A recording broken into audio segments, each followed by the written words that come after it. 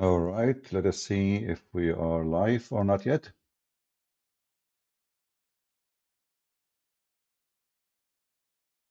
All right, let us see if we are live or not yet. Okay, I think you guys hear me. Peace of the Lord to all of you. I hope my voice coming good and clear. Please invite your friends and let us have some good time together. Today our topic is very important. But usually, when somebody have a program, let us say, you know, let us say a program about volcanoes. So what the program does, is he going to invite someone is a farmer or somebody is a specialist in a volcano study? Scientist, let us say. If the program is about ear infection, who we are going to invite? A mechanic guy or somebody is a doctor, he study ears and this is his specialty. Those shows are just a show of stupidity. And look at this guy. I don't know what his name. He looked like a monkey. Honestly, look at his face. Is that a look of someone he have little intelligence? I'm just being honest with you. Look at his face.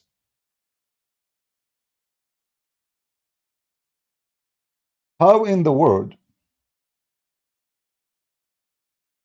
this person have a show?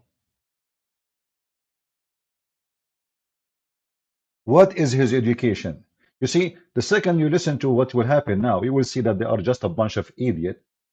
They become famous, and people who they are idiot like them, they listen to them and they believe them.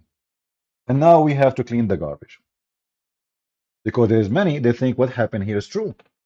What is being said there is true. So let us examine what we heard. It'd be wild. Because I think that's at the top of their mind.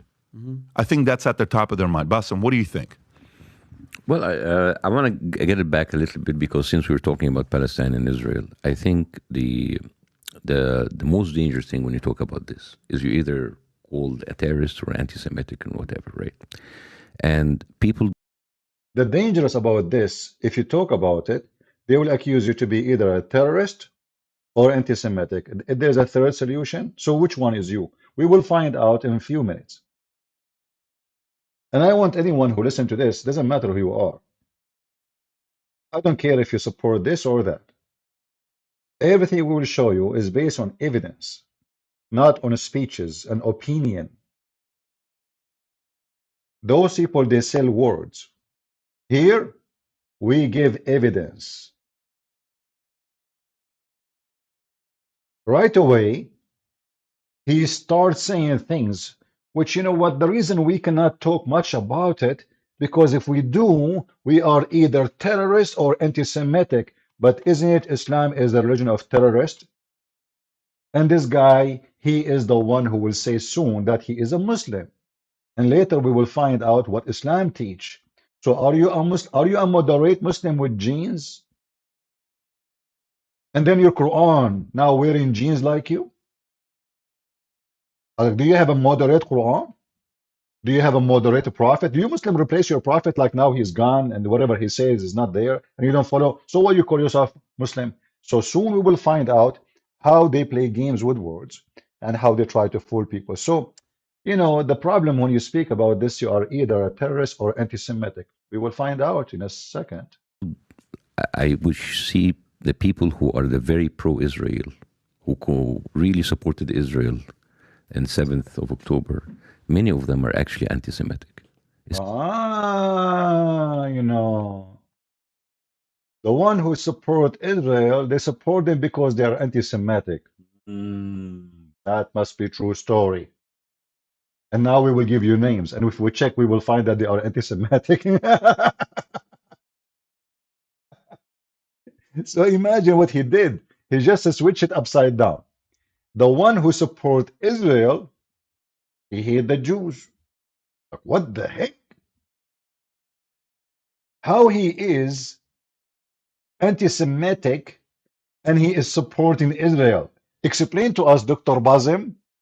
Especially right-wing politicians, Matt Gaetz, and MTJ and all of those people. Those people, they love Israel, but they hate the Really? Jews. They hate the Jews, They're huh? anti-Semite. Really? It is very obvious. And this is why you see this the dichotomy about how the Jewish Voices for Peace, these are Jewish people in New York. They come in and they take over the central station, and they're all Jewish, and they say, not in my name. Okay, you know what? Those are Jewish people. So those are the one you are supposedly you like them. Those are the Jews. But you know, I have a message for you, you idiot. Those are not Jews. How we can prove it? A Jew who betray Jews is not a Jew. Those are liberals. Those they vote for homosexuality, feminine. This is who they are. They are feminine and homo. What do you mean Jews? Same time, I have uh, someone want to explain to you a message. This is an Israeli soldier, and I hope you have patience to listen to what he will say. Maybe you can learn something, you idiot. Let us hear what he is going to say to us. Hello, Jews for Palestine. I see a lot of you online bragging about, like, my grandfather is a Holocaust survivor and what Israel is doing to the Palestinians. Shut up, go to your grandpa, if he's still alive, and ask him, what is the name of those Jews that betrayed their brothers and sisters and neighbors in favor of the Nazi regime? He will say, capo. And that's Capo. exactly what you are. I'm a Jew and I support Palestine. Well, I don't care how many chickens support KFC. It doesn't make it right. No one in the slaughterhouse will go, oh, this chicken, this one is on our side. Don't kill him. No, never. The same thing here. They say they want to eradicate the Jews. Jews, not Israelis. Jews. That includes you, you dumb f. Because many of you have never been to Israel before and have no idea what it's like to serve in the IDF, I want to share a short video with you. For those of you who didn't understand what's going on, that was an actual Israeli tank protecting people of Gaza that are going from the north to the south. Protecting from who, you might ask? From Hamas, because they kill their own people when they flee the war zone. I dare you to show me a quote-unquote enemy army protecting civilians from their own government. Please, if you care just a little bit about the people in Gaza, you should condemn Hamas and ask them to lay down their guns, bring back our hostages, and surrender. But you will never do that, so we will. And you go ahead and be a little chicken supporting the slaughterhouse. I'm Israel Chai. Guys, did he lie? This guy, he just said the whole story. Those who they are supporting Hamas and they claim to be Jews, they call them Kabul. What does that mean? Traitors. And they did that even in the time of Hitler. For a few dollars value, they used to deliver their own neighbor who is a Jew. And they are Jews too. They are Jews. They have no ethic. Those are always exist. So the Jews who have ethic, they've been delivered to be killed. The one who have no ethic, they live. They always live. And this is what Muhammad did actually. When Muhammad he slaughtered Bani Qurayza, he asked a Jew what I should do to them. This Jew, he knew Muhammad want to kill them anyway. So he wanted to save his family and his ass. Who care about what will happen to the rest? He said, kill them, Prophet. A Jew, he said, kill them. So when, you know, I told you 1,000 times, by the way, before we continue, I want to tell you, I'm not going to go to YouTube no more. I'm done with this program. They are a bunch of scumbag. Can you believe it? They are asking me to load a video. They are asking me for my ID. Can you believe it? Can you believe it? The scumbag in YouTube. They want me to make a video of myself. They want me to show them my ID or passport. To what? So I can post a link.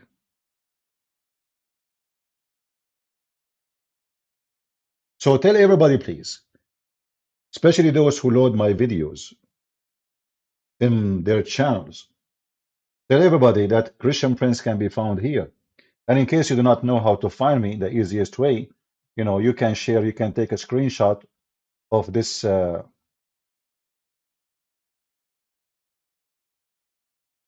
code. I will show it to you on the screen.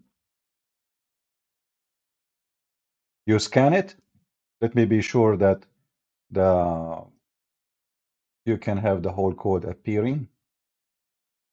Give me a second. Can you believe it? I wanted to post a link for Ramble. They are asking me to show my ID. I mean, in the state, you can refuse even to show your ID to a policeman. And those potatoes in YouTube, they are asking me to show them my ID so I can post a link. It's hard to believe, isn't it? Yeah, anyway, they want me not to go to YouTube. Okay, yeah, no problem, no problem. We are leaving YouTube. So let us see here. Let me zoom out. Give me a second. Here we go. So you guys can scan it and share it with your friends. You can take a screenshot.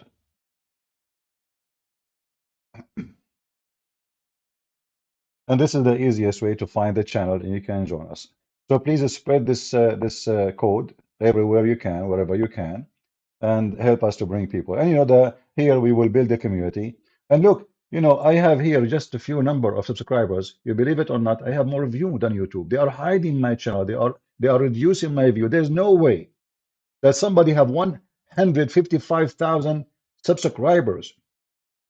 He have a view of 500 in for his video. Who can believe that? So those scumbags, if you are supporting Hamas, supporting Islam, they push you. San Francisco people, Joe Biden army, liberals. If you don't agree with them, they put you in the shadow and they chase you. They harass you. Enough is enough. Tell your friends, you come find us here. And those who don't care, we don't care anyway. We do our part, and those who don't care, they will end where they belong.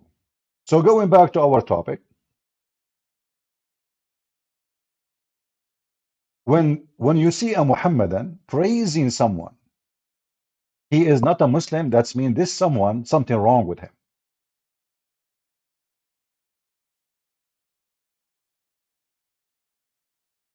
You have to be smarter. Why in the world a Muslim he praise a Jew? That doesn't make sense. If we open the Quran right now and see what Quran says about the Jews, you will not believe it, how ugly. And the Quran, by the way, bash everybody, Christian and Jews. And that's why the Muslims, this guy, he believe in Saturday first and Sunday second, which means we kill the Jews first, we finish them, and then we go to Sunday. But when they speak, actually, I have a video of him in Arabic program. He was making fun of someone who invited the Jews to come back to Egypt. He said, what we will do with them? They kicked them out from Egypt. They are living there for centuries and centuries and centuries since the time of the Pharaoh. And they kicked them out without any of their money. And this guy was making fun. Why you are inviting them? What do you want to do with them? And now he is going to show you how much he loved the Jews. He's actually worried about them. So I will go back a little bit because we stop him so you can, you can carry on with watching. It is very obvious. And this is why you see this the dichotomy about how the Jewish Voices for Peace, these are Jewish people in New York. They come in and they take over the central station and they're all Jewish and they say, not in my name. The whole idea is conflating Israel and with Judaism is wrong. And first, you idiot, you and them. The Israeli are not doing it in the name of anybody. They are doing it in the name of Israel. So you are a certified donkey. He is a Jew. He live in Manhattan. What he have to do with the Israeli who live in Israel? So those are stupid like you. Not in my name. What does that mean? Do you see the stupidity? When Israel, they are going to war, in their army, there's a Christians, even there's Muslims. There's a Bedouin, there's Arab, there's the Druze. So those are stupid ones who say not in my name, who first using your name anyway? They think they own the, they own the title. That's it. Nobody, you cannot take it. It's our title. When those Jews in New York, they are just a group who support homosexuality and feminine party and growing hair under your arms, so you female, you can look like a man, and you supposedly now you are a man, and now you became equal. They are teaching girls that if you grow hair around your pubic area and you grow hair under your arm and you wear an underwear of a man, that will make you more powerful. Stop shaving your hair. Those are you yourself, you will die laughing at them. You will not even invite one of them to your house. Hypocrite. If those Jews who they are saying not in my name, they go to Gaza, what they will do to them? They will rape them, they will kill them, they will torture them, and they will kidnap them in the best scenario. Not in my name. Continue. And I think the most dangerous thing that can happen to the Jewish people of the world is to have Israel as their representative, because a lot of Jews. Ah, really? Okay, hold on. Are you threatening every Jew? Is that what he is saying? He is saying the most dangerous. Did you guys hear carefully what he is saying? The most dangerous, he's talking about dangerous to the Jews around the world to have Israel as their representative. So if you are a person who support Israel and you are a Jew who lives somewhere, the Muslims will hunt you. This is what he just said. The most dangerous. But why is dangerous? Let us say this person, he have his own opinion and he live in Europe and he believe Israel have a right to exist. So why he is going to be facing danger?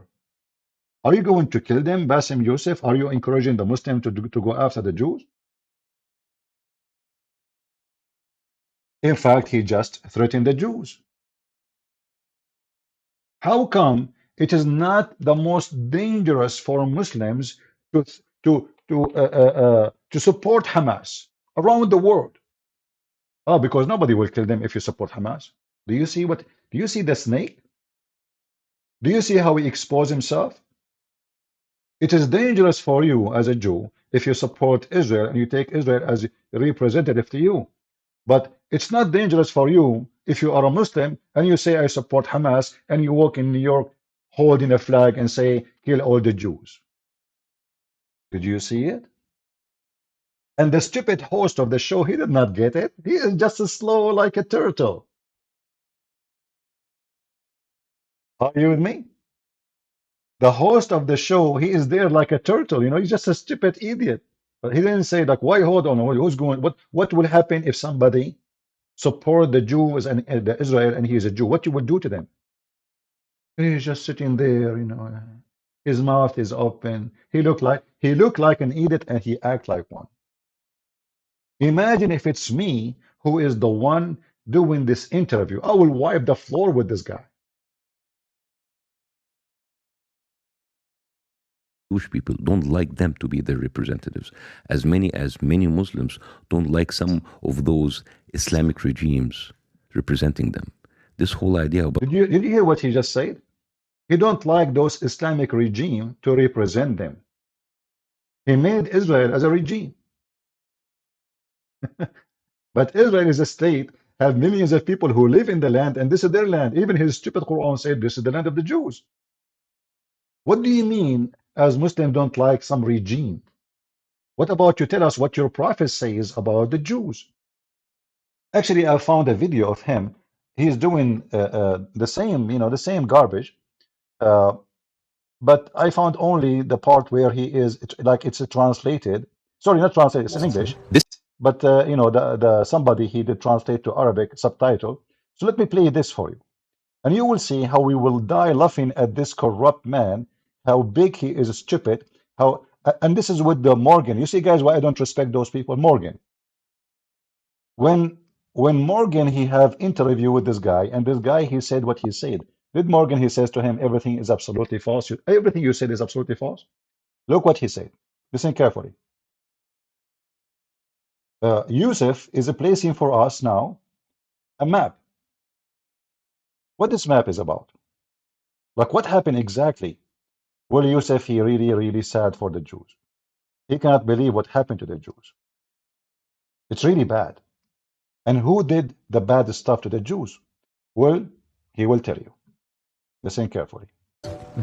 This is a map of all of the history of the expulsion of the Jews in Europe. They've been like, I have never seen a minority being kicked around this much, right? And of course, this comes back to the, the whole idea about the original sin, that you have betrayed Jesus Christ. What? What? Here you see that Morgan is a donkey. This guy not only is a big fat liar, he do not know what he's talking about. So we Christian, when we believe in original sin, this is about betrayal to Jesus Christ?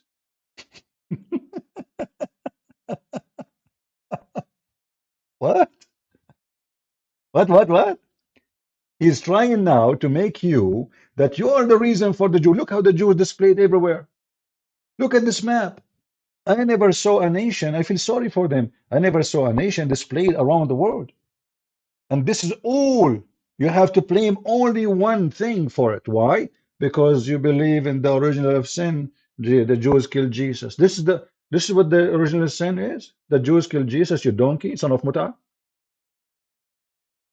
Original of sin, you donkey, is Adam and Eve committing sin. Have nothing to do with Jesus, you idiot. Same time, you donkey. Can you show me where the Christian they say that because the Jews they killed Jesus, we should kill them? Can you show me the book? Can you show me the teaching? Can you show me the speeches of the Christians? I can show you tens of thousands of speeches to kill the Jews, starting from your prophet and your Quran. Can you show me where in the New Testament it says we should kill the Jews? In fact, all the disciples of Jesus are Jews. Who is the most person Muslims hate? His name is Paul.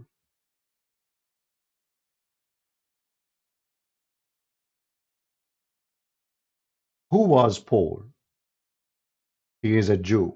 What about the rest of the disciples? They are Jews. So when the donkey he speak, and this Morgan, this is why I don't respect those hosts, and they bring those people just to make money. Shouldn't you say to him, what are you talking about? There's no Christian believe in what you say. The Christian, they don't believe that original sin is about the Jews. This is number one, you are stupid. Number two, the Christian don't teach in their churches that we should go and kill the Jews. And now he will say something even more. Listen carefully. Listen and love. Have betrayed Jesus Christ. The blood of Jesus is on your hands. Then comes the 11th century. At that time, Jewish people were not allowed to own land. Before they continue, first of all, isn't it Jesus in the cross? He says, Father, forgive them. They do not know what they are doing. Is that true? Isn't it Jesus? He forgave them for his own blood before he died in the cross. So in Christianity is so clear how we stand from what happened. Same time, we don't go after somebody he is a Jew because he's a grand 2,000 years ago he shouted, kill Jesus. Are you stupid or what? It's you Muslims who do that. It's you Muslims who believe in that. In fact, your prophet, he said he was going to place the sin of the Muslims, even if it is like mountains, on the Christians and the Jews. If we go in the hadith,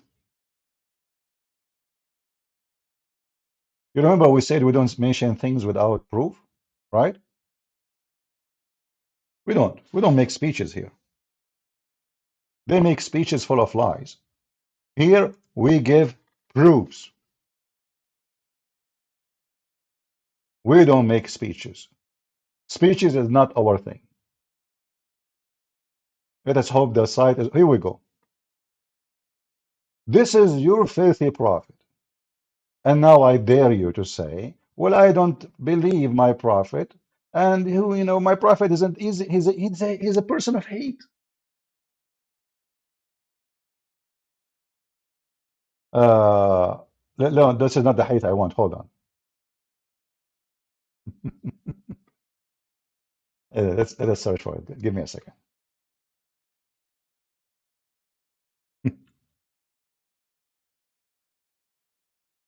Again, please tell everybody that we are in Ramble, and I'm not planning to go to YouTube no more. I will keep just posting in the other account, just to inform people that I'm here. And then after some time, I will stop just posting short videos, just to tell that I'm here. Uh, yeah, let us show this hadith.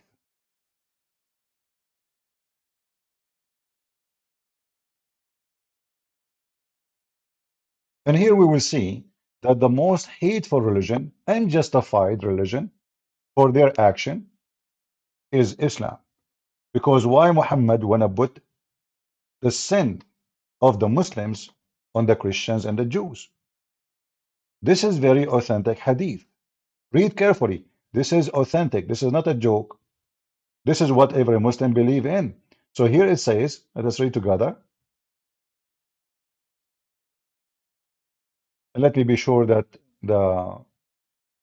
you see the whole text. Nothing is missing. I think you do. Muhammad, he said. Who? Muhammad. This is not a host. This is not Morgan and Potato and Tomato and those silly. This is their holy prophet, who they literally, they ate his shit and they drank his blood and they saved his booger and they have a museum for his holy hair. Go ask Erdogan. There would come people among the Muslims on the day of resurrection with as heavy sin as mountains, and Allah would forgive them and he would place their sin,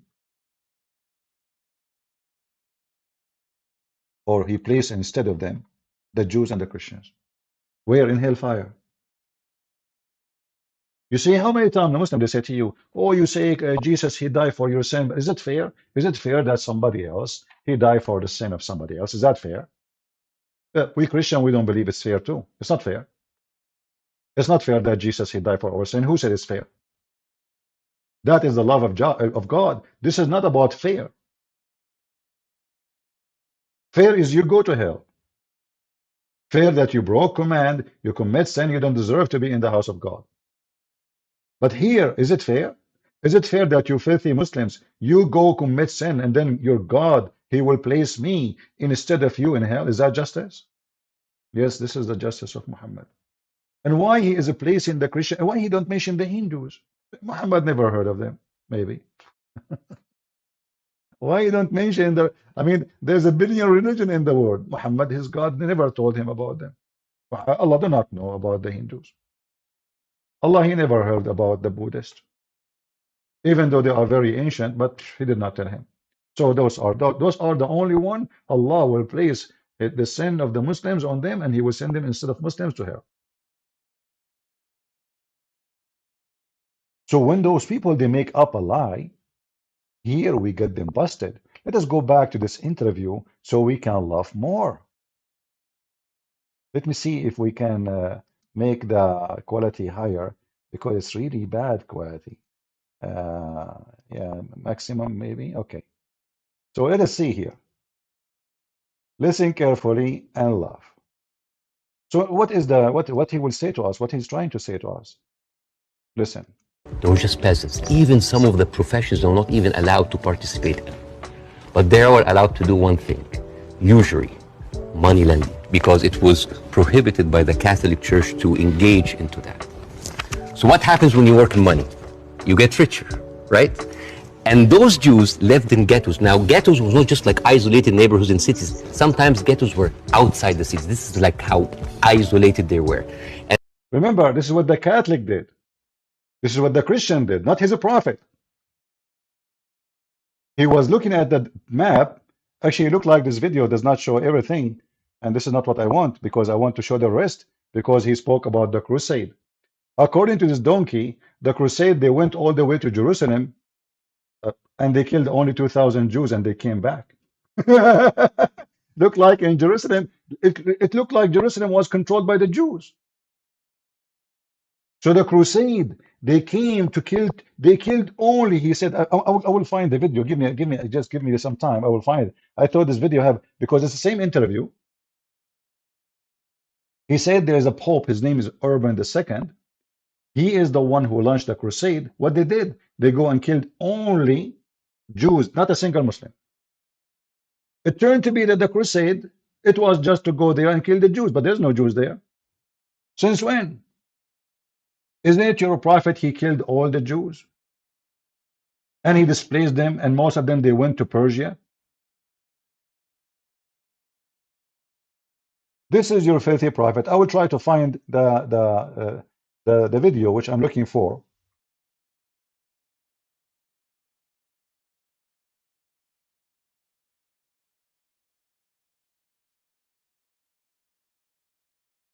So now the crusade, they come and they killed 2,000 Jews, not a single Muslim.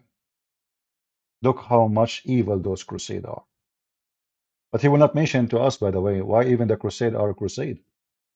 Because the Muslims, they killed the Christians, killed the Jews, and they come to our land and they took our holy churches. And they raped the nuns and they stole the money. And you know, go and read what, John the Damascus, and read what happened. How they promised them you will leave. You know, we will give you like if you surrender, we will let you go. And then they kill them and they steal the money. So here, look at this. Filthy Bassem Youssef claiming that the Jews are displaced around the world, treated so horribly. This is by the Catholic, not by Muslims. But he can't explain to us first why even the Jews, they want to the Christian land if they are discriminated by the Christians. Why they don't go to the Muslim land? Can you explain to us? What happened to the Jews in the Muslim land? How many Jews they used to be in Iraq? How many Jews used to be in Persia? How many Jews used to be in Egypt itself? He's from Egypt. By the way, he's not Egyptian. Have you ever heard of someone Egyptian have blue eyes? Yeah, God knows. Anyway, a lot of tourists coming to Egypt. So I will certainly expel the Jews and the Christians from the Arabian Peninsula. But when we hear this guy, he is so upset for what happened to the Jews. Do you see there anywhere it says the Israeli regime?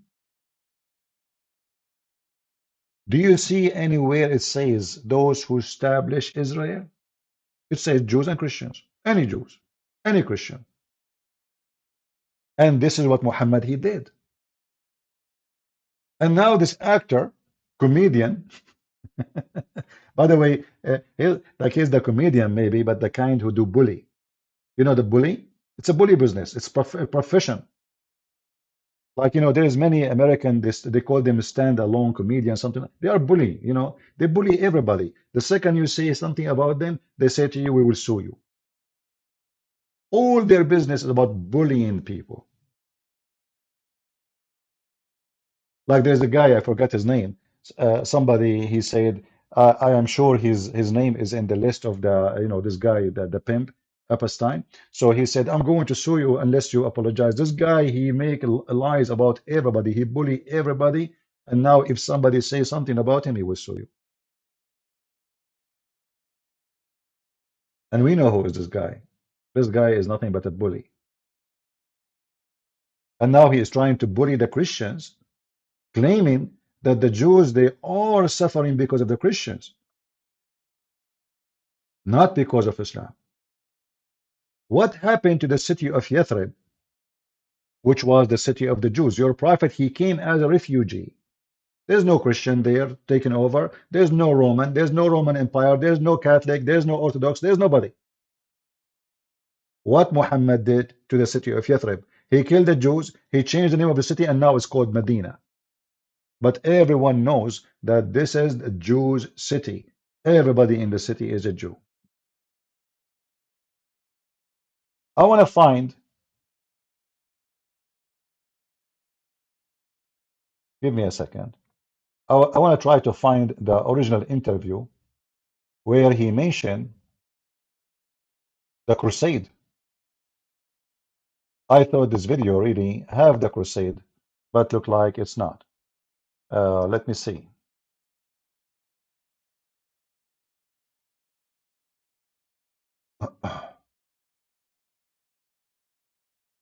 Minority being kicked around this much, right? And of Maybe this course, one, to I go don't back know. to the, Let us you know, see. the whole idea about the original sin that you have betrayed Jesus Christ, the blood of Jesus is on your hands. Let us see if this one And will then work. comes the 11th century. At Aha, that time, Jewish people were not allowed to own land. They were just guys, then it come the 11th century. At that time, Jewish people are not allowed to own a land. Are they allowed to own a land in the Middle East? Are they allowed to go back to their houses in the Middle East? Are they allowed to go back to Jerusalem? No. Suddenly, the Muslims are the one who defend the right of the Jews. This guy, he defended Jews. peasants. Even some of the professions are not even Is, allowed. is, is the sound good or the sound is very low? Guys, can you hear his voice? I don't know how to increase the voice here. This is the TikTok, stupid TikTok. I don't see any option to increase the sound. Can you hear it? It's very low, huh? Okay, maybe here. Here, hold on. Yeah. Okay, go. Allowed to participate in. But they were allowed to do one thing, usury, money lending, because it was prohibited by the Catholic Church to engage into that. So what happens when you work in money? You get richer, right? And those Jews lived in ghettos. Now, ghettos was not just like isolated neighborhoods in cities. Sometimes ghettos were outside the city. This is like how isolated they were. Mm. And in those ghettos, they have to pay gold to the mayor or the governor or the prince or the noble. So they would see, you're getting richer. I need. Hey, Abdul, just to let you know, in case you do not know, you coward potato, the king or the prince, he forced every noble to pay, not only the Jews. Everybody have to pay tax. Tax is paid by everybody. What happened when you get rich? You pay more tax, you donkey. However, I'm not going to defend anyone. I wasn't there. I don't know. Maybe there is someone who mistreated the Jews. Maybe. But what does this have to do with Christianity? And now he will go to something else. I hope he will speak about the crusade because this is the part I wanted to hear. More taxes. So they pay tax. What happens when you have a business and they increase your rent? You increase your service, increase the taxes, increase the, so what happened? What the Christians started to default. And suddenly the image of the greedy Jew was created. Ah, the greedy Jew image created by the Christians. Unbelievable. Listen carefully. The image of the greedy Jews created by the Christians. It must be true. So we made the Jews rich, and now we made them look greedy?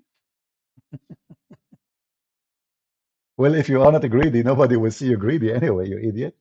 But let us go with this. According to Islam,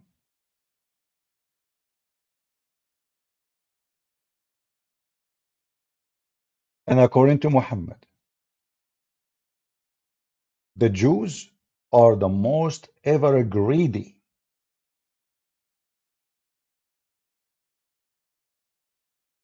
The Jews, according to Muhammad, the most evil, the most disgusting. This is what Islam teach. And we are going to show that from the Quran.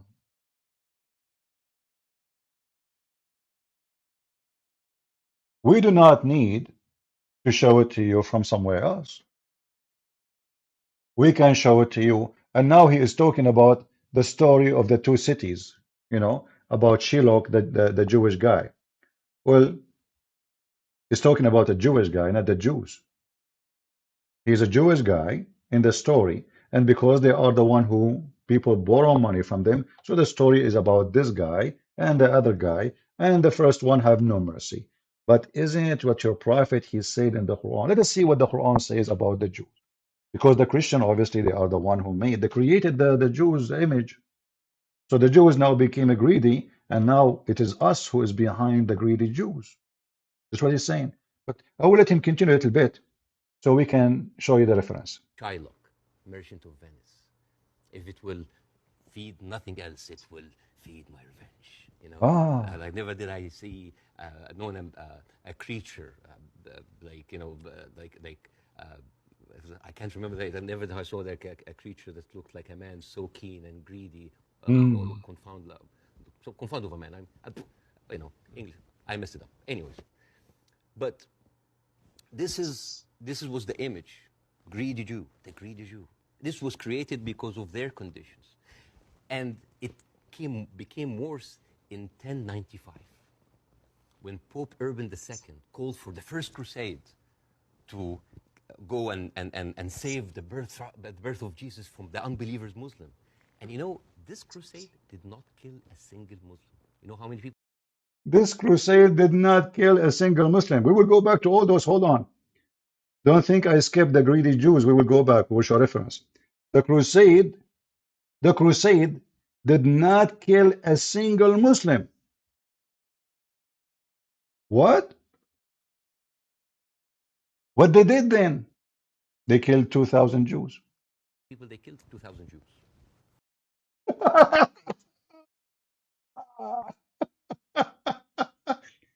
And the funny is, this guy Morgan, he is sitting like a donkey. He said, what are you talking about? Are you sure? So the crusade, they went all the way to Jerusalem, and they took back Jerusalem, and they found there 2,000 Jews, and they killed them, and they took Jerusalem. So who is the one who was occupying Jerusalem then? The crusade was to fight the Muslims. I mean, can you believe it? Look at his face. And Morgan sitting like a donkey. Really? Yeah. Okay. That's history. This guy is a historian. He knew history. How you know all those information, Bassem Youssef? They went all the way, the crusade to Jerusalem.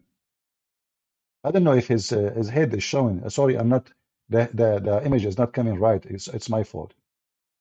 Let me change the ratio of the picture. Let me see if I can. How you can even move this stupid TikTok? How you can replay? I don't know. I mean, it doesn't show you how you go back. It doesn't show you. Here. Okay, hold on.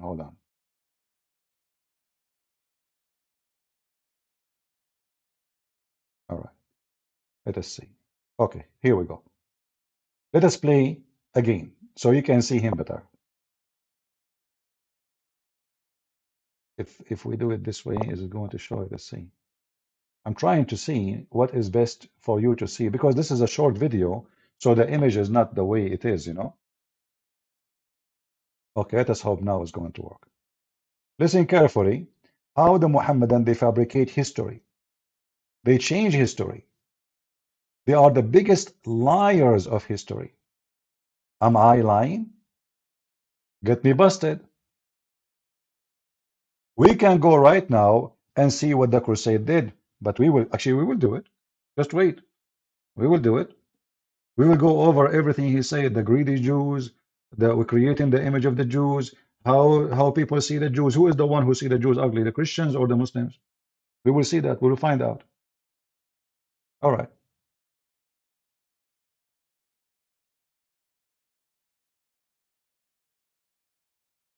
Play. And it became worse in 1095.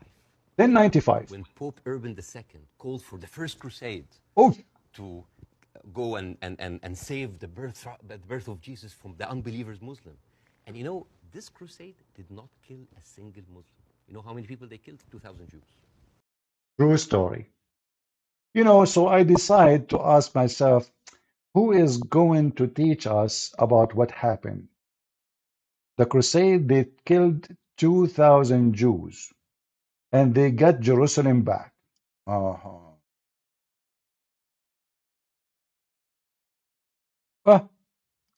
I'm going to ask Dr. Yasser Qadi.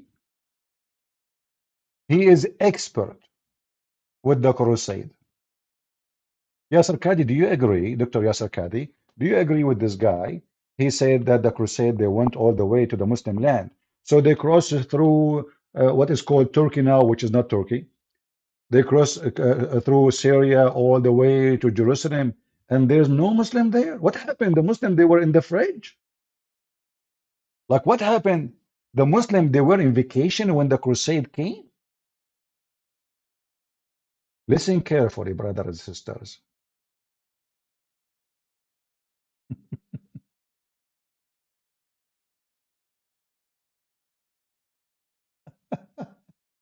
And you know, what make me really like wonder is how stupid this Morgan is. Shouldn't he ask him, like, listen, hold on. I mean, this we are not a bunch of kids here.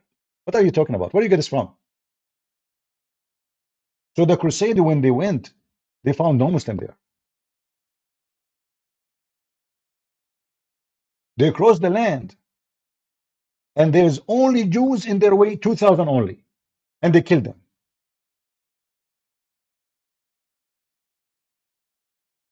Dr. Yasser Qadi, what do you think about what Bassem Youssef is saying?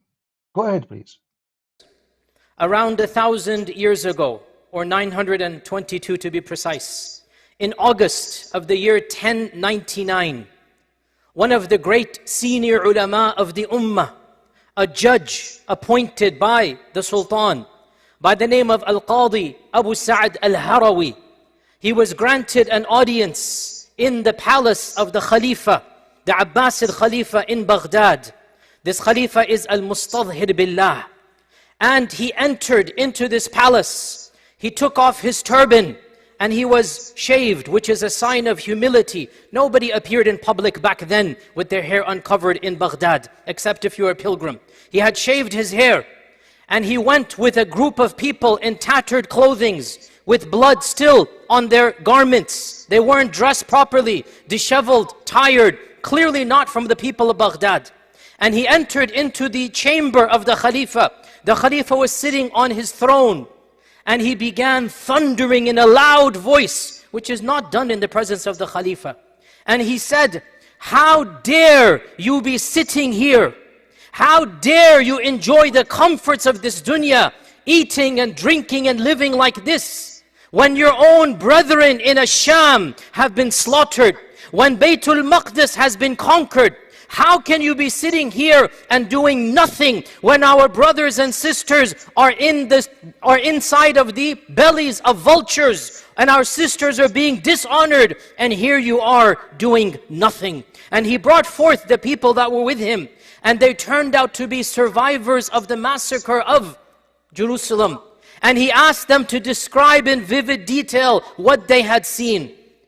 And they were clearly tired, disheveled. They had come straight from Jerusalem to Baghdad.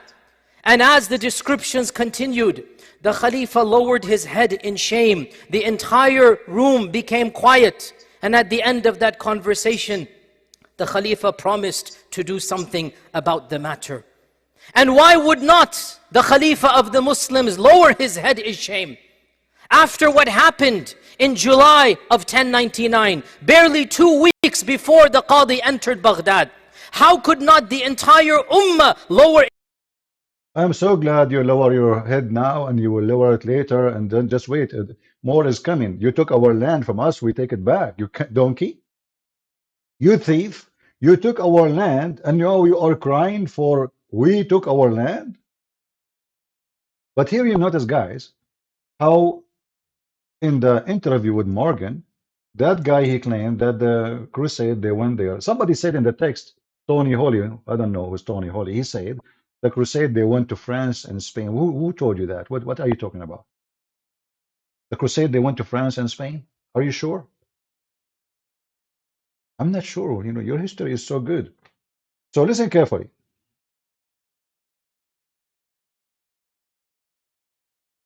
According to Bassem Youssef, the Holy Land in the 11th centuries was occupied by the Jews.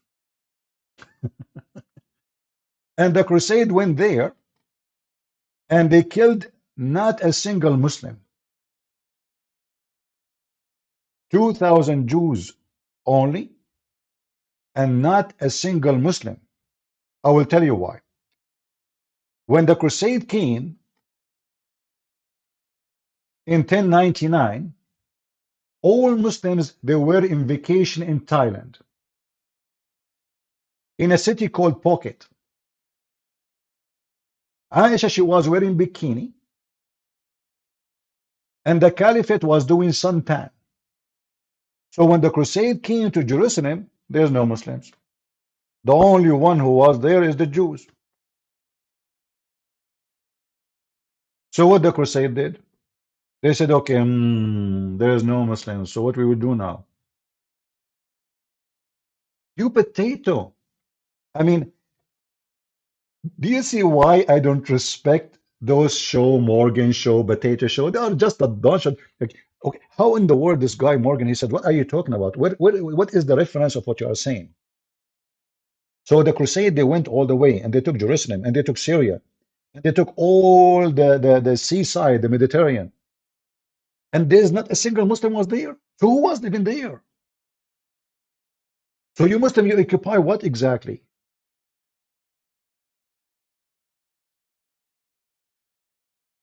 And this guy is crying for the massacre of the Muslim. They lost miserably. This guy is a Muslim, that guy is a Muslim. This guy, he's Sheikh. He's reading from his Islamic books. That guy is a bully. Which one of them is telling the truth? No, absolutely, those people don't care for the truth. You see, those people here, they are just making a show for the sake of money. It's just a business. There's no truth in it. They bring a guy, he say whatever he want. They knew that this topic is very hot. That will bring a lot of a view. So let us bring him. And let us, whatever he's saying, we throw it. And did this guy, he said to him, look, listen, are you sure this is what happened really? Now we go back here, talking about this guy, talking about the Jews, how much Muhammad, he cared for the Jews. How much Muslims, they care for the Jews. How the Muslims, they treat the Jews. And the Christians, not only the Jews. Muhammad, he said, if you see a Christian or a Jew in the street, force him to walk in the sewage. Bassem Youssef talking about that because we don't allow the Christians to do interest business, borrowing money, well, we made the Jews rich. And it's true, by the way. The Jews get rich because they are the only one who can do banking. This actually the word bank is coming from. They used to put a bank in the street and people, they come and borrow money from them and they charge interest. But you will notice here that those Jews who they are doing this are not the Jews. How we know? Because Jews don't take interest. Are you with me? Isn't it forbidden for a Jew to take an interest? People tell me. Help me, please. Is it true that the Bible forbid the Jews from taking interest?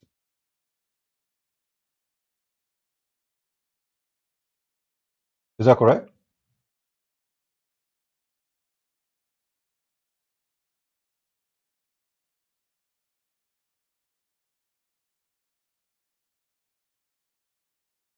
So those are not Jews. Those are false Jews. The Jews are not the one who's doing that.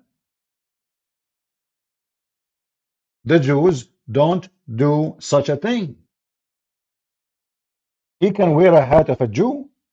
He can dress like a Jew. He can say whatever he wants, but he is not a Jew.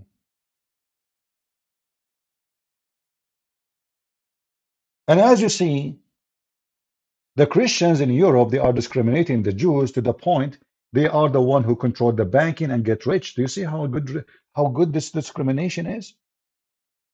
How your prophet, he treated the Jews and the Christians.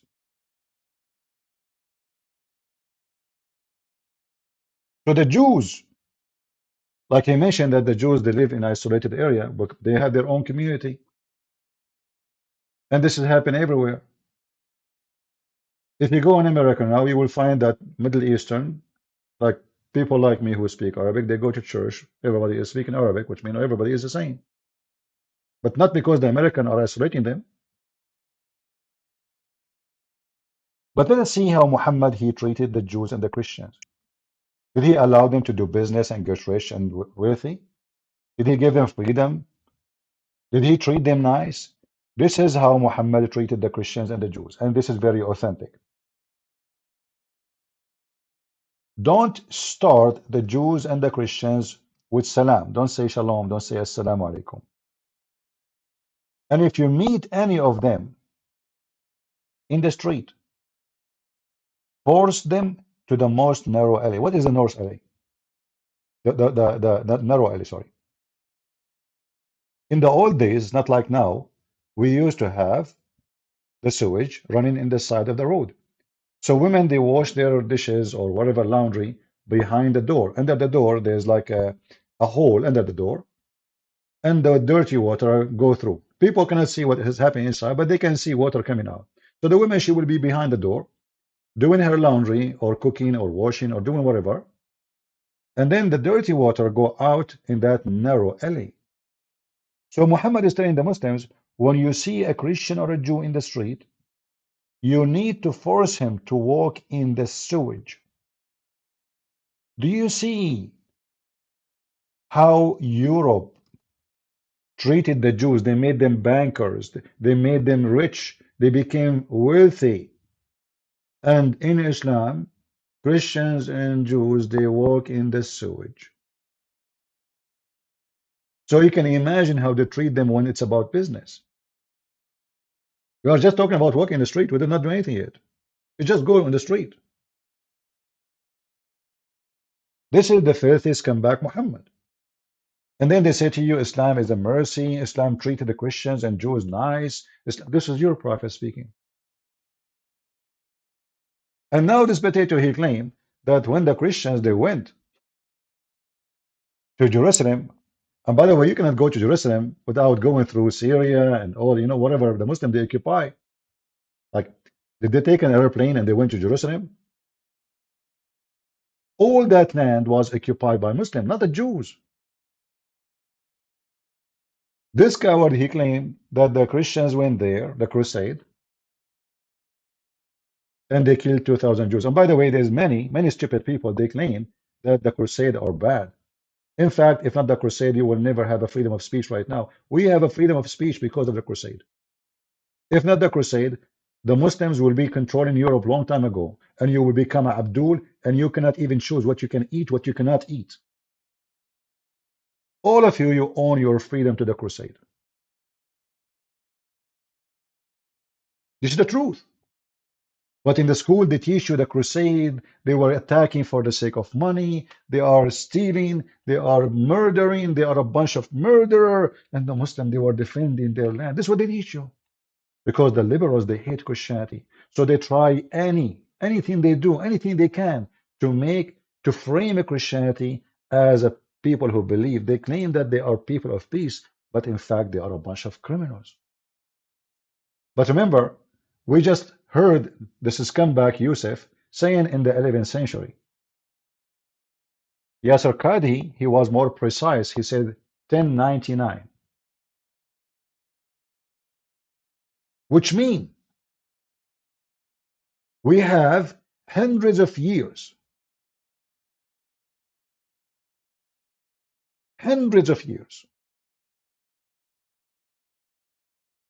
after the Muslims' occupation, and 1,000 years after Jesus.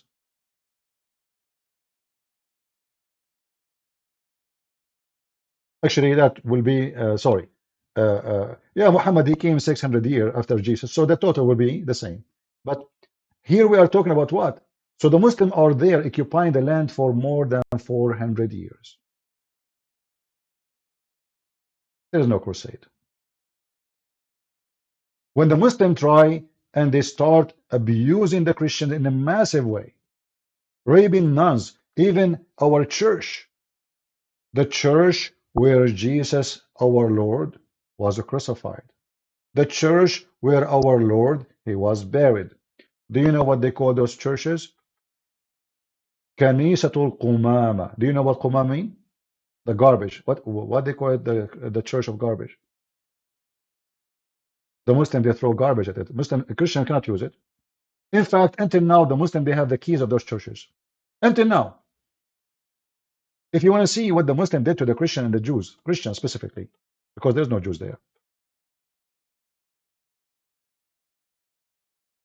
The Jews run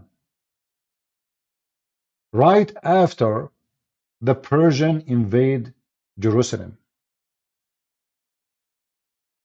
Some of the Jews, they betray the Christians and they join the Persian in the attack on Jerusalem. So when the Christian, they took back Jerusalem, the Jews, they run with the Persian because they knew what is going to wait for them, which is very normal. You support the enemy, and that can happen to any citizen. If I support the enemy of USA, if I join Hamas right now, USA, they executed many American citizens abroad who joined Taliban or Al-Qaeda. They assassinate them. So anyone who betray a country is going to be killed. So there is no Jews there. They left with the Persian. Whoever left was there, they are gone with the Persian. And if there is somebody left because he proved that he did not do anything wrong, so the Christian did not touch him. But what we are talking about now, that this guy, he manipulated history and he changed everything. And now the Christian, they went in a crusade just to kill Jews, and they killed 2,000 Jews and they came back home.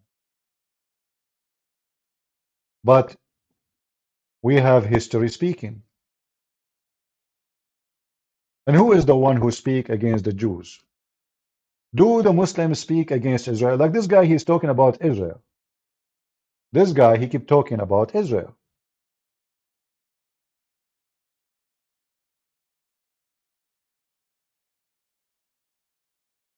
It's dangerous to make Israel represent the Jews.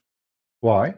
But making it's all or none now. Israel have actually done a lot of criminal activities that a lot of Jews do not Like what? Like what? Can you tell us like what? Tell us like exactly what happened. agree upon. And a lot of the people who go out in New York, in Brooklyn, in Los Angeles, these are Jewish people shouting, "Not in my name." Those are not Jewish. Those are people who support homosexuality, they support the feminine, and everybody knows that they are not Jews. Even you yourself, you don't consider them Jews. Even the Quran don't consider them Jews. Oh, we can prove it. But let us hear more.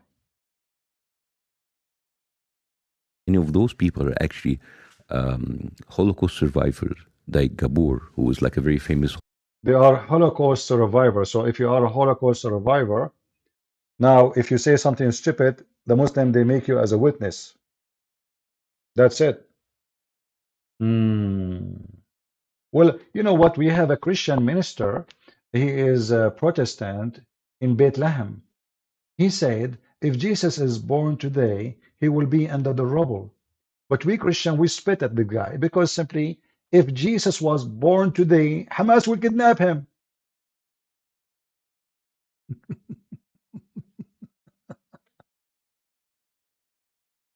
I mean, it sounds stupid, right? I mean, you cannot kidnap Jesus if you are Hamas, but because he's born of a Jewish family, Hamas, they invade. Let us say Mary, she gave birth to Jesus in October 7.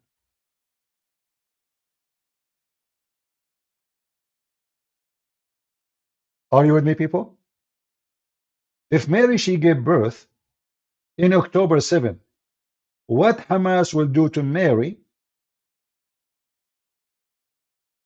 and Jesus. They will kidnap him. I don't want to say the other word what they will do with Mary. Am I lying? So how come you don't mention the crimes the Muslim, they did to the Jews? And now he is speaking about the crimes of Israel. Tell us more about the crime of Israel, please. Like what happened? himself and he say Israel is a Zionist terrorist apartheid country.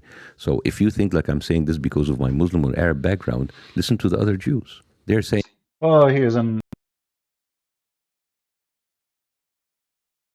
But supposedly the broadcast is still live.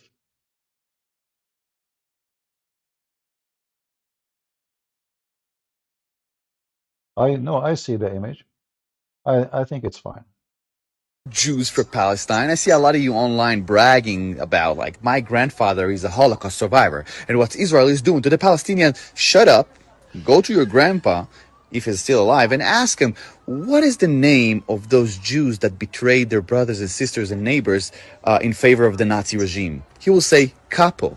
And that's exactly what you are. I'm a Jew and I support Palestine. Well, I don't care how many chickens support KFC. It doesn't make it right. No one in the slaughterhouse will go, oh, this chicken, this one is on our side. Don't kill him. No, never. The same thing here. They say they want to eradicate the Jews. Jews, not Israelis. The Jews in Egypt. What happened?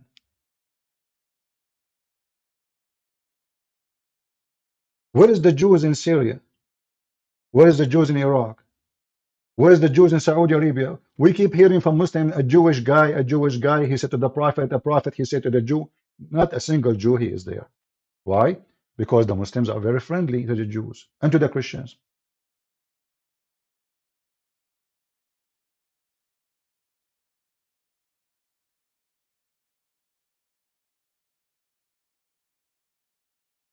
Guys, Ramble is a good program. I think it's my fault. I chose a low. Uh, I thought that will help those who don't have good quality broadcast or internet, but it turned to be no. So next time, so don't think Ramble is a small program. All right.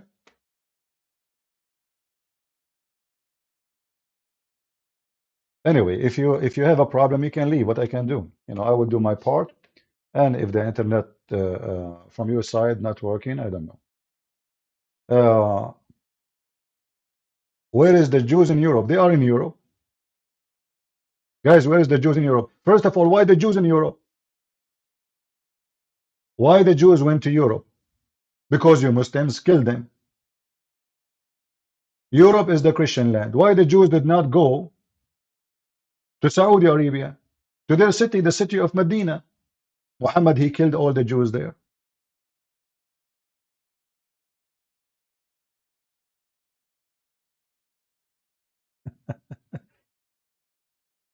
So here you see how stupid this religion is and how they lie. The Christian, they went in a crusade, they killed 2,000 Jews, and they did not kill a single Muslim, when the fact none of that is happening. The whole war was against the Muslims, who they invade our land and they took our churches. And the Jews, they seek refuge in Europe for a reason for sure. They found that they can be safe there, but they cannot be safe. Why they want to go to Europe if they are from Israel? Why they are scattered around the world?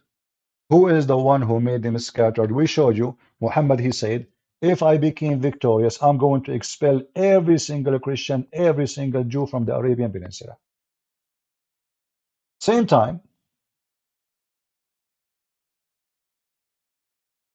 those are your Muslim teaching in the mosque in London. By the way, what you will hear now, this guy, he is stupid. He don't know what to say. He says they are calling for destruction of Israel. That's false. They are not calling for destruction of Israel only. They are calling for killing the Jews. This is why, those who they work in TV station, the one who make the news for them, the article, it's just stupid. None of the speeches you will hear, they will play it for you, is about destruction of Israel, but it's about killing every single Jew, which means including Israel. Listen carefully. So Bassem, he is saying to you, well, the Jews, they've been mistreated by everybody, misdisplaced, but he will not tell you that the Muslims in Europe, they are chasing the Jews right now and they want to kill them. Listen carefully. TV investigation today reveals footage of preachers in several mosques calling for Jews to be killed and Israel to be destroyed. Now, we have handed the dossier of evidence to police, and officers from three forces are now actively investigating. Holly Hudson has this exclusive report, which comes with a warning that some viewers may find its content offensive. Allahu Akbar. A sermon at the Redbridge Islamic Centre in Ilford. The speaker prays with his congregation in Arabic to curse the Jews and the children of Israel. Talk TV had the recording translated twice independently. It's voiced by an actor. O Allah, curse the Jews and the children of Israel. O Allah, curse the infidels and the polytheists. O Allah, break their words, shake their feet, disperse and tear apart their unity, and ruin their houses and destroy their homes. And from London to Liverpool. If the 2 billion just marched on Israel, it's all over. You spat in the direction of Israel, 2 billion, it's all over. To Birmingham. The stones will speak and say, "Oh Muslim, behind me there is a Yahudi, come and kill him." Preachers at mosques across Britain. Did you hear what he said? Guys, just focus with my topic and stop talking about the broadcast and copyright. Otherwise, I will start blocking. I'm not here to hear from you about stupid things. Either you are here to focus with me on the topic, or you are here just to chat and entertain yourself. Focus. So, this guy, he said, the stone will tell you there's a Jew behind me, kill him. Who is the one who said, time will come and the stone will say there's a Jew behind me, kill him? That is Muhammad. At that time, there was no Israel.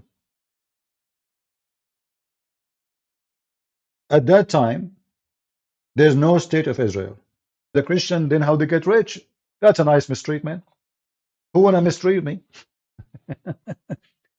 If the Jews, they've been given the chance to do banking business, that means the Christian, they said, okay, none of our business to force on them our law. So the Christians cannot do interest. Those are Christians. So they are free to do any business they want. They did not force them to work in the money business, no. But because the law does not go for them, because they aren't Christian, that means the Christians are not forcing their own law on someone he is not a Christian. How that can be discrimination? But in fact, is the opposite in Islamic countries. Can a Christian eat in the street on the month of Ramadan? Oh no. Can a Christian do whatever he wishes as a business? Like, can a Christian, even live in Saudi Arabia? Well, let us say a Christian, he want to make a farm of pigs in Kuwait. What if he want to open, he decide to sell alcohol? Can he do that? So look at the discrimination. The Jews in Europe, because they are Jews, the Christian did not force their own rules on them. The rules only go for Christian. If you're a Christian, you cannot work and do this. You cannot give mortgage with interest. Because he's a Jew, well, he can do as he wish. Because simply, he is no Christian. He is not to be forced to do any business he don't like. Do you see how it's the opposite? Are you with me? And now those are Muslims in Europe. If the story is about Israel, why they are not just attacking the state of Israel as a government? Why they are talking about killing the Jews?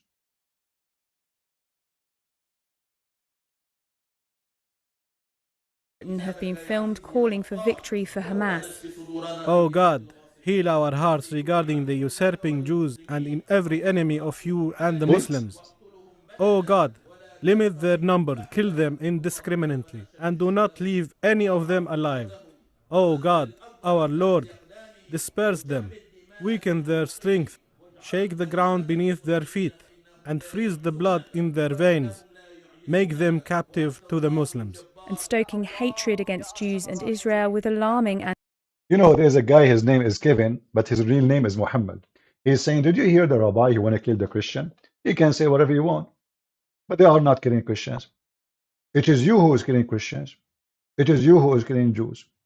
You see how the Muslim, by the way, they try to make you. I remember when I was in the Middle East, you know, a Muslim guy, he said to me, how come you defend the Israeli? Are they the one who killed Jesus? I said, I thought they did not. So the Muslims, because they are hypocrite like their prophet, in order to make you hate the Jews, suddenly they agree they killed Jesus. Look, I thought he did not kill him. So he said to me, don't you Christian believe that they killed Jesus? You should hate them. You should kill them.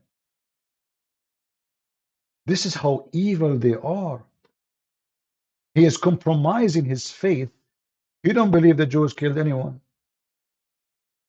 He don't believe that Jews killed Jesus. According to Islam, Allah took Jesus. He sent him a ladder, elevator. Jesus died in the elevator, and then Allah took him there, and Jesus now is alive, eating banana. But because they are filthy, full of hatred, suddenly they want you as a Christian to hate the Jews. Why you don't hate the Jews? Aren't you Christian? They killed Jesus. Well, Jesus forgave them in the cross. In the top of that, Jesus is born of the Jews, which means according to your religion, he is a Jew. For me, I believe he's the God of the Jews. If a Christian want to hate the Jews, that means we have to hate Mary, and we have to hate Peter and John and all the disciples, and we have to hate Ezekiel and I mean everybody. Who's left?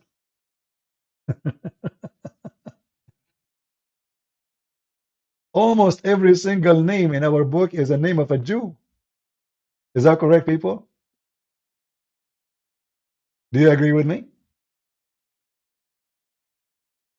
Almost every single name in our Bible is a name of a Jew. Even the word Yeshua is a Jewish Hebrew word.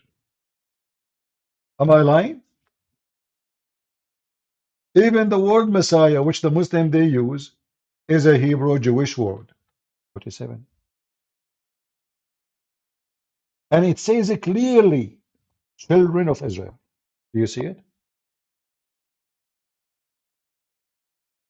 Do you see it? So the Muslim, they say to you that the Jews, they think they are the favorite and they are the chosen people and they are like, you know, discriminate other nations. They think they are higher, they have a blue blood, and the rest is donkeys. And this is what the Muslim believe, actually. Muhammad later, he said the opposite. He said the Muslims are the highest and the Jews and the Christians are the lowest. But here, Muhammad was in this stage trying to convince the Christian and the Jews that he is not against them.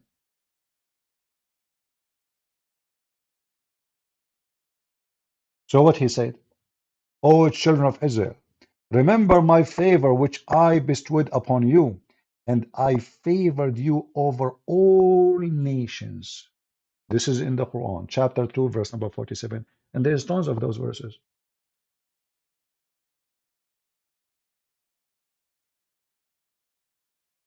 When the Jews refused to believe in Muhammad, he changed his tone. The Jews became monkeys, they became pigs, the worst of the creatures, and the Christians too. If we go here, you will see, if we ask this guy Bassem Youssef, who is the reason for the whole drama to happen? He will say to you, Israel. That's false. The Quran says Allah commanded the Jews to kill every single Palestinian, and those who live now in Gaza, they are not Palestinians. Those are the Arab. If you ask any member of Hamas, who are you? They will say we are Arab. Well, the Palestinians are not Arab. They don't speak Arabic, and their language is not Arabic. Palestinians are not Arab. The first time the Arabic language enter the Middle East in that territory is in the time of the Caliphate Abdul Malik ibn Marwan. You can search his name, Abdul Malik ibn Marwan, and you will find the first thing you will find that one of his establishment is to change the language of the land. So he start forcing everybody to speak Arabic. Arabism. So those are not the Palestinians. It's a big fat lie to say that those who live in Gaza are Palestinians. Actually, if you ask them what Gaza means, they do not know. Hey, Muslims, who can tell me what Gaza means? They don't know, because this is an ancient name. Have nothing to do with those people now. Okay, what Palestine mean? They don't know. Do you know who is the one who called the name Palestine? I mean, there was even a country is called Palestine? No. If you go check what and who is the one who gave that name, you will laugh. Those are Arab. And most of them, they are Bedouin who came from Sinai. Arab is not even an ethnic, by the way. Many people who they are ignorant, they think Arab are an ethnic. I'm an Arab, but Arab doesn't mean an ethnic. Arab now is somebody he speak Arabic. But Arab, the origin is someone who live in the desert. Not even an ethnic. And the Palestinians, they are not from the desert. And they are not desert people. They are people who have their own cities and their own towns and villages, and they do farming. In fact, Muhammad, he forbid farming.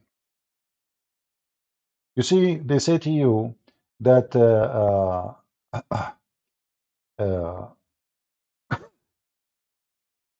Palestinian, they own land, and they have olive trees and farms and etc. And the Jews, they are taking their land. But Muhammad, he forbid the Arab from farming. He said any house, a tool of farming or agriculture, enter it, Allah will enter humility and disaster into it.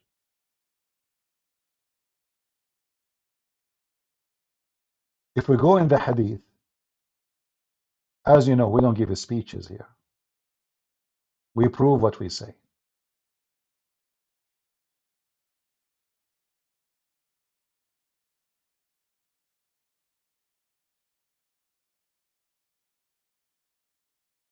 Let us see. Read with me. And this is Muhammad, this is a very authentic hadith.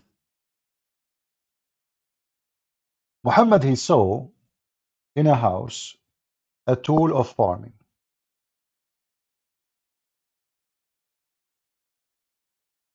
A tool of agriculture.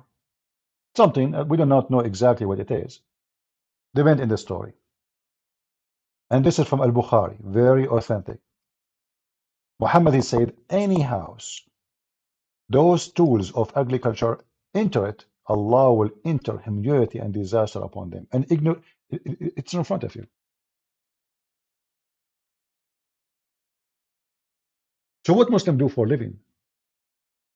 What the real Muslim Arab do for living exactly? Pirate. Attack the neighbor.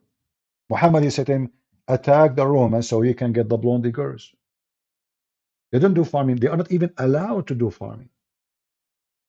Muhammad don't want people to live in peace. He don't want a bunch of farmers who establish a house and live normally and have what? No, no, no, no. You don't do that. We want to attack. Keep attacking, bring in money. Otherwise, you need to ask yourself, if the Muslims don't farm, who feed the Muslims?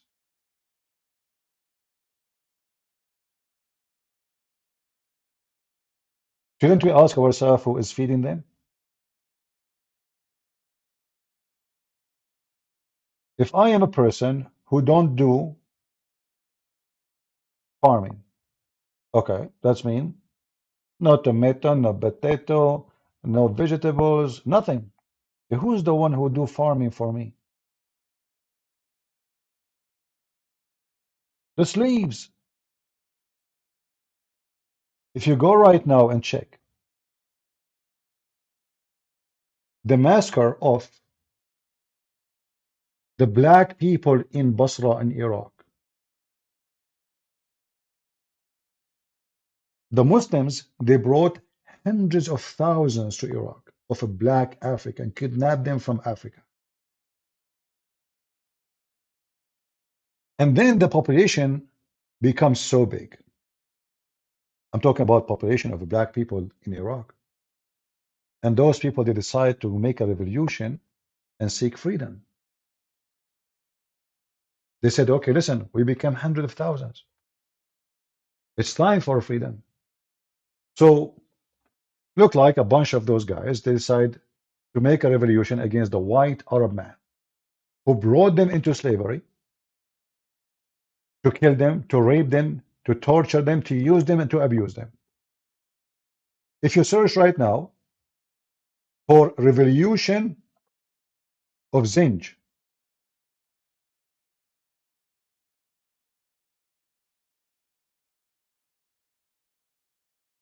let me see if I can find it. Ah, you can look for this in Wikipedia. Zinj rebellion. What this is about? This is in Iraq, in the city of Basra. And they slaughter every single black person, the white Arab. This is the history which nobody tell you. I saw a Muslim, he was making a speech in YouTube in a city hall, and he was telling them, in this very house, the one who built this house, he used to own slaves. A Muslim giving lectures about owning slaves. When he's a prophet, he have 13 wives, and each one of them, she have tons of black slaves. Even he have white slaves, but those are for sex. Married a Copt, even though suppose he's an Egyptian, but according to history, she was blonde. Why she is blonde? They claim that she is originally from Romania, which means she is a Roman. She's not really Coptic. That's why she is a blonde. Muhammad, he accepted her as a slave, as a gift. Look, Muhammad, he received gifts as a slaves. Not only he captured people, enslaving them, raping them, no. Like Safiya and many others. No, no, no, no. He received by mail. He go to his door, he opened from Amazon, he found a bunch of slaves in a box, and one of them, she is so pretty, he take her to bed. Am I lying, Muslims? So who is the one who feed the Muslims? Who is the one who grow vegetables, crops for them? What they do for a living exactly? Not long time ago, a big sheikh in Egypt, he said, the reason we are getting poor because we stopped doing jihad. What he's talking about? Oh yeah, he said, do you know how rich the European now? Do you know what we can, how much money we can make if we get their women? The video is there in YouTube. Al-Qaradawi, he is one of the biggest sheikhs of Muslims today. He said, if not the sword, Islam is gone long time ago. If not the sword, Islam is dead long time ago. And this is absolutely, I mean, he is the biggest sheikh you have in history for them now. He is the head of the Islamic scholars in the world. And then those potatoes, they come and they give you a speech. And suddenly, a Muslim man from Egypt, who God knows who is his father, that's why he's blonde, claiming that he is the one who is worried about the future of the Jews because of Israel. Saying that Israel is the criminal here, and it's been supported time and time and time again by the EU, by American administration. I'm not asking for anything that is out of the box. I'm asking them to stop the killing, because let's say 7th of October, worst day ever. Okay. How many people are you going to continue to kill in order to get your revenge? You see, here you notice how this Morgan is the other guy, how stupid he is. What revenge? This is about revenge now? What do you mean? When your country, Egypt, and more than 25, 30 countries, Muslim countries, even from Pakistan, they come to attack Israel, you were seeking what, revenge or justice? You will say justice.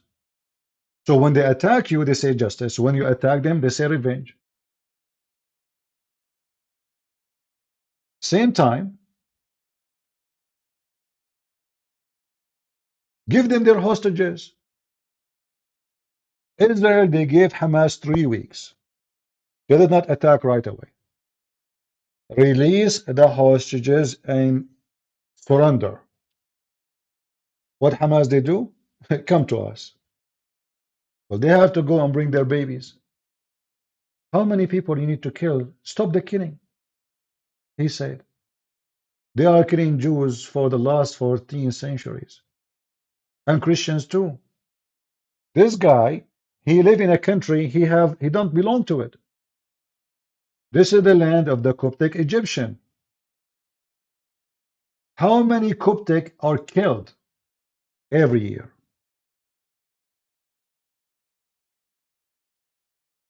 Why you live in Egypt?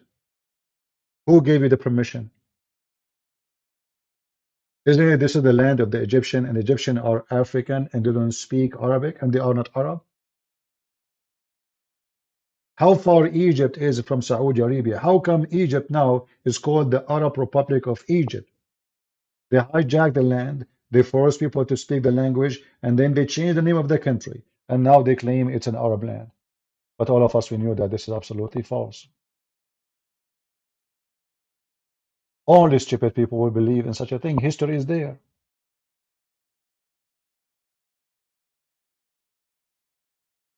They love to lie.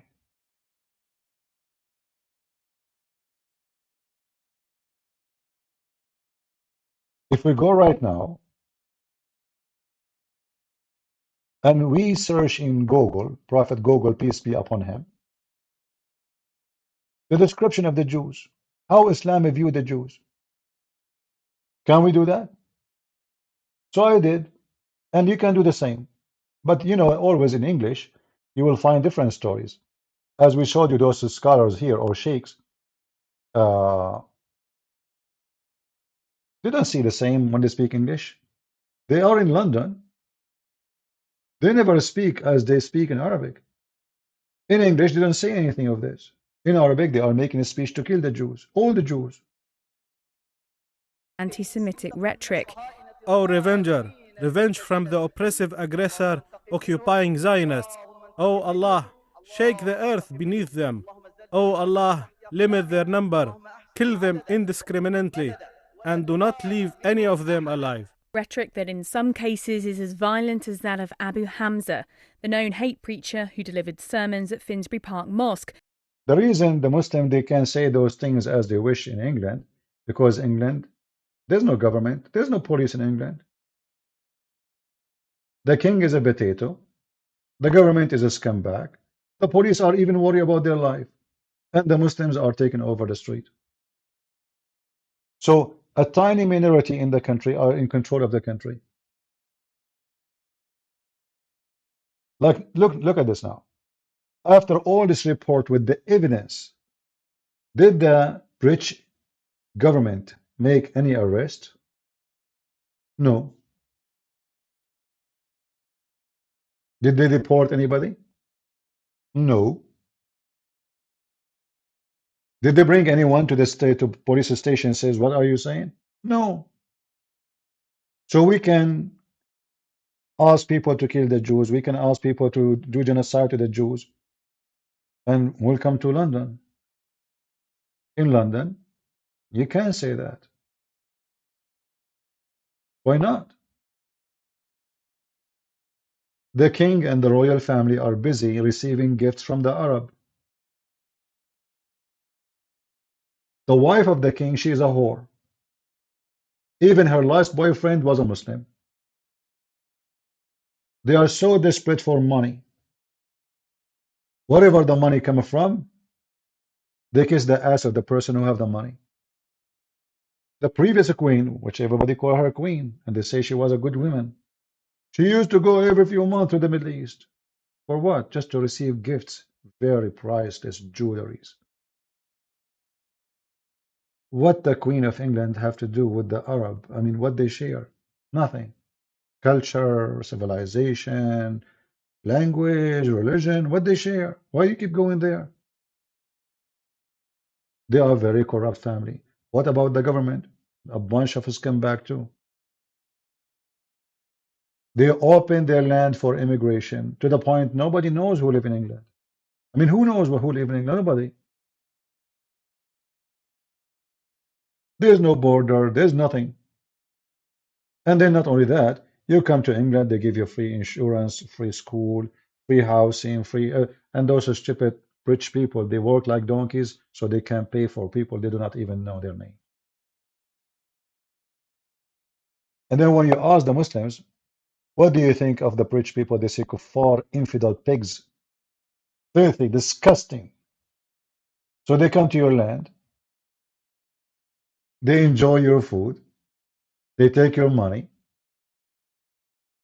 they threaten your kids, and you sit like a potato. You don't even arrest those who they are teaching hate. Their police don't even have guns.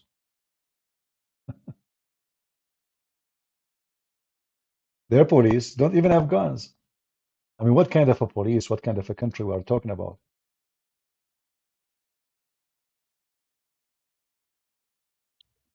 Is that a country?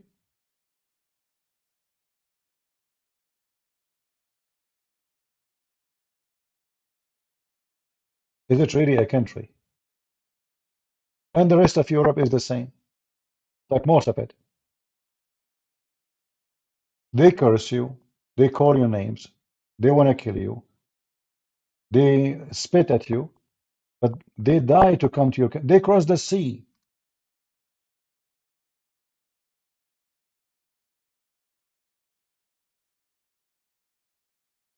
And if we go to any Islamic website to see how they describe the Jews, you will see all of them. They describe the Jews are the most evil people ever.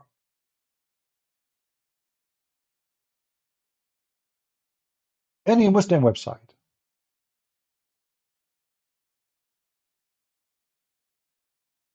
The Muslims in Iran, every morning they say death to America, death to Israel. Nobody speak about genocide. Well, Muslim can't do that. Imagine if a Christian, they open a school somewhere, not a country, a school, like a principal, he teach the kids, he says, say with me, death to Saudi Arabia, death to Pakistan, death, you know, it's you cannot do that. But the Muslims, they can. How the Quran describe the Jews? This is Ibn Kathir, and this is the Quran, not my words. I'm just showing you a little bit of what Islam teach about the Jews. Chapter 4, verse number 159. I will give you the link because it's in English. So you can read yourself and you can educate yourself if you are seeking education. You will see that the whole story is about how bad the Jews is. The crimes of the Jews. There's no Israel at that time. There's no Israel. What crime exactly we are talking about? Muhammad, he killed them. Muhammad, he took their land. Muhammad, he raped their women. Muhammad, he burned their trees. Muhammad, he tortured them, tortured them. And now here it says the crime of the Jews.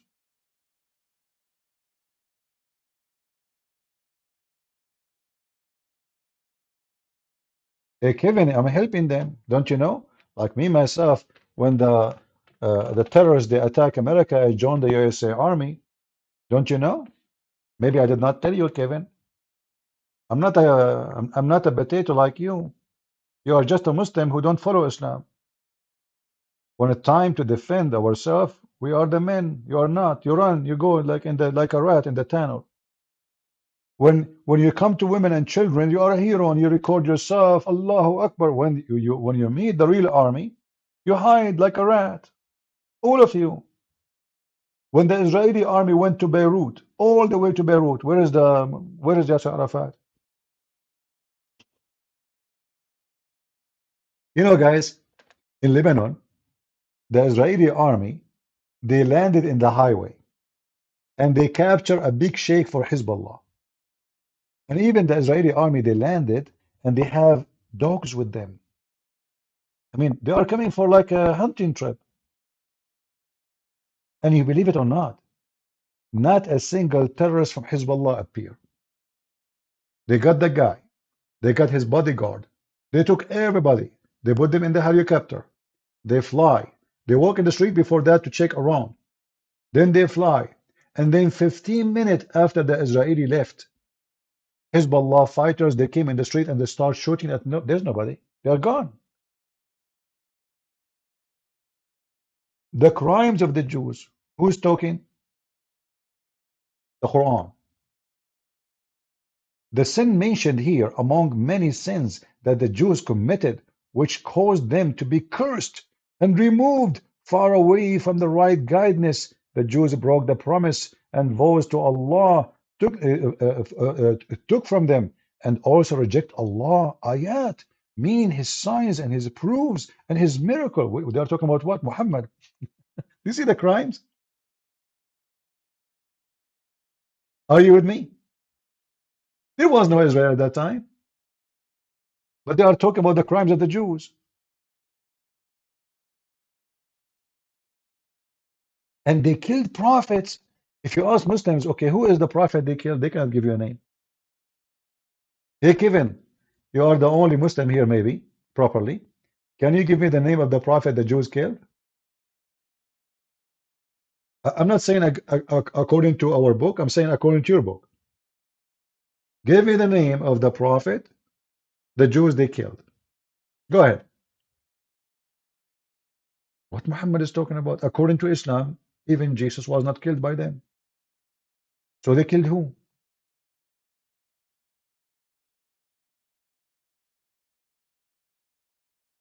And if the Jews they killed the prophet, why you want to kill the Jews today?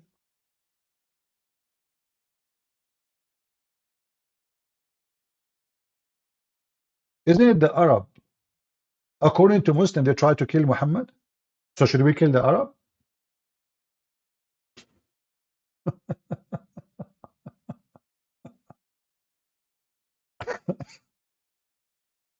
Now the description of the Jews. Our heart are gulf, meaning warp with covering. According to Ibn Abbas, Mujahid, the Jews' heart is so bad, brother. The Jews' heart is so bad. Our heart under covering from that which you invite us. And then look what the Quran says. Nay, Allah set a seal upon their heart because of their disbelief. What the heck? What the heck? Look at this. So if somebody disbelieve, you set a seal in his heart so he not believe?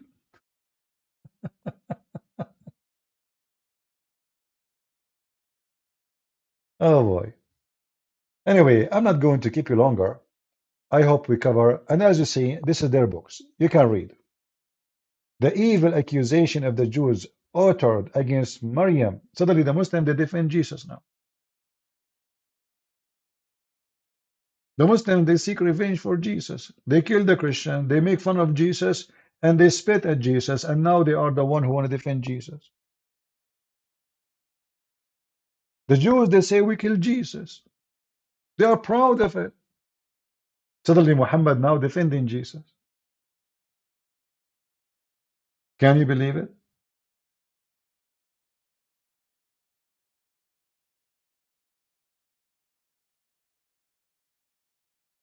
The whole story is they said to Muhammad, you are a crazy man. You're filthy. You're a scumbag. You're a liar. We got you busted. And now Muhammad, he tried all his best, by the way, to divide between us and them. This is why Muhammad, he says, the most close people to you is those who call themselves Christians, and the most evil ones who hate you is the one who call themselves Jews. أشد الناس عداوة, Muhammad said. The most hateful people to you, Muslims, is those who call themselves Jews. And by the way, it's not true. Not true. There's a lot of Jews, they side with Muslims. And this is a proof that Muhammad is a liar. And he's a false prophet. How he gave a false prophecy. You can go right now and you will see many videos made by many rabbis siding with Muslims against Christianity. Like, not to forget to mention Tuiva Singer as an example. There's many Jewish rabbis that say, we as a Muslims, we have no problem to pray in the mosque, but we will never pray in a church. Is that correct? A lot of them. So even here, Muhammad, he failed. There's many Jewish rabbis because they hate Christianity. Christianity took a lot of their children. Jews don't convert to Islam. It's a stupid cult. Nobody believes in it. So because those rabbis are really evil, they say to themselves, it's better for us to side with Islam against Christianity because Islam is not convincing. Our kids will not go there. And let us join with them forces against Christianity so our kids will not become Christians.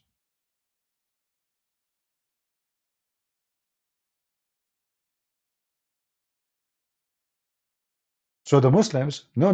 The Jews, they said, many rabbis, they say, we can pray in a mosque, not a synagogue. I can play the video for you.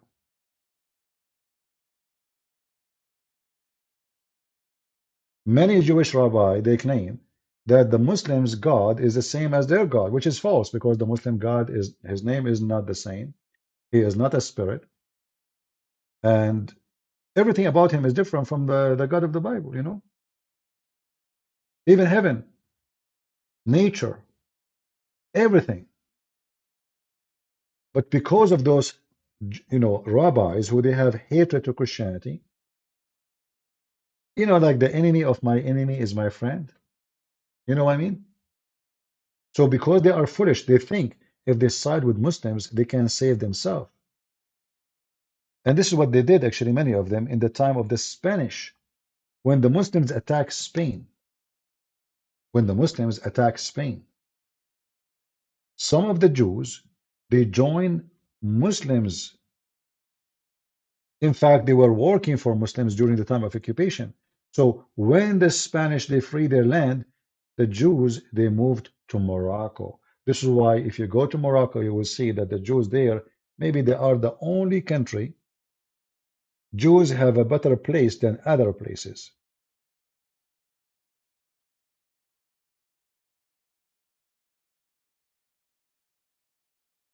So the Muslim, they use those Jews. This is why you see this man, Youssef, is using those Jews who say not in my name to attack the Jews. For us, we expose every liar. Doesn't matter. He is a Jew, he's a Christian, he is a Hindu, he's a Buddha. Doesn't matter. So yes, there's many rabbis who they are very evil, and they are willing to side even with Hamas against us. Like you see, this guy Tuiva Singer, not a single video he made after October 7 against Islam. Why? Every single video he made since then until now is the same as before against Christianity.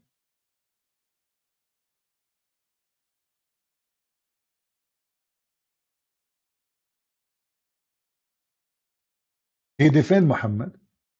He never speak negative about Islam. And he never made one video. I mean, come on, there's 1,400 Jews being murdered. Why in the world this guy don't open his mouth? Aren't you a Jew for God's sake? Well, no, he's not. He's a businessman.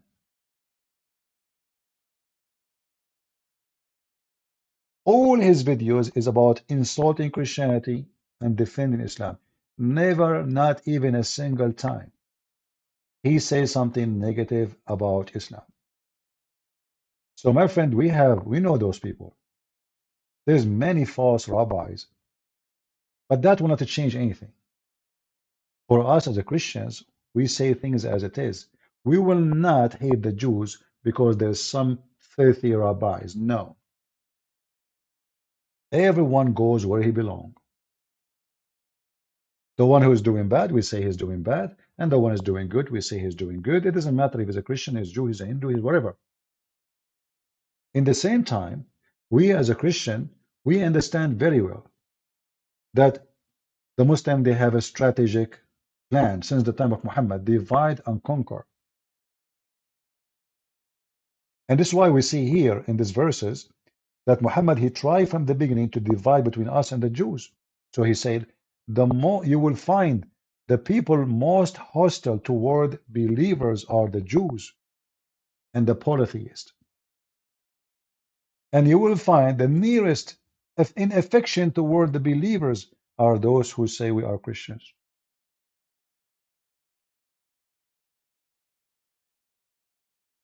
But the Jews, after Muhammad, until now, they never have any. I mean, Israel is a new state. It's not the same old state of Israel. They never had a war with the Muslims. They never attacked the Muslims. So Muhammad talking about a false prophet. A false prophet is a false prophet. Reality says the Jews, they prefer to deal with Muslims over Christians. It's a fact.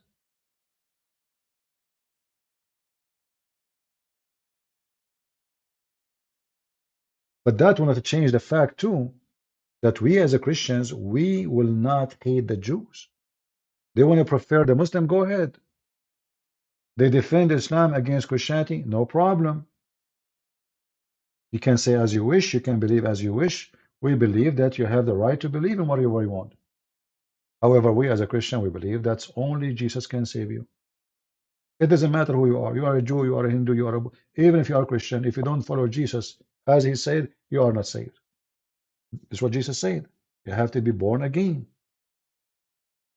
You have to be born again with the Christ. Here, Muhammad trying to divide us so he can conquer us. So here he made the Christian think he is not targeting them. He want to kill the Jews. But the fact is, as I heard when I was a kid, I could not understand why the Muslim keep saying Saturday first and Sunday second. What does that mean? I mean, why didn't say Friday first and Saturday after? And why? What does that mean? Later, I learned that Saturday first and Sunday second or after, that means we kill the Jews first and then we kill the Christians after. It's just a matter of time. And those stupid who they call themselves a Christian, they support Hamas and they are defending so-called Palestinian. They don't know that they are defending the one who they are going to come after them. If the Muslim, they finish every single Jew, who is going to be next the target?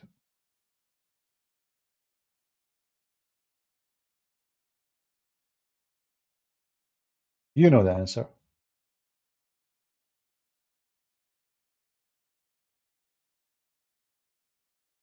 Muhammad, he said, I've been commanded to kill all mankind. Not only the Jews. No. All, what his name, Mimi Hijab, he have a video says, yes, the Prophet, he commanded all, not except the Muslims. Yes, he will kill all mankind except Muslims. He's being smart, supposedly. So I've been commanded to fight and kill. You see the word fight here is uqatil. Uqatil, which means to fight and kill. The word qatala means kill. This is what the word uqatil means. Uqatil is a verb of continue attack. I'm going to attack you. Until. So if you are a Hindu, Muslims being commanded to kill you. If you are an atheist, they will kill you. If you are a Buddhist, they will kill you. It doesn't matter. If you are not a Muslim, they will kill you. It's in front of you. Not only that, Muhammad, he made it clear that nothing can protect your blood and your money, which means they will rape your wife, they will take your kids, they will take your property. Nothing will protect you from my hand. Nothing will save your blood and your property except converting to Islam. So the threat of Islam is not only for the Jews. The threat of Islam is a global. This is a global terrorist, satanic belief. It's a gang belief. Not only that, Muhammad, he claimed that the best of mankind is the Muslims because they will bring you with the chain around your neck like a dog.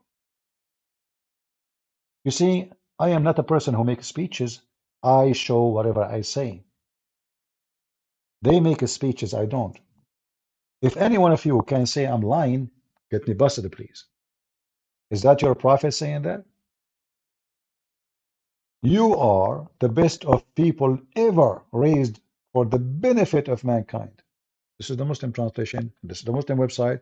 This is the Quran, chapter 3, verse 110. It's not Christian Prince. What does that mean? You know, it sounds good actually. The benefit of mankind. It doesn't say harm, it says benefit. But look what it says after. The best for mankind are those who bring them with the chain round their necks till they embrace Islam. Do you see it? Do you see it, people? Does it say the benefit of mankind? Which means who is the target? People tell me, who is the target? Is the target only the Jews? Or the target is every single human being?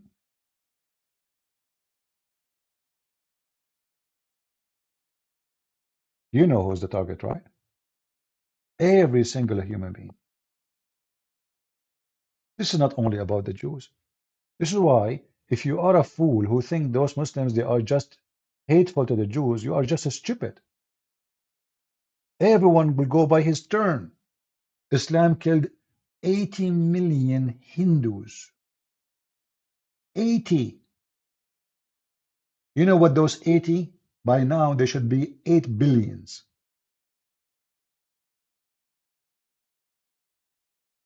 Islam occupied all the way to China. Islam took all of Europe. Islam took Spain. Islam arrived to France. I'm not joking. This is history, and history will repeat itself. Because there's many stupid, left-minded hippies. They think that those people, they don't want anything from you. And not only that, in fact, the Muhammadan, they say to you, you know, Islam will dominate the world. They are not even hiding it. Dominate what? What does that mean? Like people will convert? No, we will control the world. And then what we do? Behead those who insult the Prophet.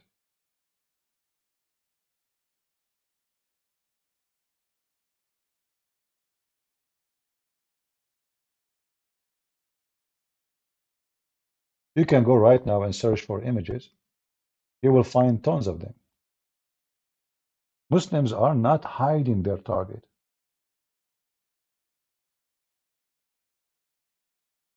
Those hippies, homosexual, left, atheist, Biden,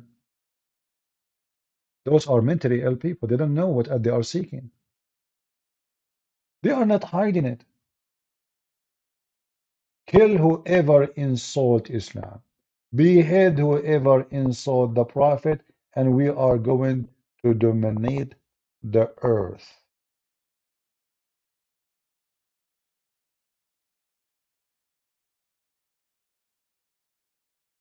Jihad, Islam, kill, hate the Christians, hate the Jews, hate the atheists, hate the Hindus, and then the stupid left in America and in Europe, those hippie with colored hair and rings in their nose, ring in their toes. They have ring everywhere, but doesn't ring a bell for them. All the signs, all the act. I mean, just until now we have ISIS. We have thousands of video of beheading and killing and no, does not present Islam, but this is Muhammad teaching. Name for me one thing ISIS did and Muhammad did not do. Can you? It is one thing ISIS did and Muhammad did not do. Who is a Muslim can tell me? In fact, ISIS, they were nicer. I can prove it. You see, ISIS, none of their videos split a woman two pieces when she's alive. They did not do that. Muhammad, he did. A woman almost in her, almost she is 90 years old. He tied her legs to two different camels, and he commanded the two camels to walk or run in different directions. So he split her two pieces when she's alive. And then the Muslim, they give you a speech about Islam is a mercy for mankind. And Muhammad, he raped her daughter. Not only he killed the mother, he raped the daughter. Muhammad, he put nails in the eyes of his enemies. He crucified him. He cut their hands and their feet. And he put nails. He put nails in the fire, and he put the nails in their eyes when they are alive. That is the evil Muhammad.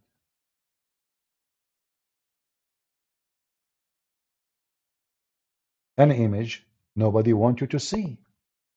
If we make a movie about that, and by the way, if you read the story, the Muslim, they will say to you, oh, they killed the shepherd and they take animals. Those are their animals. Those are people who converted to Islam. When they came to converted, Muhammad, he told them, let your sheep go there. So he took their animals. He took their camels. He said, what? I mean, we converted to Islam. We did not agree you can take our money. So they went to the shepherd, which Muhammad, he hired to guard those animals. They told him, give us our animals. He refused. They fought with him, they killed him, and they ran with their animals. What Muhammad, he did? Read it. He crucified them.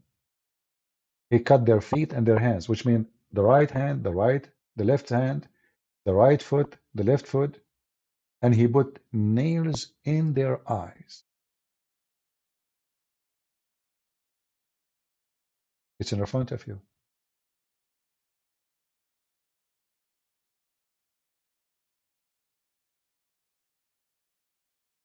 The prophet of mercy.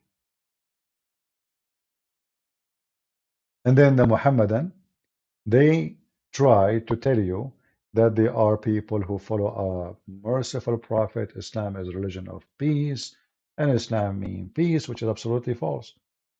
Islam means surrender. Do we have any Muslim would like to call me? My Skype is open. If you are new here, don't forget to subscribe. How is the sound going, guys? Is it good? Is the sound going good? As you see here, we don't make speeches like those people. Those people make speeches like those, those TV program, or they are deceiving. They are deceiving. So this guy in his show, he bring you people who they are manipulating the truth, fabricating history, flipping everything upside down, and he's set like a mule. He don't. You see, I don't mind if this guy he join me live on air right now. I will be happy to have him because I will get him busted. That will be actually a gift for me. But those programs, what they do, they bring a guy and he switch history upside down.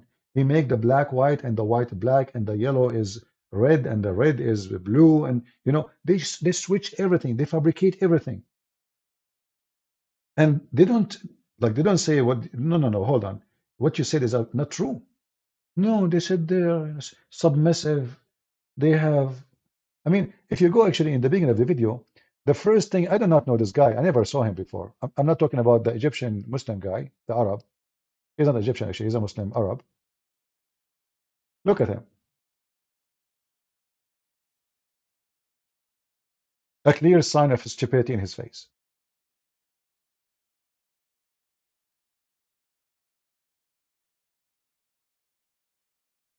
I don't know the guy. But when you sit there like a mule and people, they can lie as much as they want. So what is exactly the purpose of your program? You tell me. Let us say I have a TV station. I bring someone to say the earth is a flat.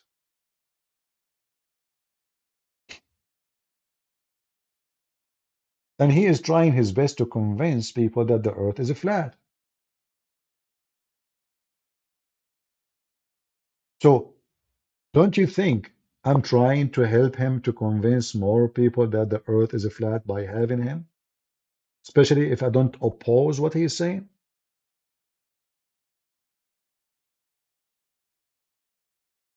He is scared to be censored. Well, you don't know, you are so famous and etc. And now you are scared to be censored. It doesn't sound right for me. Today, I tried to post a link in YouTube. YouTube is asking me to verification. What verification? They want me to make a video of myself or picture of my ID or passport. What is the third option? Hold on.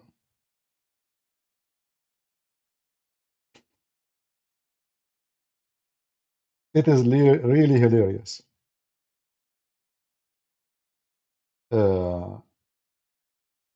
Use video verification. Approval time usually up to 1 day. We will help you to create 30-second video of yourself. Number 2 option. Use your valid ID. Approval time usually up to 1 day. Take a photo of your valid ID like a passport or a driving license. Imagine, I need to give my driver license to YouTube. No joking, guys. I'm serious.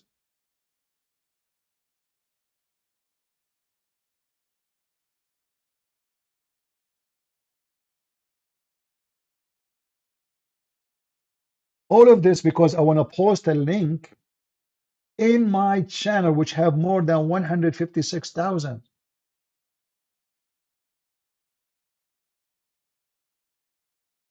Can you believe it? They want my passport. Even the police will not ask you for it.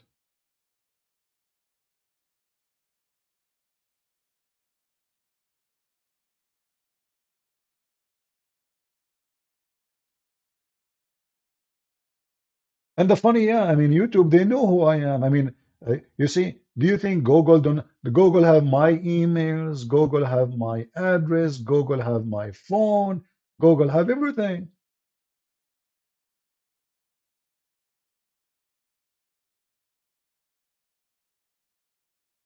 But it's okay.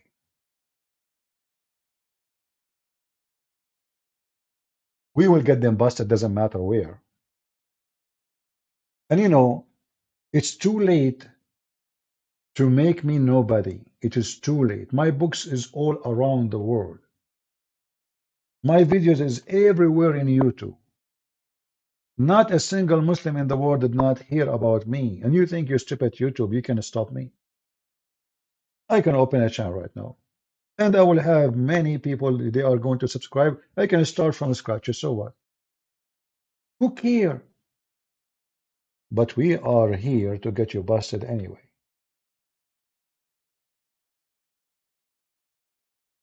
Any Muhammadan have a courage to call me? Any Muhammadan, he think he have the courage or the knowledge to call us?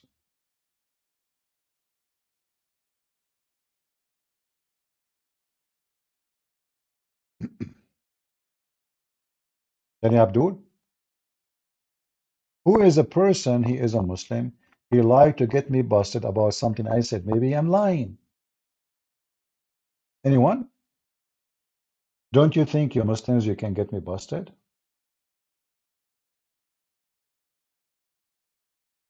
Can I debate you on a flat earth? No, you won. How I can debate such a thing? Look, the earth, here we go. I'm looking here. The earth is flat. You won, my friend. I'm smarter than debating you about that.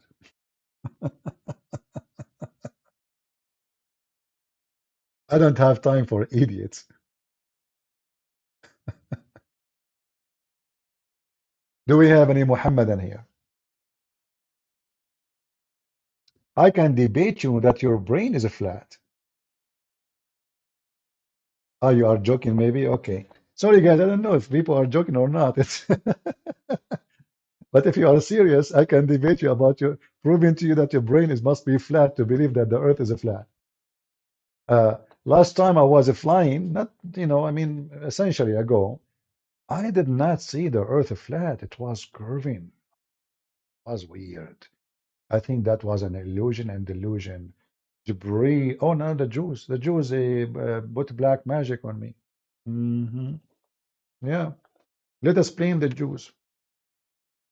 All right? Like, the Muhammad, he blamed the Jews for anything. Even when his penis is not functioning, he blamed the Jews. I don't know if you remember that. Maybe for the new ones, let us show them. Muhammad, he cannot have sex no more. Muhammad, he is imagining things. He thinks things happening but never happen. Muhammad having sex with the pillow and the goat. Muhammad, he think he's having sex with his wives. Muhammad now need to find a solution. What he will tell his wife, why his penis is not working. He said, easy. The Jews. Who did that to me? The Jews. Even when Muhammad's penis is not working, he blamed the Jews. The Jews, brother. The Prophet continued for such and such period, imagining that he had sexual intercourse with his wives, but in fact he did not. He did it with his neighbor. His name is Abdul. Caliphate Omar. What happened? Well, brothers, sisters, with a breath. First of all, there is no read through. And there is the person he did the with, and he played a spell with the Prophet Muhammad. He is a Zakanai. How the Jewish guy, he was able to put a spell on your Prophet. Do you know? With a breath. At very easy. In the book of Hadith, it said, Hadith number 0002000. It said that the guy, he took some hair from the camp and he did it with the Prophet Muhammad. So, hold on. So the Prophet, he was controlled by a Jew who was able to obtain some hair from the anus of your Prophet. Question breath. First of all, the Hadith did not say where the hair coming from. Therefore, we are not sure. It's from his anus or from his nose. Okay, what anus or nose? Okay, where he get the hair from? Is like your Prophet, he used to go to a barber shop. There's no barber shop at that time. So how the Jewish guy, he got the hair? Muslims, anyone can explain it to us? Hmm? They blame the Jews for anything. Muhammad cannot have sex. They blame the Jews. Muhammad, he is delusional. They blame the Jews. If we search right now in YouTube, you will find tons of videos. Black magic on the Prophet.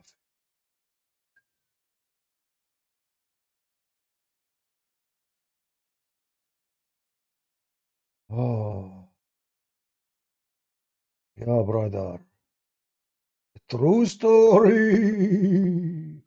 And here you ask yourself, if Muhammad, a Jew, can control him, who is left? Where is Allah? Especially the Quran says that Allah protect Muhammad. Allah, he says that. So did Allah really protect Muhammad? Obviously they did not.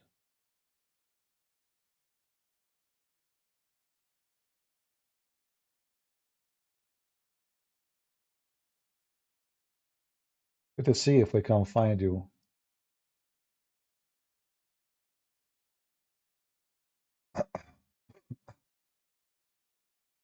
Uh,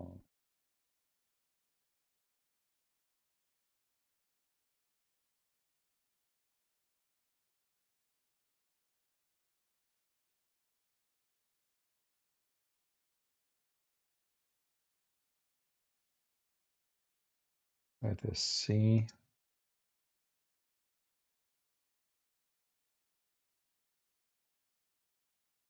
Dr. Zakir Naik, he asked answer about black magic.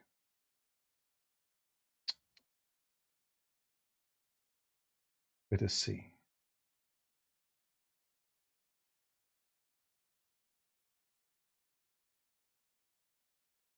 I want to see the one we're speaking about, the black magic on Muhammad.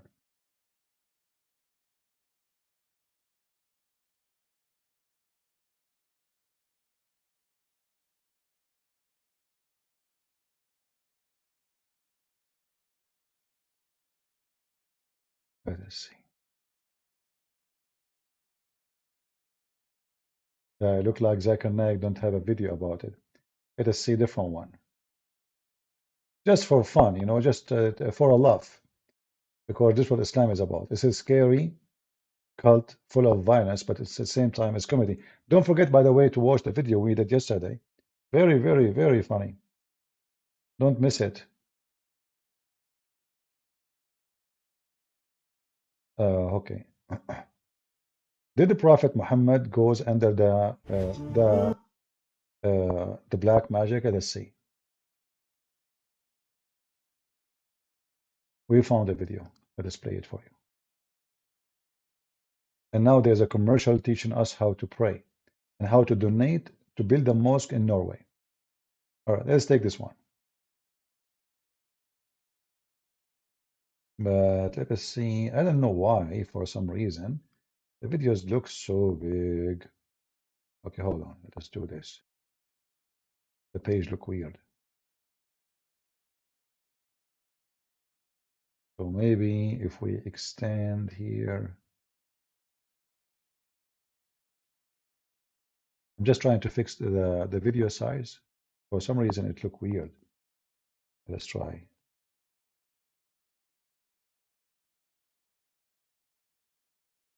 Ah, now it's getting better.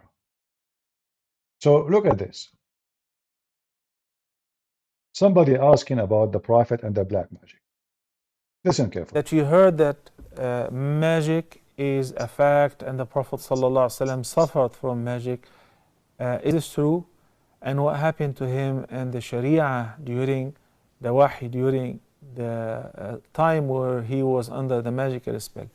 Number one, the hadith, which indicates that the Prophet ﷺ suffered from a magical spell, is a sound hadith. And it was for a whole month, and it affected him, ﷺ, but it does.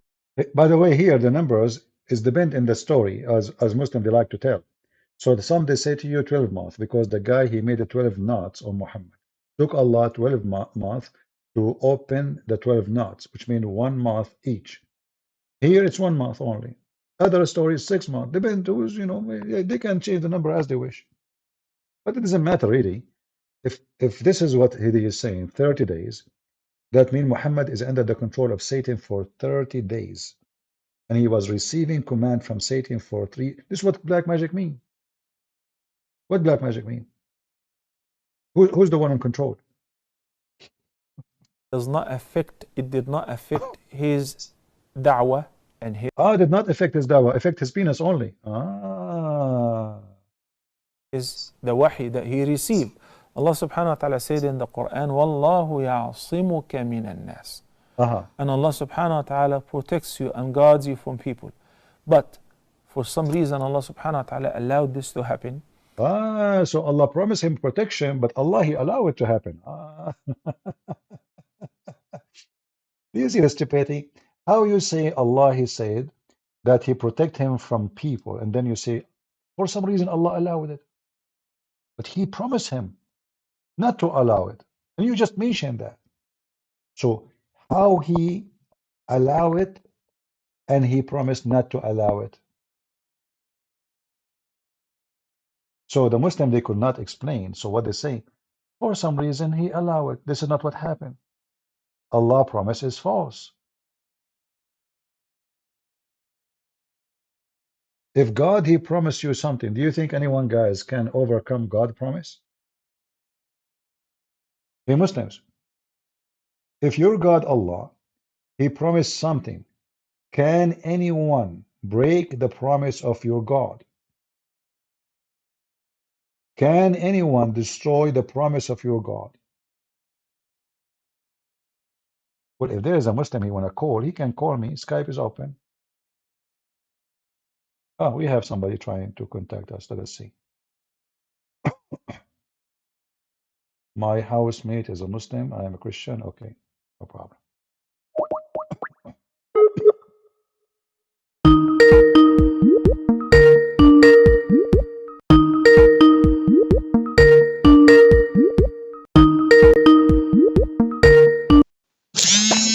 Hello? Hello? Yes, mute YouTube, please. Yeah, I I mean, just did it. sorry, Yeah, mute hello, Rumble, Christian sorry. Chris, my friend. Let me Mute just call Rumble. my housemate. He told me to call him once you responded to my message, and I will call you back. Okay, sure. All right. Thank you. Yeah, he have a housemate. He said he's a Muslim, and he told him when he respond to you, let me know. I will come, which is good. So please invite your friends. We have a Muslim. He is going to defend Islam, which is very good. I like to hear Muslim defending the religion because always they end leaving Islam. So guys, what do you think? He will leave Islam or he will stay after he called me? Do you think he will be able to give any defense for anything we say? We will see. He will be the witness. I don't know who is this Muslim. I hope he have a good knowledge. Because the more knowledge he have, the better the conversation will be. Conversation with the foolish ignorant, it's not a conversation, right? I mean, a foolish man, he can say whatever he wants. You say to him chicken, he say duck. You say a goat, he say a camel. And he will be stubborn. Educated person, and he is serious about what he is going to say, is way more comfortable with speaking with someone ignorant. However, there's many of them, they are just liars, which means they knew you are saying the truth, but they try now to defend by lying, which is allowed in Islam. But for me, always I prefer to speak with someone he have a great knowledge, for that will make the discussion better, even though he will try to deceive.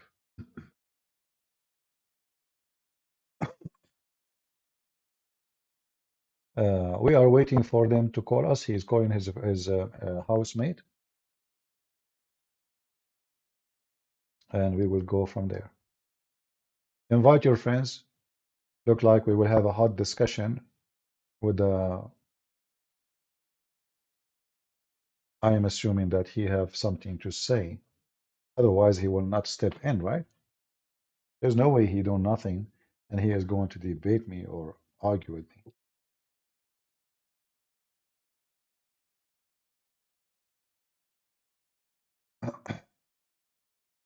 He will leave Islam, you think? Well, I don't know. I mean, sometimes things take time. Usually, Muslims, they argue with me. In the beginning, they reject what I'm saying. Even they accuse me of lying. They consider what I'm saying absolutely not true. It takes time. Uh, unless the person who was listening to me for a long time and he decide to call now. But if this is the first time he is calling, we will see. Anyway, God can do miracles. We pray that he will see the truth and the truth will set him free. And I wish people they will stop watching those programs, but keep pushing. Those programs never meant to give you any real education because people there, they can see, they can say whatever they want.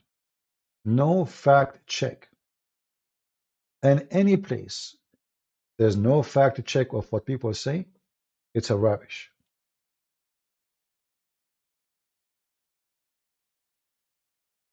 If you want to be educated, if you are seeking education, always do fact check what people say, including me.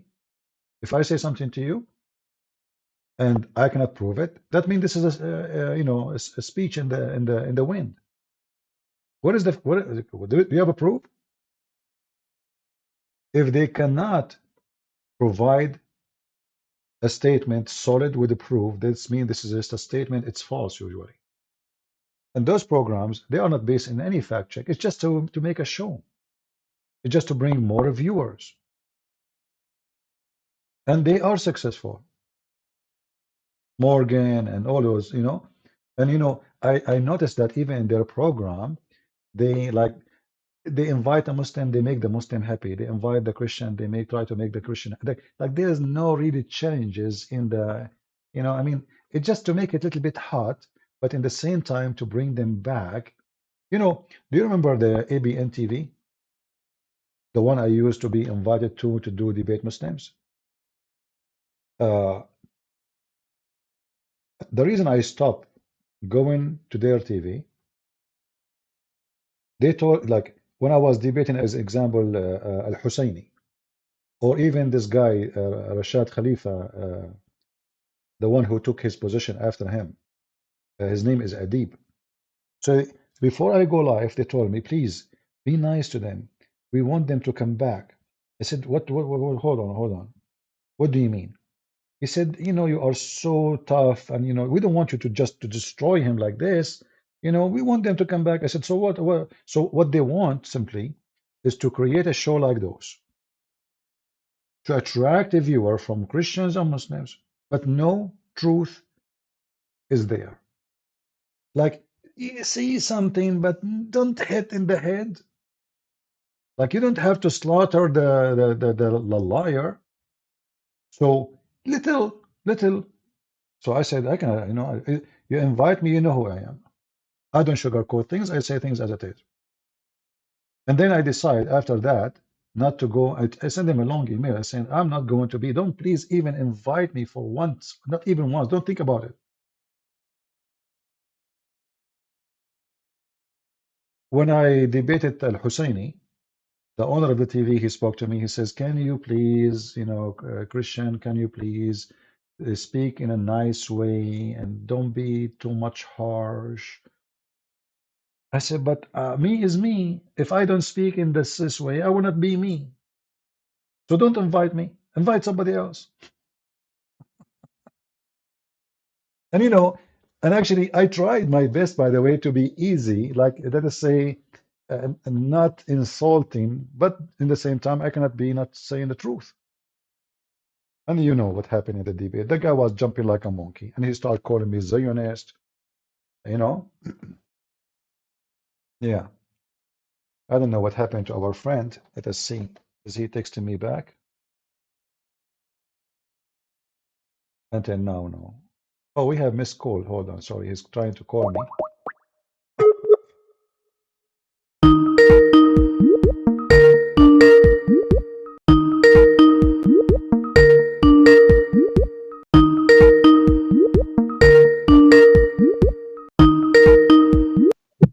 Hello? Hello? Yeah, sorry, I did not notice that you have a missed call. Yeah, sorry, let me just switch my camera off. I'm here with my housemate, yeah. All right. We are here on watching the live. I was just watching it. My housemate doesn't know the topic or All anything. right. No problem. He's welcome to join us. Yeah. Okay, thank you. Hello, Prince. Hello, my friend. How are you doing? Great, thank you. Yourself, how are you doing? I'm fine. So you are a Muslim? Yeah, I'm a Muslim. What does that mean? How? I don't understand your question. What it's mean? Like I'm a Christian, that means I follow Christ. When you say you are a Muslim, you follow whom? I follow Allah. Who is Allah?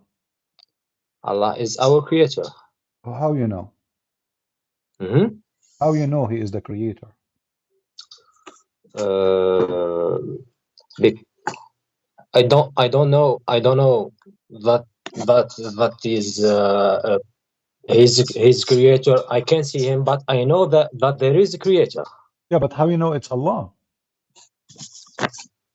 I know it's Allah because there is the most powerful creator than us, than humans. You know, He is more powerful than us. okay. You see, did you go to school? Yeah, I have a master's degree. That's wonderful. That means you are very educated, not like me. I have high school only. So I want to ask you, like, as long as you I have a couldn't master finish degree, high school. Me, I'm the Christian, my friend, and I couldn't finish high school. I barely finished it. So okay. So I wanna say, as long as you are educated and you have a master degree, uh, Mhm. how the baby is made? Is it true that the sperm become a blood? Yeah, that's scientifically proved. Scientifically proved that a sperm become blood? That's we were sperm before we. No. I'm not saying that you're okay, but is it what the science teach that a sperm become blood and then the blood become a meat and then the meat become a baby? Is that what science teach or this is false? Look, I'm not. This is not my field because I studied renewable energies, photovoltaic conversion. Oh, okay. But in cases I can search about that. I can search You how can this. search because the Quran said that when Allah created the child or the human being, the sperm became a blood, dead blood. And you know that dead blood, like you know that the clot simply is a dead blood will be hanging in your skin if you have a cut or if you injure yourself. So how Allah is the creator, yet he do not know how the baby is created? You know, this cannot be from God. This must be someone don't even have a high school. A person who have a high school, he knew better. But in the Quran, in chapter 23, verse number 14, it says that Chapter Allah he made, 23. huh? Chapter, you said chapter 23, Chapter 23, verse number 14. verse number 14. 14, Okay. yes. Yeah, it says that Allah, He created oh, from the zero, I think you from the said. sperm, 40 or 14, sorry. chapter 23, verse number 14. 40. 40, okay. No, 14, 1 4. 14, Oh, 1 14. 4. Sorry, One, my bad, my bad, my bad. okay, okay. Hmm. Hello? Yeah, I hear you. Okay. I'm hearing you. I'm following you. Huh? All Okay. right. So if this is scientifically proven to be false, that means the one who made the Quran cannot be God. What do you think? That means the one who? The one who made the Quran, which is supposedly Allah, is not God. It's a fabrication because there's no way God do not know how the baby is made. And why are you saying that God doesn't know how the baby is made? Because this is wrong. There's nobody in the world agree that the sperm become a thick dead blood because this dead blood, the blood is dead. And then he claimed that the dead blood become a lump and of a flesh, and then we made out of the lump bones, and then like this is how the baby is made. But this is always the process, is always wrong. And this is in the chapter 23, verse number 14, yeah? 14, 14, 1, 4. اوكي 14. ثم خلقنا النطفة علقة فخلقنا العلقة مضغة فخلقنا المضغة عظاما فكسونا العظام لحما ثم أنشأناها خلقا آخر فتبارك الله أحسن الخالقين. Thank you. You speak Arabic. Perfect. That's wonderful. So Yeah, now, so do you agree? Do you agree I'm with this? Algerian, so I can speak Arabic very well. Huh? The Arabic is my native language. That's wonderful. So now, as long as you speak Arabic, you can teach us. So it's what it says there in Arabic. I heard you speaking Arabic, but I'm trying to understand what you said. What does that mean? Okay. In that ayah, could you show me the which chapter said that sperm will be blood, a dead blood? It's in front I of you. The can word, see it. I can see a dead blood. in English it says, I'm reading the translation, it says we made the nutfa. Nutfa is a sperm, right? Yeah, exactly. Okay, so nutfa is made a thick blood, but you know that this is not true. But I can see a thick blood. I have here that the word blood is dead. I don't know what translation you're reading. Can you give me the website, please, so I can open it? Because I just went to Quran.com. You can go to wow. Okay, let me 14. give you the link. You can open it from your side. Okay, give me a second. Thank you. So he can read it as we are reading. Okay. Here we go in a second. All right. This is the link. Please open it. Click on it, and you will see what I'm reading. Yeah, Quran Law. Okay, yeah, we have it. Verse number 14. Minun. 1-4. Yeah, verse 14. Yeah. So this is saying a cloth which is a piece of thick dead blood. A cloth. Yeah. It's a piece of thick blood. Yeah, this is dead blood. How that from God? Same time, that clot, which is the dead blood, will become a little lump, and then a lump, and then of a flesh, and then that thing will grow and become bones. But this is absolutely, all of this is wrong. There's no way. And then we close the bones with the flesh. So the last thing is the flesh and the bones is, well, this is not true. So either the Quran is coming from the true God or the Quran is coming from somebody. You have no idea what he's saying. Okay. For now, to be honest with you, I'm not specialized in that case. You know what I mean. So I studied another thing. But my friend, you can search it. It'll take you 2 minutes. You can search it, and you will find that this is not true. I mean, me myself, I'm not a doctor. Like I'm not. You know, the only medicine I know is aspirin. By the way, just because we're two Christians here with your Christian Prince, and my friend is only one, to make it fair, I called a medical doctor from India. Excuse me, sir, would you like to introduce yourself? Please, I'm going to bath you. Now I'm going to expose you in front of everyone. I'm a medical doctor. Who's that? My name is Dr. Zakir Naik. You know me very well. He's talking about Zakir Naik, I think. Yeah, all right, no problem. Let us be serious now. So what do you think, my friend? I don't know what to call you. What's your name? My name is Moses. Moses, okay, Moses. You know your name is Moses. What Moses mean? Monsef. Monsef. Okay, Monsef. Yeah. شخبارك يا منصف؟ الحمد لله. وانت كيف حالك؟ نشكر الرب. So look with me, Monsef. Okay. So here, if God is God, God don't say wrong stuff. He don't say bad stuff. He don't speak false information. I'm going to, as long as this is not your specialty, I'm going to ask you a very simple, especially you speak Arabic. I want you to translate for me. I will take advantage of having you here speaking Arabic because usually not everybody speak Arabic, as you know. So do you know how ice is made? Like hail, like a barad, you know, barad. How ice is made? Yeah, ice in the like when ice came down, like barad, hail. Yeah, of course.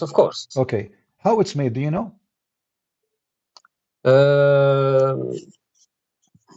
يعني عندي يعني معلومات قليلة. I have a little bit information about that. Tell me the information you know. The cold air and the you are talking about the rain or the ice. البرد. Yeah. Hail. Yeah. Okay. I think it's made when the temperature is very low. Okay. And that's all I know. Yeah, you mean when the rain is coming and the air is so cold, the rain will become ice, correct? Yeah, exactly. So me and you, we agree about that. So how Allah in the Quran, he says, وينزل من السماء من جبال فيها من برد فيصيب به من يشاء. And Allah, you translate for us, chapter 24, verse number 43, the same chapter. Chapter 24, Chapter 24, verse number 43. verse number 43, yeah? 43. Okay. The same page you have it in front of you. Okay. This is easy. Me and you, we agree that rain, when it's come down, and if it's met with cold air, the rain will become hail, that's all. But according to the Quran, Allah, He break hail from mountains in heaven, and He throw hail at us. Okay. Let me read it, please, in Arabic. All right. ألم ترى أن الله يزجي سحابا ثم يؤلف بينه ثم يجعله ركاما فترى الودق يخرج من خلاله وينزل من السماء من جبال فيها من برد فيصيب به من يشاء ويصرفه عن من يشاء يكاد سنا برقه يذهب بالأبصار. Okay. So what do you think? How God, He makes such a mistake?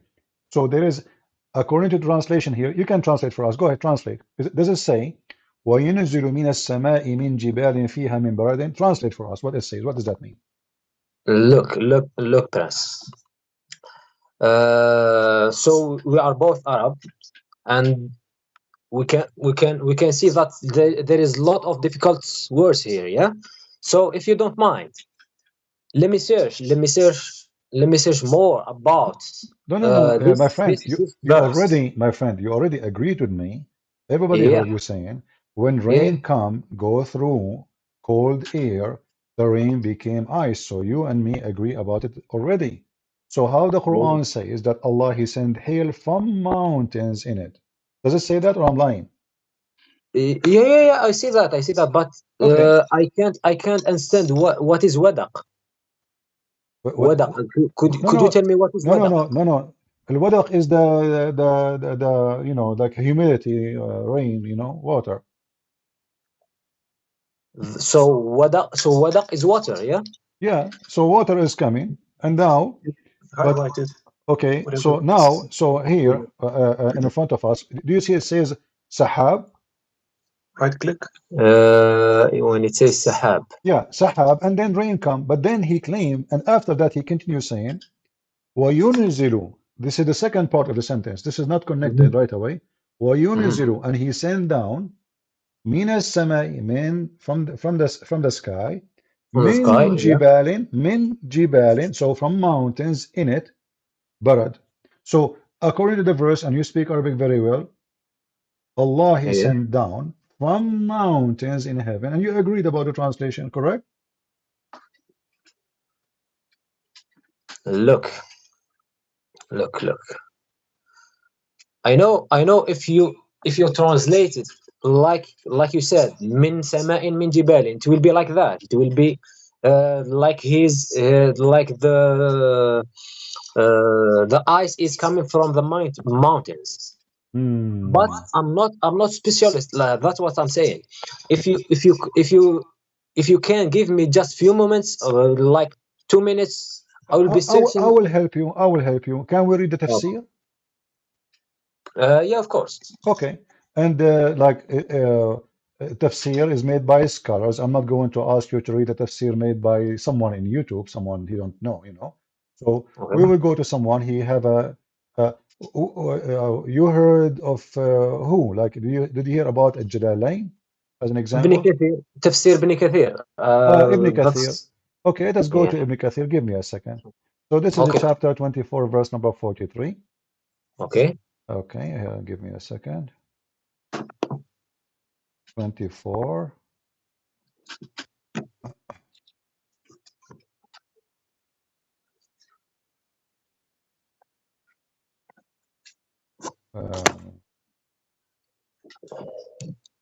You don't have Arabic here?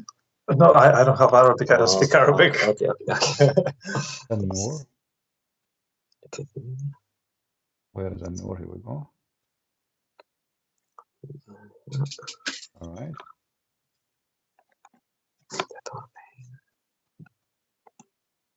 Oh, sorry. I think he might be showing it. He's showing it on the video. Yeah, yeah. Yeah, and I will give you the link too, so he can read with us. All right. So here it says, and this is Ibn Kathir. I'm going to give you the link.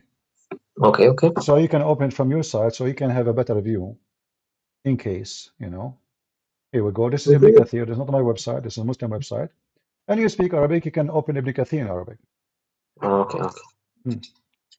Yeah, he sent us the link. Let's open it.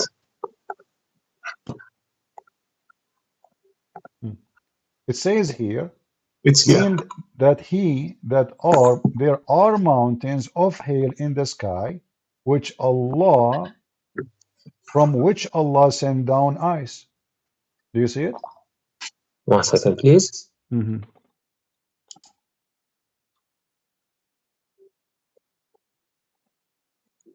He sends down from the sky from yeah, I can see. All right. And now if we go to Al-Jalalain, just to show you more reference, or Al-Qurtubi or At-Tabari or anything you wish, we will find that they agree that this is about sending hail from mountains in heaven. This is Tafsir Al-Jalalain. I think you heard about Al-Jalalain, right? Yeah, I heard about it. Yeah. All right. So here it says, read with me, Al-Jalalain. I can give you the link. It says here, from heaven, he sent down hail, and he submitted at the one he don't like. But he submitted from where? Let us see here. It says, he sent down from heaven out of mountains. Do you see it? 1 second. I think. Are you on the video? Let me send you the link. Give me a second. Hold on. Okay. Let me send Because you we have several tabs open. That's why. It's all right. I will give you a link. This is Al-Jalalain. So Allah, he sent down from mountains in heaven hail. This is Tafsir Al-Jalalain. Yeah. This is not anyone, Al-Jalalain is a big shot in Islam. It's not a joke, Yeah, I see. Yeah. And you see there it says he sent down from mountains in heaven. So where is the hail is coming from? There is mountains, Jibalin, which is the same as you understand and the same as understand. It says it clearly. I mean, Arabic is so clear. He sent down from mountains in heaven, very clear. He sent down from heaven out of mountains, min Jibalin. So where Allah sent hail from? From mountains, but you know that this is false. So Muhammad here is trying to make himself a prophet who claimed that he knew science, and God told him what we see. But there is no way God he says such a thing. There is no way God do not know how hail is made. What do you think? Look, let me read this in Arabic, please.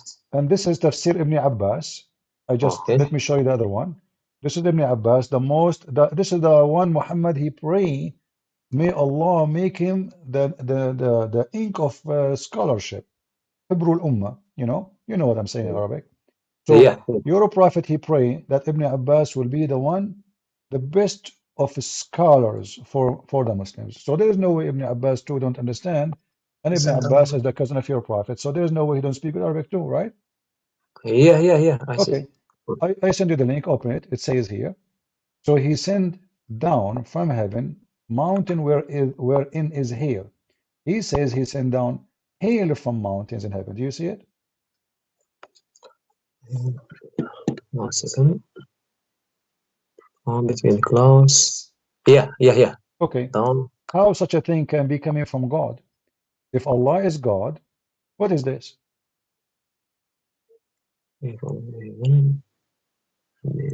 This cannot be from God.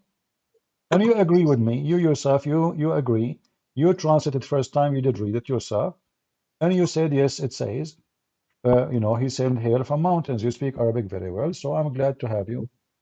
And now we have the scholars, and we have, big names, big shots. Ibn Kathir, Al-Jalalain, Al-Qurtubi, At-Tabari, all of them, they agreeing that Allah, he sent hail from mountains in heaven. This is alone is enough to prove that the one who made the Quran cannot be God. Look, I'm reading the tafsir in Arabic.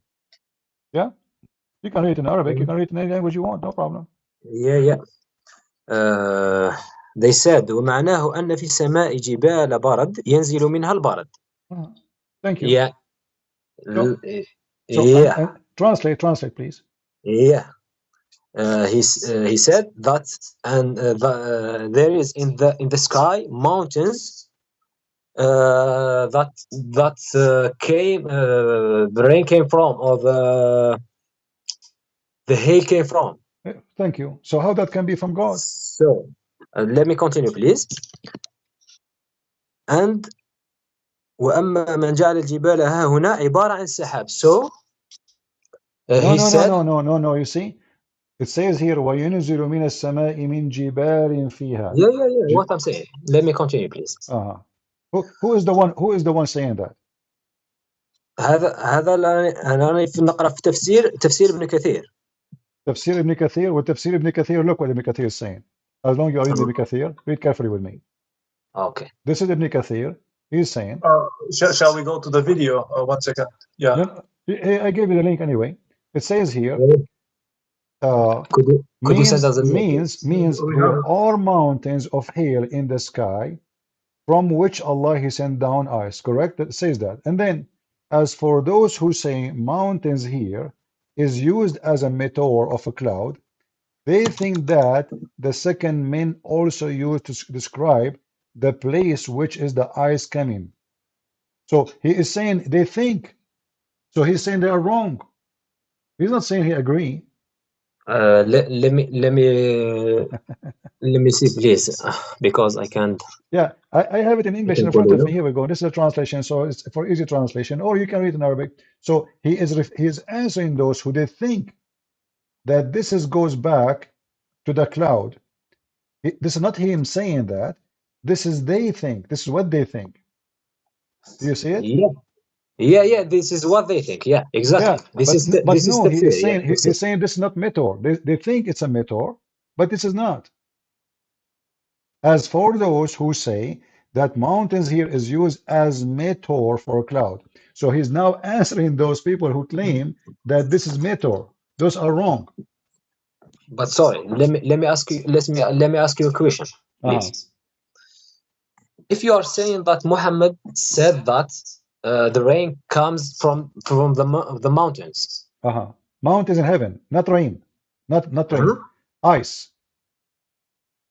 Ice. Yeah. We're not talking about rain now. We're talking about ice. Okay. Yeah, ice. Yeah. Is how is Muhammad? I can explain myself. Look, if Muhammad said that ice come from mountains in the heaven. Yeah. And this is wrong. Yourself, you told me this is wrong. So how Muhammad can be a prophet then? Yeah, this is absolutely wrong. But let me ask you a question. Okay. He doesn't know that there is sky. Look, we said sahab in English. We know sahab. Everybody knows sahab. Come on, the word sahab is an Arabic word. It exists before Islam. Yeah, exactly. Okay. Yeah. How do you say? Now, give me a second. Tell me in Arabic. I will try to translate. Yeah. The clouds. My friend. I just forgot the name. My friend. The cloud. Everybody knows about the cloud. Everybody knows exactly. From cloud. Yeah. Everybody, even before Muhammad, even before Islam, everybody knows that it's not a secret. Ice comes from the cloud. Even cats and dogs, they knew that they feel the storm before the storm happened. Do you agree? Exactly, I agree with you. Yeah. So, Muhammad can if Muhammad doesn't know that why Muhammad doesn't know that if why does he said that the ice comes from mountains if even the dog knows that because he's a false prophet because he's a false prophet, my friend. Cloud. Because he is a false prophet. A false prophet, he just gave false information. because this is false information, and No, he claimed. but this is contradiction. If he is a false prophet, he shouldn't give that false information. He shouldn't say that the ice comes from the Exactly, mountains. but Muhammad at So that he'll say time, that I'm not prophet. my friend, If you say so. yeah, Muhammad at that time, he never thought that time will come and people will find out that he's lying. I mean, this is in the sky, who knows? So at that But time, nobody says that I'm lying. You know what I mean? no, So listen, if I'm lying, I don't say that I'm lying. I can't say that I'm lying. I'm not saying you're lying. I'm talking about you. I'm saying at that time, Yeah, if I am yeah, lying to those people, how they will yeah. know? I mean, people are at that time, nobody, Everybody knows. If yeah, No, but you back say, then no, they didn't have nobody any knows. science. Nobody knows how the He's talking ice is about made yet. Nobody knows 600 how the something. ice. no, My friend, he's talking about the clouds. no, we are talking about the He ice said now. he We are said talking about the ice. Focus with me with the ice. yeah, So Muhammad, yeah, he claimed that ice is coming from mountains. We're not talking about rain coming from a cloud. Everybody knows when the cloud come, rain come. That's not secret. So when yeah, yeah. what Muhammad said at that time, how those Arab they will examine what he say if it's true or not. It's impossible. So at that time, it's okay. He can get away with this lie because nobody will know. But time come, and now we know. So Muhammad is a false prophet. What do you think? You are saying that Muhammad is a false prophet because he said that the No, ice no, is coming it's not from him who said mountains. that. Yeah, No, from the he's not the one who said that. He claimed that the one who Mhm. said that is his God. So either Muhammad he received this message from God or he's fabricating it. But there's no way God do not know how ice is made. Look, we are both Arabics, and we know that not every word is not specifically like that. If he says mountains in the tafsir, they said that he is talking about clouds, and the clouds are No, like mountains to the heaven. no. Ibn Kathir, Al-Qurtubi, At-Tabari, Al-Jalalain, all of them they agree that this is mountains. It's not. They are refuting those some who they try to fix it. They say this is meteor. He is saying no, they don't. This is not meteor. I saw you. I can show you. I mean, I can show you tons of tafsir. All the Mhm. Muslims agree that this is about mountains. And the Arabic, you see, isn't the Quran says that this is a clear Arabic book? So you don't say mountain unless you say like mountains. Did he say like mountains or he says from mountains? The word, Like he didn't say like, no, he says from mountains. Min jibalin fiha. Min baradin. He didn't say like mountains. If he added the word like, then I can say, okay, he said like mountains, but no, he did not say. And you know that the Muslims they claim, and you are a Muslim and you speak Arabic, they yeah, claim that the Arabic Quran is so good. of course, Okay, yeah. so how so good?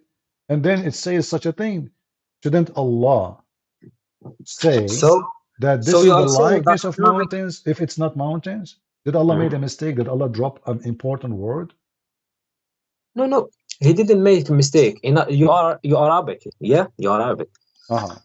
and in Arabic, we don't say in every comparison with we don't say Uh-huh.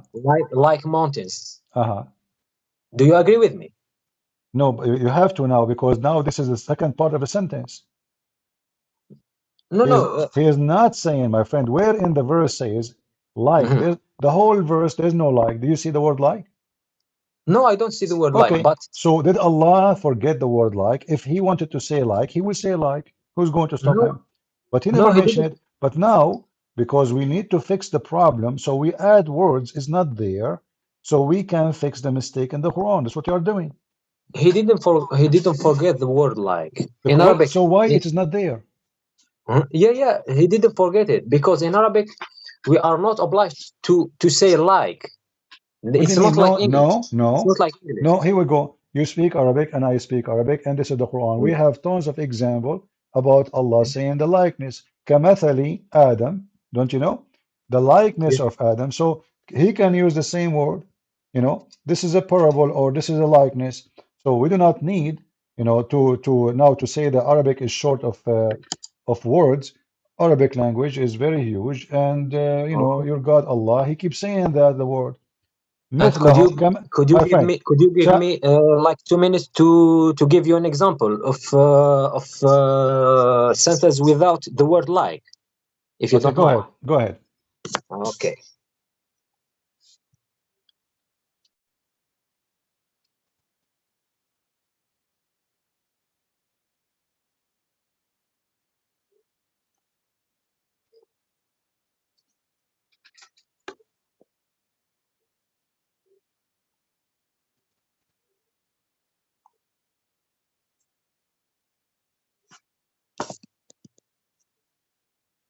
I will help you. Okay, no worries. I will help you. I can add the letter K. Yeah, K. It's like like. Thank you very much. But do you Yeah. see the word K there, the letter K? No. Okay, so in order to make it like, we have to add either a word or to add the letter K. كمثل كجبل كماء. So K, you add it before the description, and that will make it the likeness. It's very easy. You know, this is my first job I did when I was in university, correcting the grammar of newspapers before they printed. So I know very well what I'm saying. I add K before the description. That will make it the likeness. Allah never added there. Even the interpretation says it clearly, it is from mountains in heaven. So why we have to look for a solution? Because simply that hurt your feeling. You are a believer, and now you are finding that Muhammad cannot be prophet. That's the whole story. Okay. I'm searching for the word for the ayats without the word ka and without the word مثل. There is no kala, there is no method. Allah never said that, so it cannot be likeness. Could you give me a minute, please?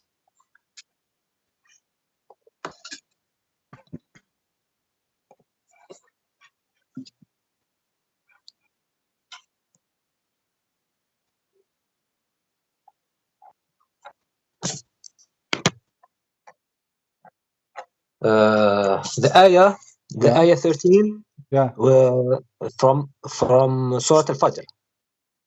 13 from Surah Al-Fatih. Okay. Yeah, exactly. Yeah, what about it? Tell me what it says. It said فَصَبَّ عَلَيْهِمْ رَبُّكَ صَوْتَ عَذَابٍ. You know what is sawt? Yeah, a whip, okay. A whip, yeah, exactly. What is the word ka or like a whip? Or who where is said the word? who said that this is a likeness? This is a whip of adab. Allah will whip them with torture. Isn't it a whip is a torture? Yeah. He said. Yeah. So there's no likeness there. You are trying to add things there. It's not there. So he for real he do that. This is not likeness. A whip, he will whip them. This is Muhammad, he described that too. So according to your prophet, when the angels of death they come to you and to take your soul, you can search it, they will whip you. This is not likeness of whip. They will whip you for real. They will whip you, they will torture you when they are taking your soul. So this is what it's meant, and you can read the interpretation. You can read your prophet hadith. They will rip. Actually, I played a video just 2 days ago in the previous video. If you watch it, you will see the Muslim will explain the same verse that when the angels of death they come to you, they will whip you with the whip of torture. This is real. This is not likeness or fiction or description of something is not exactly. No, it is. They will whip you. Don't you know that Allah even he will torture you in the grave? Do I know what? That Allah will torture you in the grave? Yeah. Okay. Of course. This is what they will do. They will whip you. Why? Because when they come to you, there is a first whip. They will do to you when they take your soul. They will whip you and they will rip your soul violently because you are not a Muslim. But if you are a Muslim, they will take your soul in a very gentle way, so you don't have pain. And then when you go to the grave, Allah will send those two angels. They will ask you 3 questions. Do you really believe that you are dead and now you are going to answer the questions? Yeah, of course. Why, of course? Aren't you dead? I believe there is difference between what I believe and if I already experienced that. Experienced that. Okay. And you know what? I will make it easier for you. Okay. I will give you a verse in the Quran, and I will, you give me the answer you like. It's very simple. You do not need to be a scholar. And that will lead us, me and you, into a conclusion. Okay, of course. All right. And because you speak Arabic, that is a great. Not like somebody don't speak Arabic, he can say maybe you are in chapter 2, and I will give you the link. Chapter 2, verse number 29. This is the chapter of the cow. Okay. It says, I will let you read. Let me give you the link. Which verse? Sorry. I just gave the link. He can open it. Okay.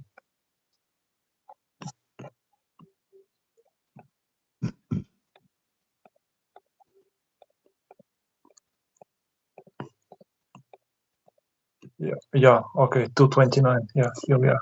All right. Can you tell me what this verse is saying? Do you agree with the translation? What do you think? Okay. So it's 29, yeah? Yeah. Okay. هو الذي خلق لكم ما في الأرض جميعا ثم استوى إلى السماء فسواهن سبع سماوات وهو بكل شيء عليم. All right. Tell us what it means. What does that mean? It means there is 7 heavens. No. Tell us what does that mean? He who created for you that all in earth, then, correct? Okay, so which one Allah created first? He finished the earth first or the heaven first? The earth. The earth. Are you sure? Look, this is not creation.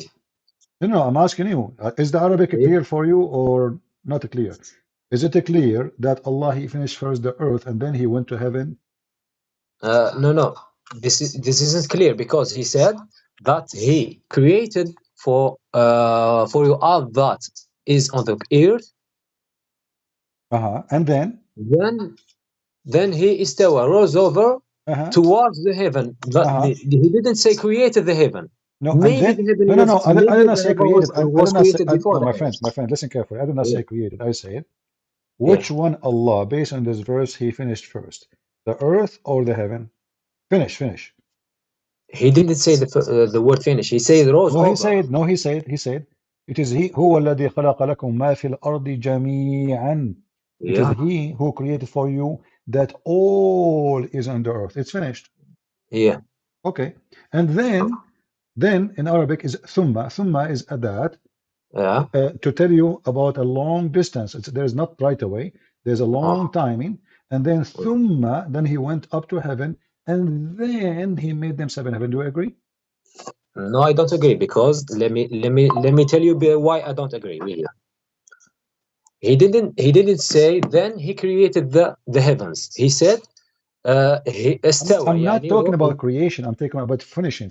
Focus with the word finish. Which one? Allah, there is which no one word Allah finish. finished There is rose over. Let me give you an example. Okay, my friend, let us save my time and your time. You said to me the first choice you have is Ibn Kathir. Do you accept Ibn Kathir? Yeah, of course. Okay, let's go to Ibn Kathir. Here we go. So this is chapter 2, verse number 29, and this is, let us go to Ibn Kathir. Give me a second.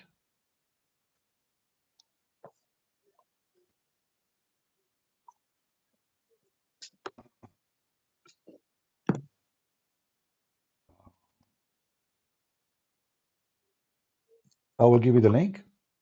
Okay. And you can read if you want in Arabic, English, whatever you want. I mean, you can search. You don't have to open my link. You can open anything.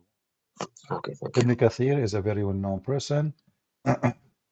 And here, this is Ibn Kathir. Yeah. All right. So let us see what Ibn Kathir is saying. Ibn Kathir is saying here, it is He who created for you that all on earth. Then He stawa to the heaven, and He made them 7 heaven. فَسَوَّاهُنَّ سَبْعُ سَمَوَاتٍ. All right. Okay. The beginning of the creation. Which one Allah He created first according to Ibn Kathir? قُلْ فَإِنَّكُمْ لِتَكْفُرُونَ بِالَّذِي خَلَقَ الْأَرْضَ فِي يَوْمَيْنِ وَتَجْعَلُونَ لَهُ أَنْدَادًا. So Ibn Kathir is quoting for you some verses about the order of a creation. Do you really disbelieve in Him who created the earth for you in 2 days, and you set up rivals in worship with him. That is the Lord. So now Allah created the earth in 2 days. Yeah, Which days are they after he finished the sky or in the beginning?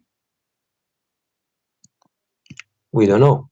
What do you mean? Then it says then in the front of Ibn Kathir, then it says here, he placed therein earth mountains from above it, and he blessed it and measured therein the sustenance for its dwellers in 4 days, i.e., all or 4 days were equal length of time. For those who ask about its creation, then he istawa to the sky. Then he went to the sky, and it was a smoke. Do you see The it? only thing is about the word istawa. Istawa, it doesn't mean it's created. No. You know, No. Stawa we mean he rose both up. know that. Stawa, it's mean he went up and he sat in the chair. Yeah. Stawa is not our point. But then he went to the heaven, and then he made them 7. Correct? Okay. Okay. So which one is he made first, done first?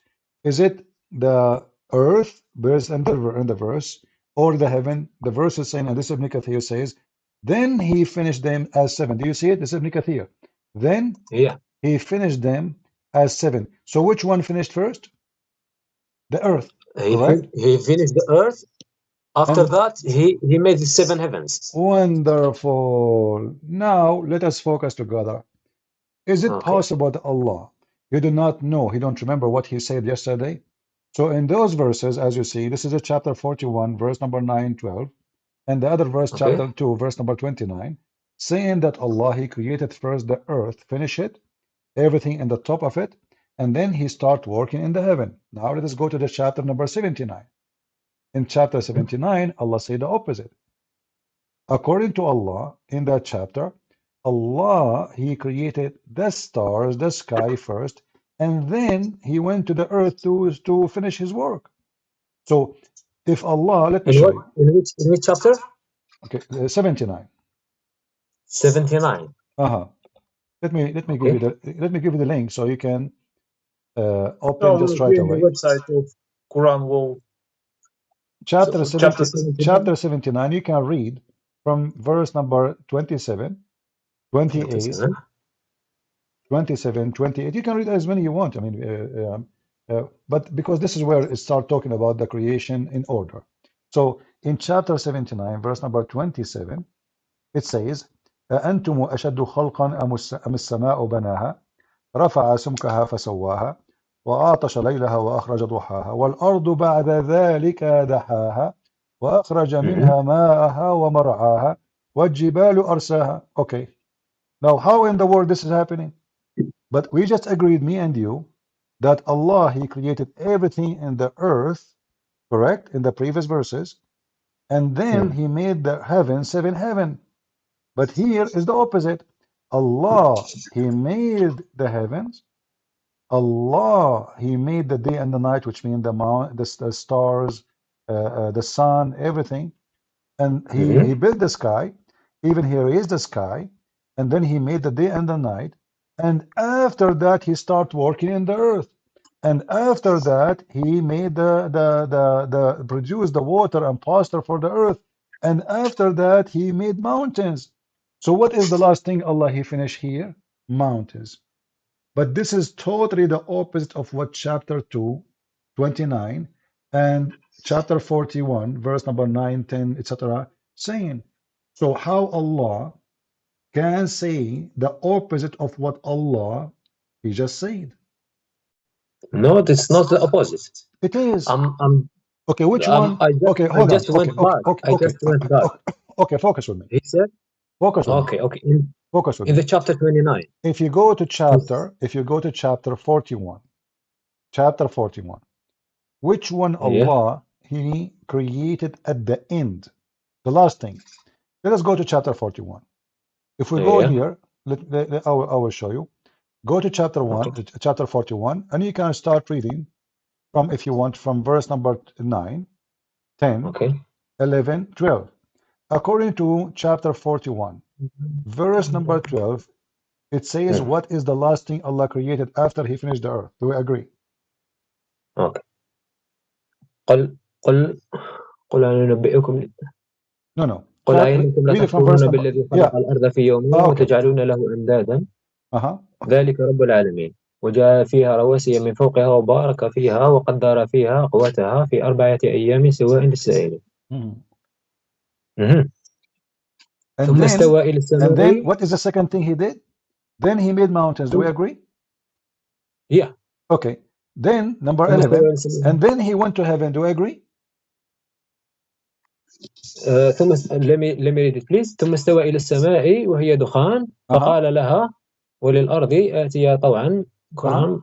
Okay. So which one Allah, let us focus, me and you, if you can make a note, please. If you have a pen. Allah, He placed the mountains in verse number 10 before the heaven is finished or after? In those verses. Huh?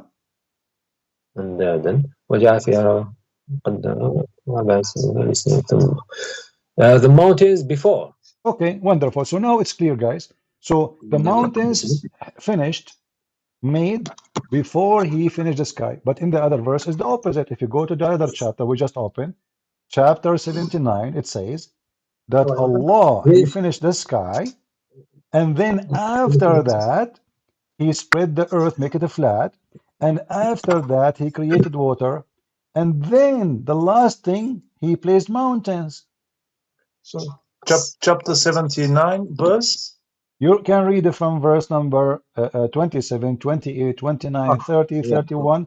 You will see in verse number 32, the last thing Allah did after He finished the sky, now He started working in the earth, and the last thing He did, He placed mountains. But the other chapter, and you agreed with me already, that based on that chapter, chapter number 41, Allah, He placed the mountains before He went to heaven, and He made them, and He finished them. And you agreed already. Yeah. But okay. let me tell you one thing. In that chapter 79, He said, أنتم أشد خلقا أم السماء بناها رفع سمكها وسواها واغطش الليل وخرج ضحاها والأرض بعد ذلك دها أخرج منها ماء والجبال أرساها. So he said in that chapter that the mountains are made before. No. After. Okay, after the sky, correct? Yeah. Okay, but you just told me in the previous chapter, chapter 41, the mountains is made before the sky. Yeah, I see. Okay, so how this is going to be from God? I mean, God, He forgot what He did? It's very clear, it's so very obvious. Not only just the mountain, I just choose the mountain, so just to make the confusion less, you know, because there's water, there's even order, and then not only that, and then He made the earth flat. Your God, Allah, He think the earth is flat. The ha mean flat. Yeah. Yeah. So everything is wrong. How this is going to be from God, my friend Monsef? Let me see, please. I mean, if I wrote many books, I will not make such a mistake. People will laugh at me. In one page you say something, the other page you say the opposite, and now you claim that you are the creator. Oh, sorry. By the way, Christian Prince, I have 2 of your books, Sex and Allah and The Deception of Allah. Okay. I finished The Deception of Allah, and I gave it to Monsef, and because he told me that there are no mistakes in the Quran, and I don't speak Arabic. Well, now he agree. Now he cannot say there's no mistake. Obviously, this is a big mistake. Not only that, you see, the Quran confirm that in order to know if the Quran is from God or not, you will find in it contradiction. Correct, Monsef? I'm just reading. Could you give me, please, just few moments, please, and I'm comparing the two chapters. Yeah, compare. Take your time. Take your time. Okay, thank you so much.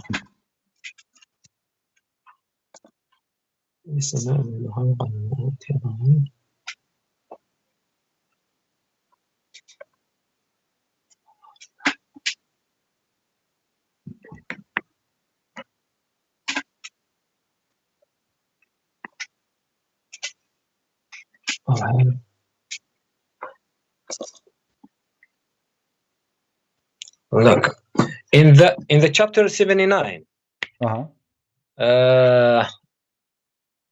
the ayah from the ayah 27. All right. He said that the earth was made after the heavens. Yeah. In chapter 79, it says no. It says actually here. The earth والأرض بعد ذلك دحاها. يعني the earth was made. الأرض no. You are reading, my friend. Listen carefully. In chapter 79, you are reading 79, correct? Yeah. All right. No, 30. From 79 to 30. Oh, okay. From 79, you start reading from verse number 27, correct? Yeah. Okay, so the heaven here created first, finished, sky, and now we have stars because it says he made the day and the night, correct? Yeah, exactly. In order to make the day and the night, mean the sun is created, correct? Yeah. Okay, and then after that, he start working in the earth, correct? He make it flat. Yeah, exactly. And then he made water, correct? Yeah. And grass, correct? Exactly. Okay, and verse number 32 confirmed that the last thing Allah did is mountains, correct? Yeah. All right. The other verse is the opposite. The other verse, the other chapter, chapter 41. The other verse is 41, yeah? 41, yeah. You will see that the verse number 10 as an example, it says he placed there in earth mountains, and then verse number 11 says, and then he went to the sky. Okay. You see? And then he made them 7 skies. He said, not only that, he created the stars as the last thing. The last thing Allah created, according to the chapter 41, is the stars. Do you agree? Yeah, I agree with you. Just I want to ask you a question. All right. Please. Okay. He said then he istawa. What the word istawa means? He went up. He went up. He went up to his throne. He went up to the sky above the throne. Toward the heaven, yeah? How did he went up toward the heaven if the heaven doesn't exist, if he didn't create it before? Well, this is another mistake in the Quran.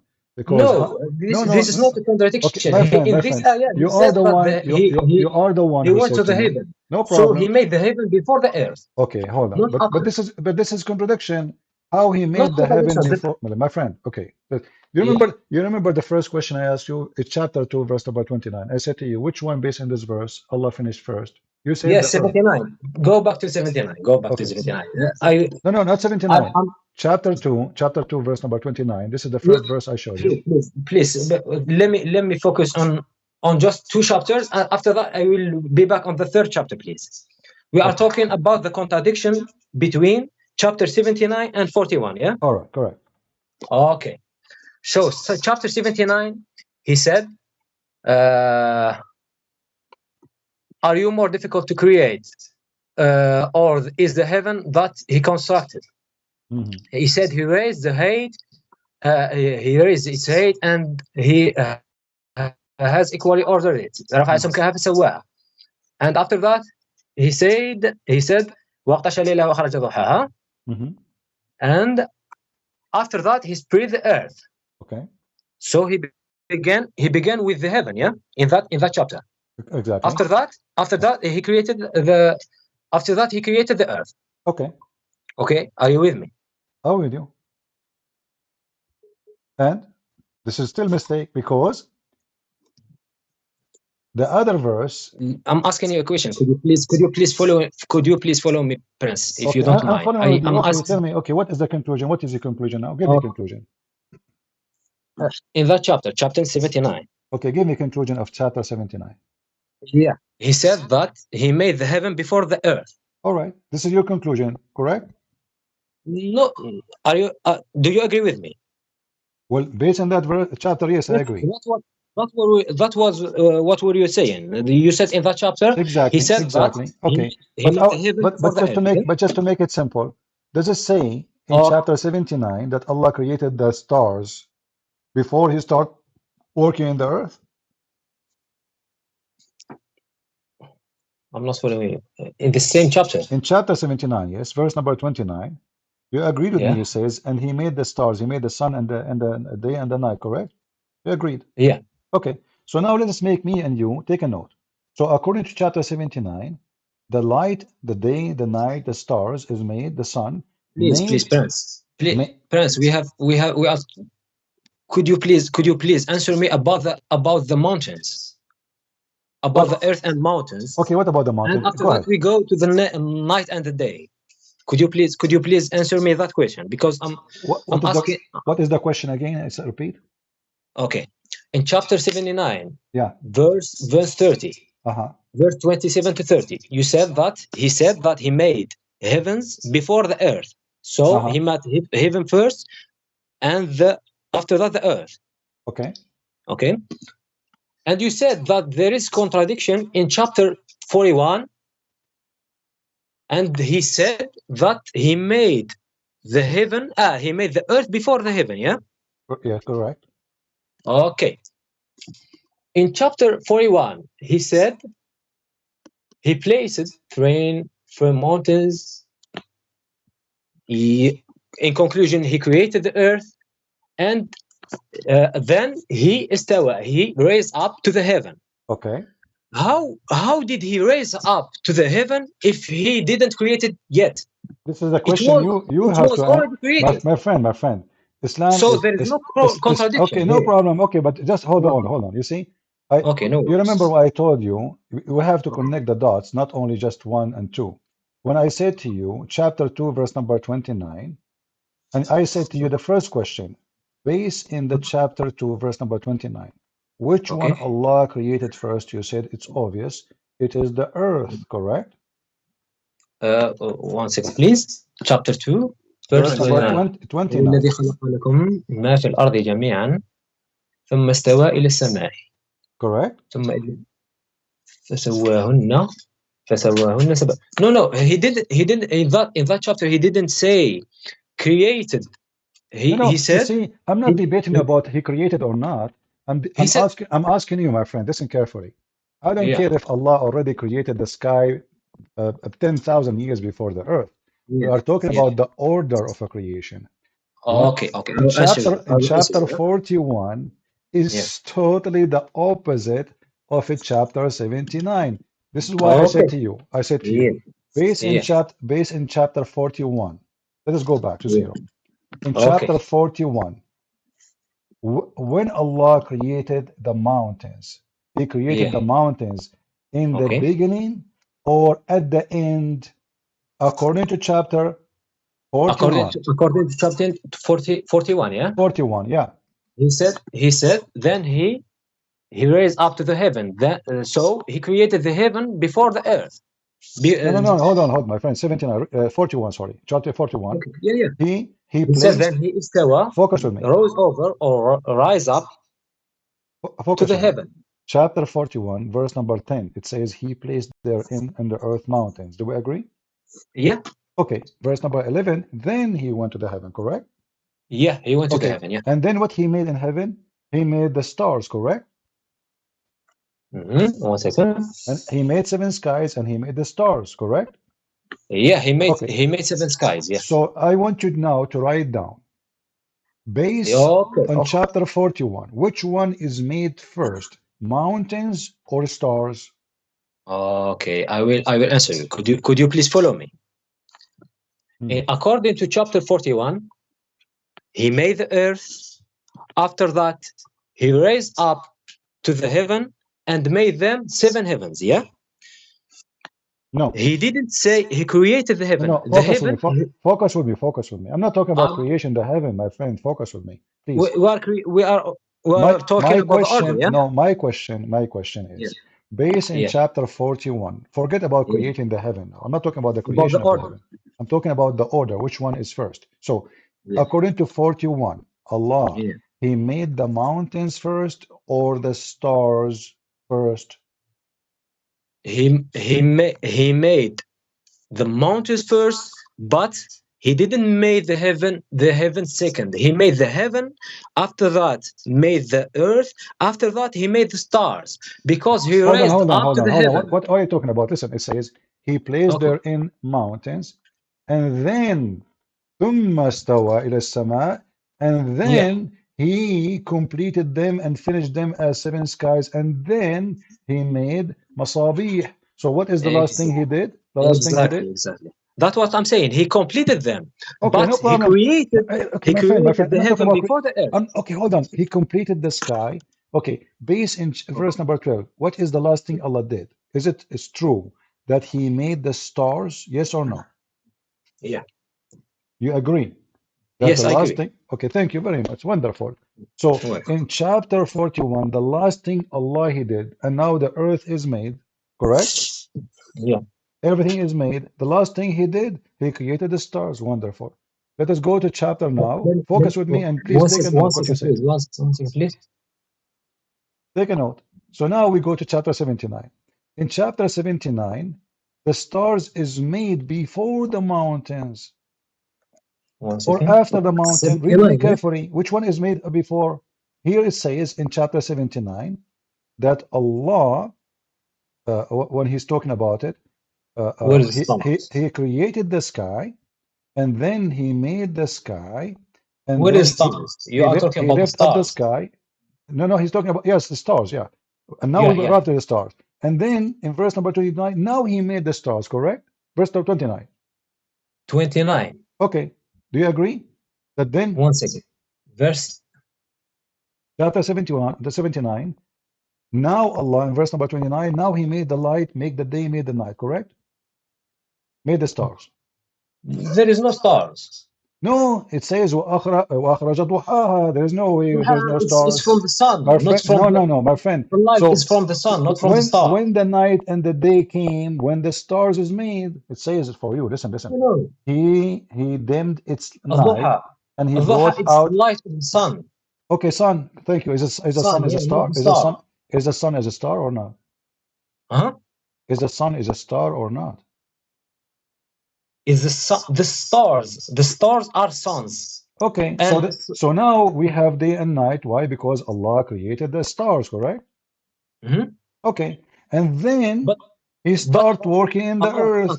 What is the Allah, last? if he What is the he is last thing, talking, my let me see. friends? Let me tell you. Okay. Hold on. Okay. Please. Listen. If Who he is knows? talking about the sun, Who knows? he could tell Let us me the sun, ask you. not Okay. stars. I want you to Because the stars are confirm to different me, about my friend.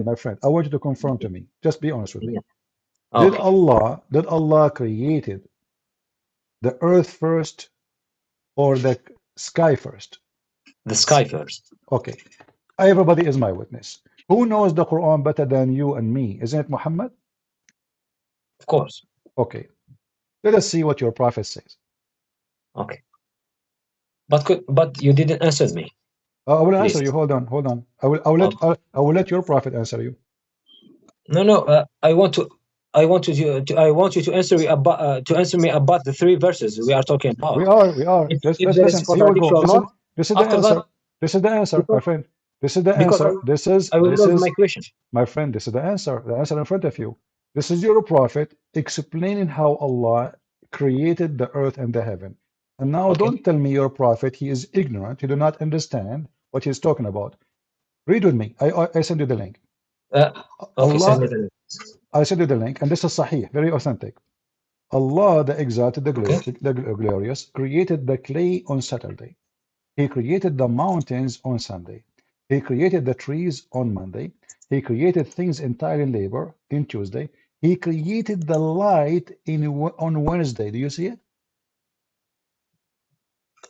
One second, please. خلق الله. Could I read it in Arabic, please? Sure. Okay. خلق الله عز وجل التربة ثم يوم السبت وخلق فيها الجبال يوم الأحد وخلق الشجر ثم الاثنين وخلق المكروه ثم يوم الثلاثاء وخلق النور يوم الأربعاء وبث فيها الدواب يوم الخميس وخلق آدم عليه السلام بعد العصر من يوم الجمعة في آخر الخلق وفي آخر ساعة من ساعات الجمعة فيما بين العصر إلى الليل. So which one Allah created first? Is it the light or the mountains and the earth? Where is the light? Where is the light in the hadith? It says in front of you, Nur. Yeah, no. Okay. I can see. I can see. So the Nur is for the earth. This is the sun, the stars, correct? 1 second. An-Nur. Yeah, this is the sun. I think this is not, but because the Thank light you. is from the sun. Yeah. So now, who is created first, the mountains or the sun? Based on what you see in front of you, you're a prophet talking, not me. Okay. The mountains. The mountain created before the light. Okay, wonderful. So now let's go back to the Quran. So now you're a prophet. He helped me and you to clear things up, what it's meant. So now we go back to the Quran. So the mountain created before the light. Wonderful. Okay. But according to the Quran, as you see, the mountains in chapter 79, here we go, let's go, chapter 79. It says here that after he created the light in verse number 29, and you are the one who says, well, it says a star, correct? And then he says, and then after the last thing he did, he created the mountains. 1 second. Where is the mountains here? Chapter 79, verse number 32. Okay. But remember, your prophet, he said, the mountains was first, and the Nur, the sun, and you agree this is the sun, was created in Wednesday. Here, the last thing created is the mountains, and that contradicts totally what chapter 41 is saying. According to 41, Allah created the mountains in verse number 10, and then he went to the sky, and the sky was a smoke, and then he made 7 skies, and then he created the stars. So in chapter 41, the last thing is made is the stars, and the mountain made first. But in chapter 79, the last thing is made is the mountains, and the stars made before them. But you are saying the stars and the Nur, the light and the stars, they are different things. No, you are the one who agreed. You see, now you are biting your tongue. It is you who agreed with me. A second ago, it's recorded. You agreed with me that the Nur is the sun. The Nur is coming from the sun. Yeah, I agree with you. No, he did not say the Nur is coming from the sun. He said he created the Nur at Wednesday. That is the sun, my friend. There's no other Nur. Is there a Nur? Yeah, the Nur is coming from the sun, and he might comes. He might comes from sun, from the stars, from anything who gives us light. No, yeah, he he's created talking light. about creating what we see, my friend. You know, you wanna duct tape. It's up to you, but it's obvious that the order. And not only that, you can open the interpretation. Okay, you are the one who said to me you accept Ibn Kathir, correct? Yeah. Okay, Ibn Kathir, he said when he went to the sky was a smoke, and that is smoke is from the earth. There's no sky. You are the one who said you agree with Ibn Kathir, correct? Yeah, I All right. do. So either we agree or we don't.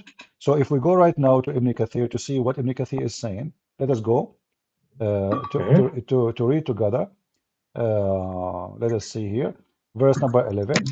Your Ibn Brother Kathir friends, saying, brother friends, chapter 41, chapter 41, verse number if you are 11. talking like that from many things, if you are talking about many things, I can't answer you and you can't answer me. No, I can. I will be back. Could you please answer me about? You did already, and you are trying to escape. No, I'm not trying to escape anything. I will answer you step by step, please, because you are moving from a chapter to chapter. I can't. No, we are even not. We are just concentrate. reading, my friend. We are not moving from chapter. The same chapter we are reading from. We are just saying, let us read. I will be back to Muhammad Hadith. My friend, let us read the interpretation. Let us read the interpretation. Why you don't want to read the interpretation? Those are your scholars. Does your scholars agree with me or not? They agree. If we go right now to the scholars, not to you, not to anyone, your scholars, not my scholars. I don't agree. I don't believe in them. But your scholars, they say clearly that Allah created the earth first. Allah, he did not create the heaven first. I didn't say that. I said that he created the heaven first, and I'm giving you my arguments. My friend, the scholars, what they say? Do the scholars, they say Allah created the heaven first or the earth first? The scholars. Yeah. With scholars. Your scholars. Now you do not know Ibn Kathir, Al-Qurtubi, Al-Tabari, Al-Jalalain. Now you do not know them? They are not our prophets. I believe in Quran. So now they are stupid. They do not know Islam. They No, understood they the are not Quran stupid. false. I don't have even what they said. I'm talking about the Quran, and How come I you will be back how to. come you don't what do you mean you don't have? We are showing it to you. I gave you the link. Allah created the earth Please, first. Mr. Prince, could you please understand me what I'm saying? I'm not escaping, but I want you to just go step by step. We were talking about the contradiction in our three verses in the Quran. The verse 41 and the verse 79 and the verse 2. The chapter 41, the chapter 79, the chapter 2. Could you please talk about these three chapters? After that, we move on the Muhammad hadith. After that, we move on the what the I want you to read with me what I show you in the screen. what they said. I wanted to show you. I want you to read with me Ibn Kathir. You are the one who asked me, by the way, to open Ibn Kathir. Now you don't want it. It says, But could you please answer it says in my Ibn question? Kathir. Look. If It's a bold.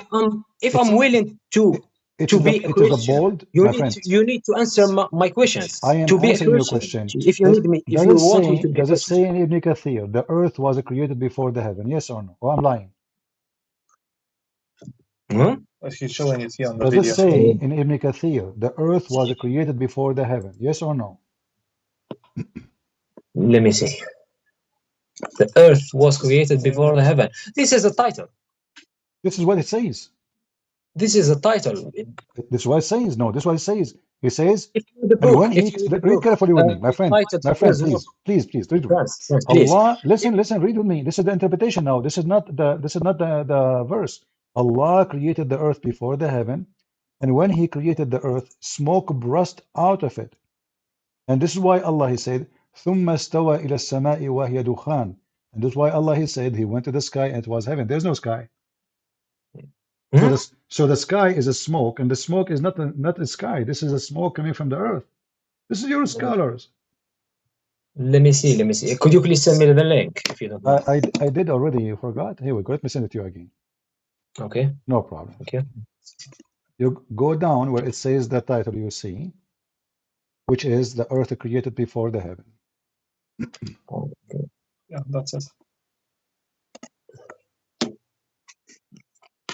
Okay. No evidence of Allah ability. What's that one?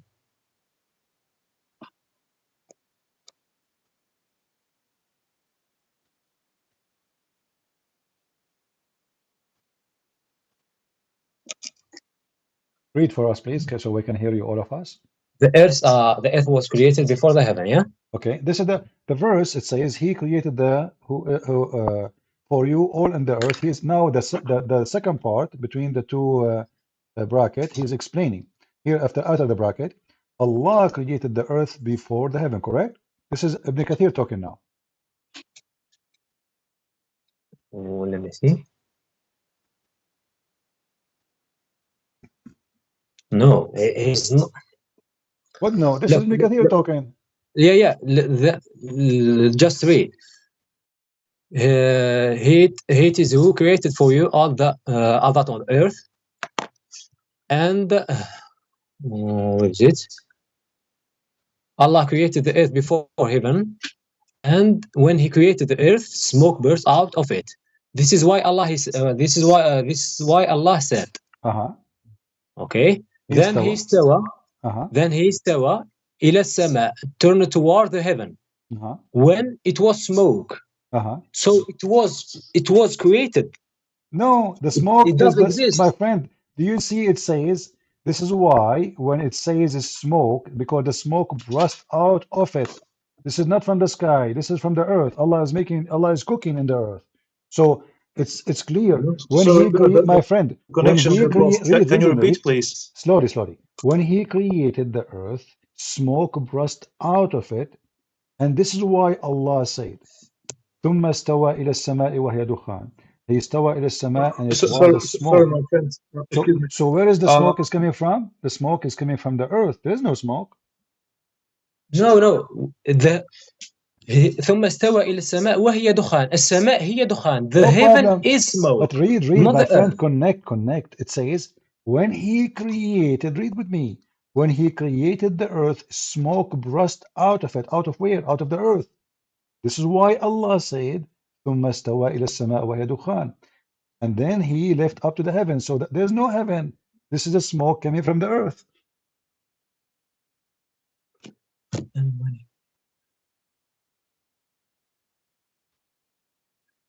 Allah created the earth before heaven, and when he created the earth, smoke burst out.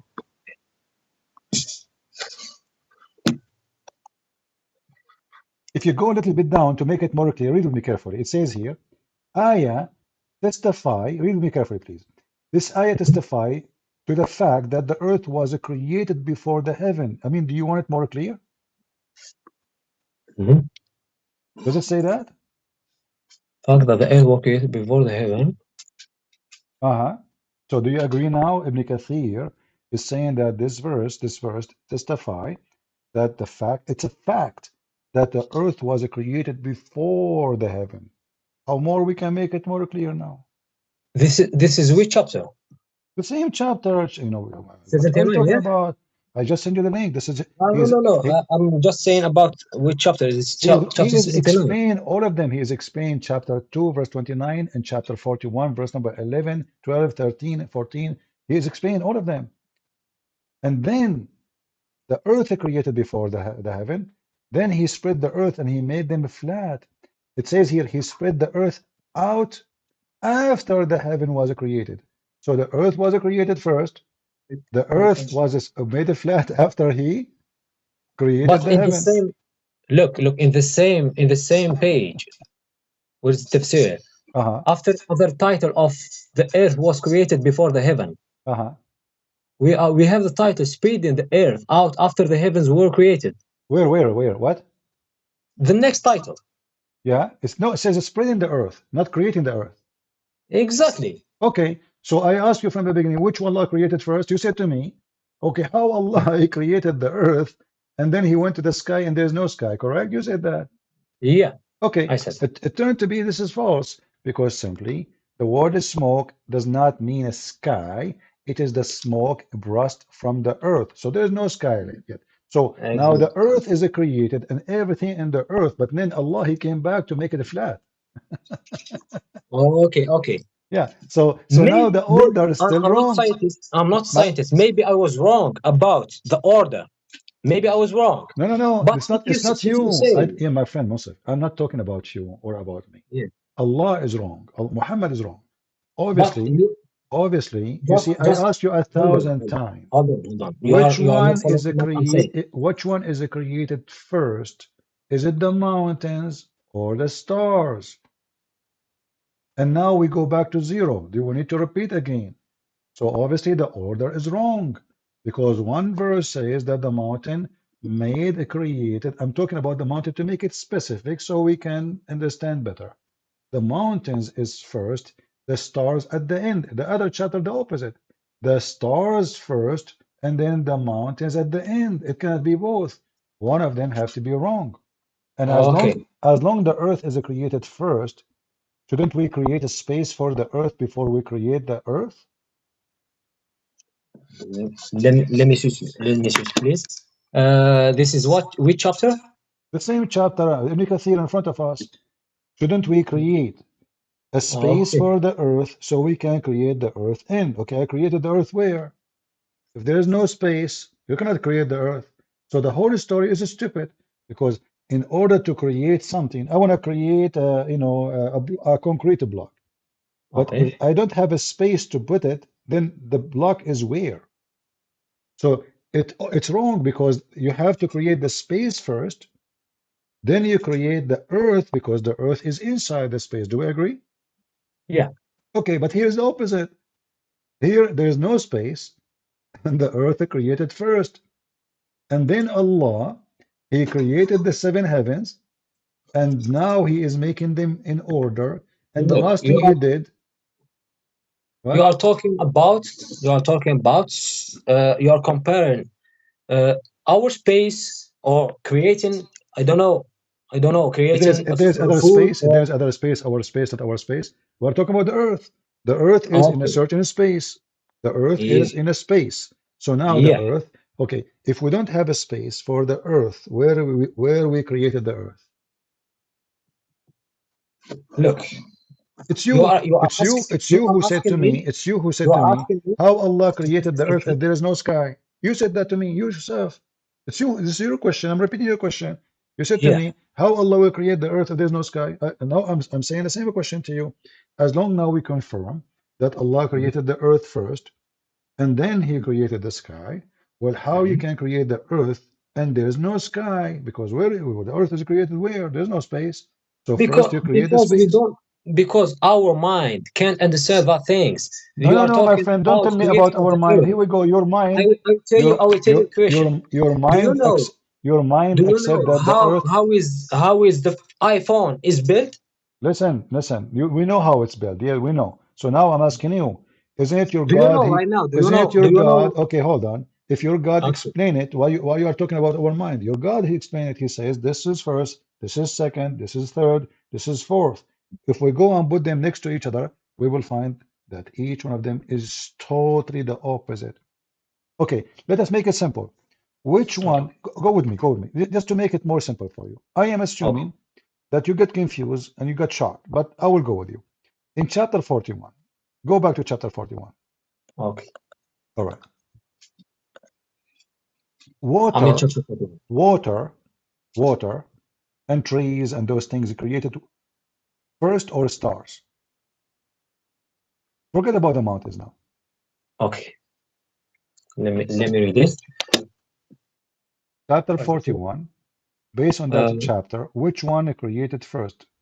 Water, grass, trees? could you show me the ayah which were Chapter verse number where 10. mount Verse number where 10. water You is can read verse number 10. 10 yeah Okay. وجعل فيها رواسي من فوق وبارك فيها وقدر فيها قوتها Uh-huh. Okay. في 4 أيام سواء للسائلين. All right. So now based on this, the water and the trees created before the stars or after the stars? Where is the water here? I can't read. Water? Can't read.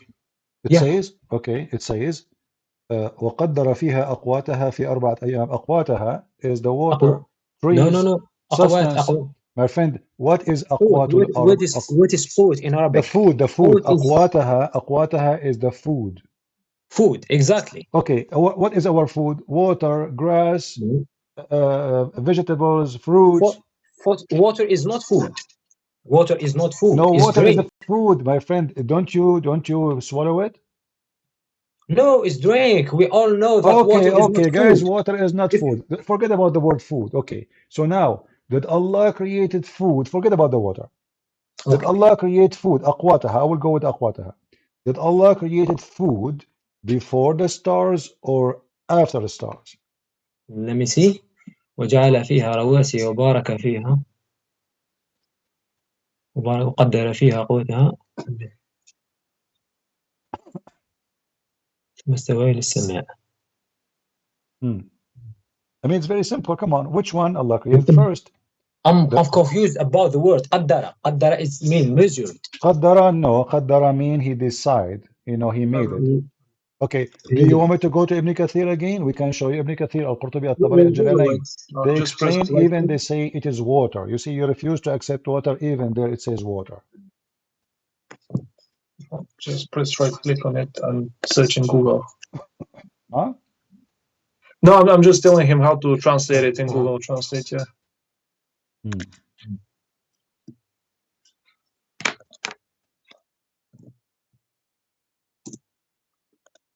Copy paste.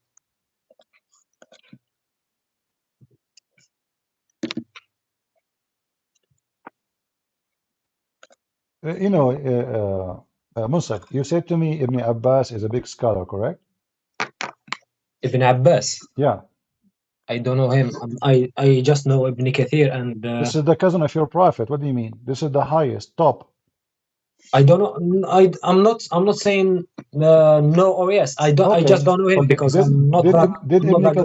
Ibn Kathir says this is about water and food? Yes or no? Ibn Kathir. Uh-huh. اوكي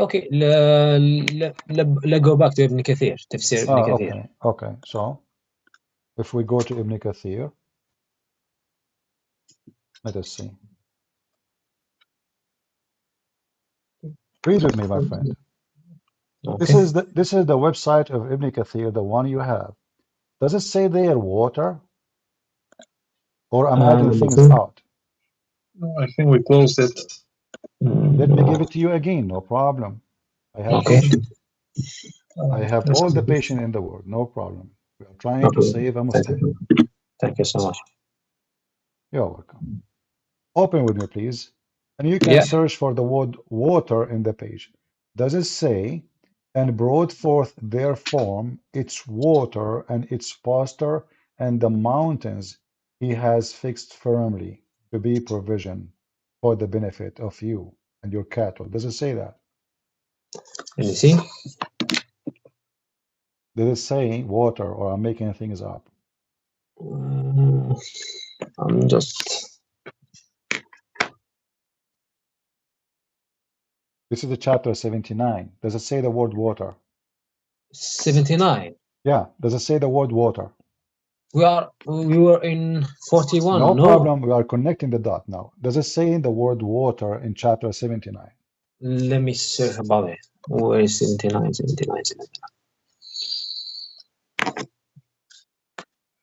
Yeah. أنتم أشد خلقا من السماء ثم سواها وأغطش ليلها أخرج منها ماءها. Yeah, ماء is water. Okay, wonderful. So now, okay, based وأخرج on in منها that, ماءها ومرعاها. Yeah. okay, ماء is water. based on that verse, Allah created the sky, sorry. He lifted up the sky. He made the day and the night, and then after that, they made the earth flat, and then he made the water. Do we agree? وأخرج منها ماءها. No. أخرج منها ماءها. He spread it out. What spread it out? He make the water come from the ground. What spread it out?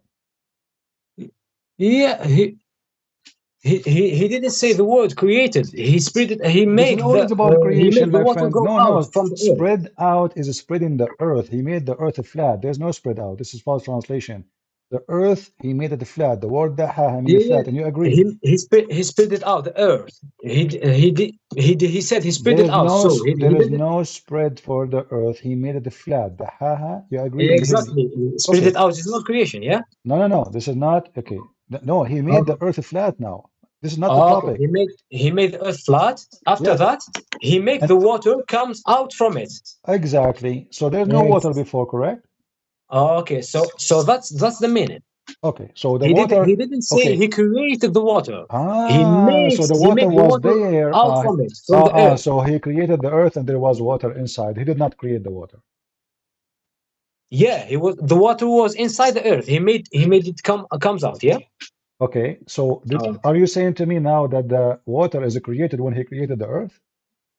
He didn't talk about the creation of the water. I'm asking you, the water created by who? Just give me an answer. By Allah, by the God. Okay, when? He didn't say that. Okay, read carefully. Read carefully. No. He said that. He built the sky. He left the sky. He made the day and the night. And now he made the earth flat, and he made the water come out of it, correct? You said he made the water comes out of it. Yeah. Okay, all right. So now the water is ready as a supply for mankind. Is that correct? Of course. All right. Let us go back to chapter 41. 41, okay.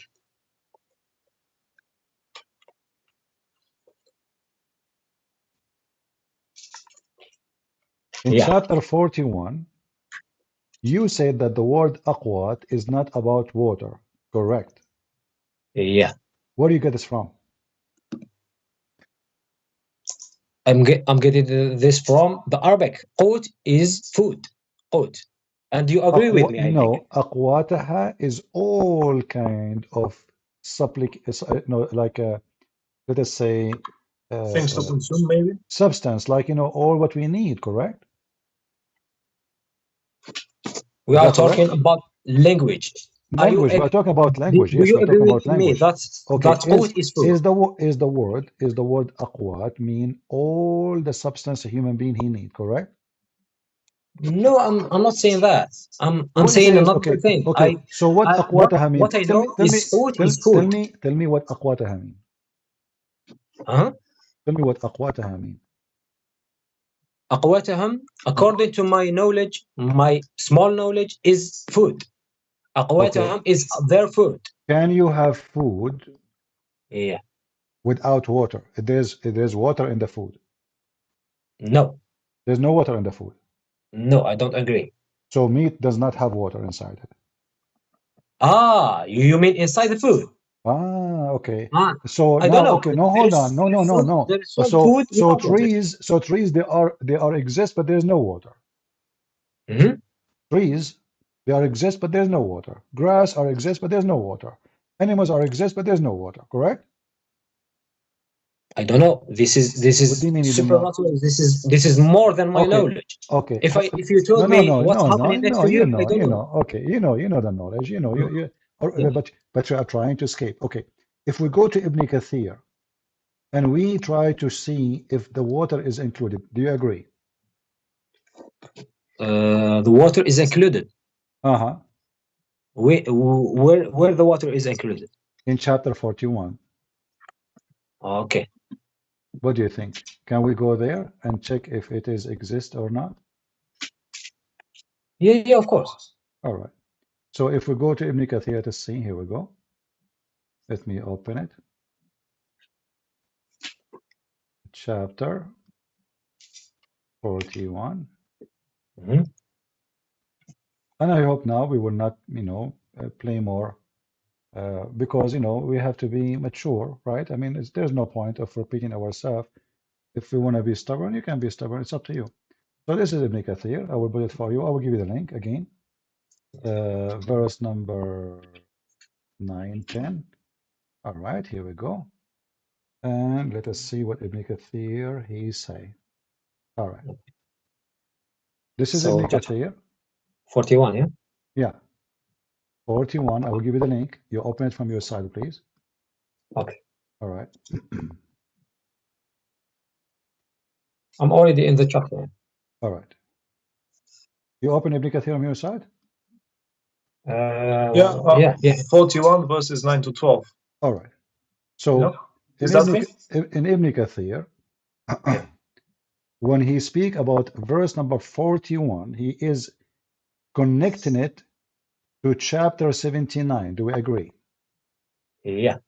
And this is why he mentioned the water. Do we agree? Chapter 79. Yeah. So now he is explaining what Allah created. So in order to explain chapter 41, verse number 10, he is quoting chapter 79, verse 27, 33. Do we agree? Yeah. Did he use the word water there? Yeah, I do. Thank you very much. Welcome. So in order to explain 41, Ibn Kathir, he had to use that chapter to show you that this is about water. So why you keep saying to me, there's no water there? I will tell you why. Because it is an embarrassing, and I understand you are a Muslim trying to defend. But No, I'm not trying to defend. I'm not trying to yes, you defend. are trying to defend. It's okay. I mean, it's all right. Mm-hmm. But as you see, your scholars, they are explaining that the word aqwat is including water. I mean, it's really weird that you can say to me, it's food. It's food. The food for mankind, including water, because we cannot live. Isn't it the Quran says, وَجَعَلْنَا مِنَ الْمَاءِ كُلَّ شَيْءٍ حَيٍّ? Yeah, of course. Okay, so every living thing have to be from water. So if there's no water, there's all those living things cannot be exist. Yeah, I do agree with that. All right. So now the water is exist. So now let us go back to zero. Wonderful. So now in chapter 41. No, we are not going back to zero. Why? Why is that? Because simply you keep going around in a circle. So now we go back to zero. In chapter 41, I want you to give me the answer. Now we agree that this is water, correct? Yeah. All right. Okay. So in chapter 41, verse number 10 and verse number 11, which one Allah created first? The water or the stars?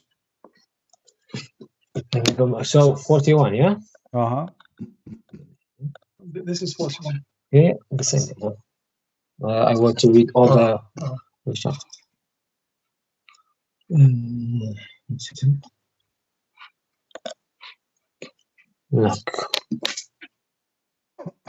وجعل فيها رواسي من فوقها وبارك فيها وقدر فيها أقواتها ثم استوى إلى السماء. So which one now created before? The water وهي دخان. or the stars? Okay, if you say so, that's the quote. No, don't tell me if you say so. You say. I'm answering you. If the water is included in the foods in the quote, so the water was created before. Wonderful. Okay. Now we will go to chapter 79. Is that fine? All right. Yeah, of course. In chapter 79, it says in verse number 31, and he وأخرج منها ماءها ومرعاها. Yeah. Okay. And then he made the mountains, correct? Mountains. Okay. So now the last two things Allah created. The last two things Allah created is the water and the mountain.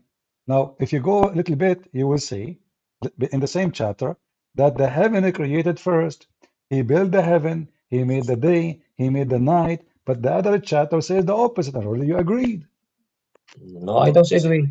You did agree. A second ago, you said to me, listen, I said to you a second ago, it's recorded. Which one? You didn't tell me why I don't agree. No, hold on. I asked you, already you gave me the answer. I said to you in chapter 41, verse number 10, is the water created first before the stars or the stars before the water? You said the water. Yeah. Okay, the water, yeah, I agree with you. Right. Because you said that the water is included in the foods. Okay, I agree with you. It's not The me water saying was created that. It's before the the Quran sky. saying that. Okay, and we showed you Ibn Kathir. So now, Okay. chapter 41, verse number 10 and verse number 12 confirm that the water created before the stars. Now, in chapter 79 is the opposite. The stars already created, and then he made the water. Where is the word made? Okay, my friend, it's the same. Listen. Okay. Let us see where is the word made. Open Ibn Kathir again or look with me. Does it say in chapter 79, verse 27, 33, it says, he created. Okay, let us see. Hold on. Lord have mercy. All right. Read with me carefully. When he speak about the water. Yeah. All right. I have it inside. Allah created the earth in 2 days, and then he created the heaven. Then he went to the heaven and he gave it a shape. And he spread the earth, which means he brought forth therefrom its water. It was. Okay. It was water inside. Okay. So let us say it is. Say created water. Okay, my friend, both verses saying the same. Read with me. Read me carefully. It says here, وَأَخْرَجَ مِنْهَا مَاءَهَا. ماءها. It was ماءها. It's water. Okay. Forget. Okay. Let us make the word more clear. Forget about the word created. He brought from it its water. Correct? Okay. Yeah. Okay. He didn't say he created. Hold on. So now, chapter 41 and chapter 79, both they are saying he brought forward the water. Correct? Yeah, exactly. They are saying the same thing. Okay. The water was created he before. Brought forward the water before the stars or after the stars? Before the stars. Wonderful. Yeah. So how come here in chapter 79 the water brought forth after the stars? No, where is brought? Yeah, brought forth after the stars. Okay, not created after let me repeat the question. This is different things. Repeat the question. It was already created. He brought forth. I'm not talking about creation now. Forget the creation. Okay, you are talking about the order. Allah He brought forth the water before He created the stars or after He created the stars. Give me the answer. After creating the star, he brought forth, not created. Brought forth. He means he made the oceans. No problem. He made the oceans. This is why brought forth. No problem. Wonderful. So Allah, Okay. He brought, okay, Allah, He brought out the water after He created the star. Please confirm. Yeah, that's what I'm reading. Yeah. Thank you very much. Now we go Right. to chapter 41. Okay.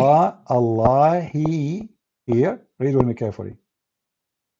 Let me Allah, see. all right. Which one? قل أئنكم تكفرون بالذي خلق الأرض في يومين وتجعلوا له أندادا ذلك رب العالمين وجعل فيها رواسي من فوقها وبارك فيها وقدر فيها أقواتها في 4 أيام. Which one is coming first? The stars or the water? In chapter 79, which one coming first? In chapter the water. 41, which one coming first? The water. Water coming before the stars, correct? Yeah, وقدر فيها أقواتها. If you say you said that أقوات including water, so right. he made inside the okay, water. so why in chapter 79 it says the opposite? No, he is not saying the opposite. It says the opposite. It says he made the sky, he finished the sky, and he created the day and the night and the light. Before the water. Look. Okay, don't look. Let us go. Let us go. Back Okay, to the hold 79, on, my friend. Okay, listen. Okay. I will ask you a question. Listen. I mean, it's really embarrassing. My friend, people are laughing. What are you doing? So let us make it simple. Okay. Can you read for me? Can you read for me? Can you read for me? Chapter 79. Can you read for me? Hold on. Can you please do me a favor? In Ibn Kathir, chapter 79, verse number 28, 29, 30, 31, 32. Can you read for me what Ibn Kathir he says about them? He said, are you more difficult to create, or is the heaven that he constructed, he raised, is high, and he has perfected it? It's night, he covers with darkness, and it's forenoon, he brings out with light. That's it? Correct? Okay. So this is Ibn Kathir now? This is Ibn Kathir? Yeah. Okay, Ibn Kathir, what he said about when the verse number 29, what Ibn Kathir he says about it? You get it. And the earth, after that, he spread it out and brought forth their form its water. How can he brought forth its water if it wasn't created? It was already created, my friend. Okay, this is not the question. Listen carefully. We are talking now about the sun. Oh my God! You know what? I'm going to hang up on you. Take care. Take care. You know, I mean, this is really stupid. It's really stupid. You know, you want to be play stupid? It's up to you. Here we go. He want to deny that when Allah He made the day and the night, this is not the sun. We showed him his God. Allah said that Muhammad said that Allah He created the light in Wednesday. And this is Ibn Kathir. وَأَغْطَشَ لَيْلَهَا وَأَخْرَجَ ضُحَاهَا. What he's talking about? And the day bright, luminous, shining and clear. Ibn Abbas, he said, and this is the explanation, read more. Meaning, he eliminated the day. He made it bright. There is no day if there's no sun.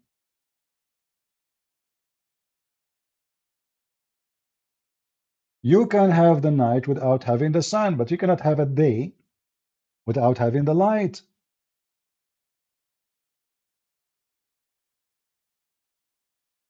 It is very embarrassing.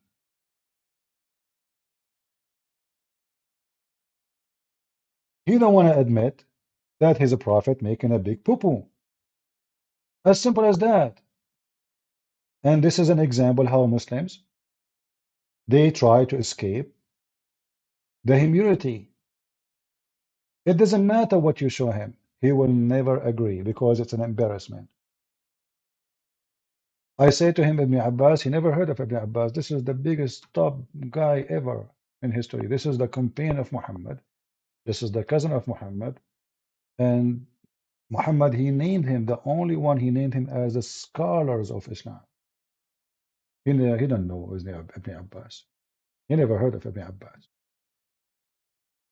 This gentleman, he reminded me of one of my cousins. Two of them, they went to do hunting. One of them, he said, do you see the thing behind the bushes? He said, this is a bird. The other guy, he says, no, this is a goat. He said, no, this is a bird. He said, okay, let us shoot. If it does a fly, then it is a bird. If it does not, it is a goat. So they shot a bullet, and then the bird fly. The other cousin, who was stubborn like this guy, he said, you know what? It is a goat even if it does a fly. Don't even try with someone he want to play games. Everybody is watching, is laughing. How come only you don't see what it says?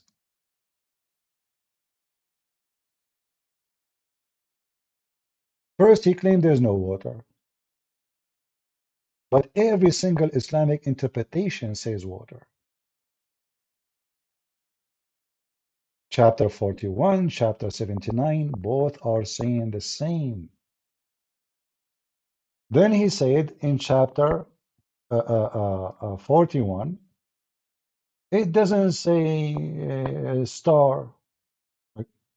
It says the day and night.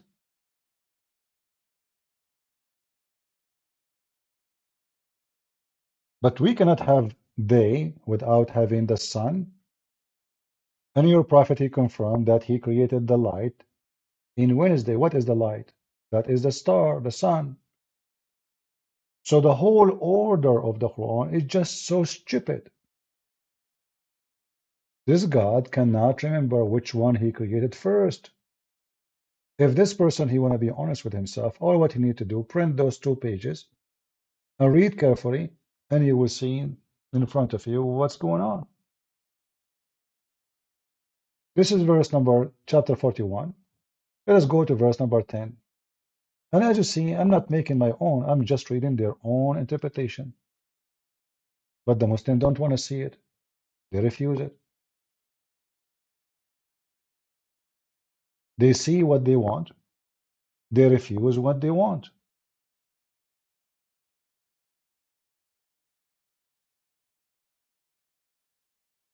It's very funny to say to me, it doesn't say day and night.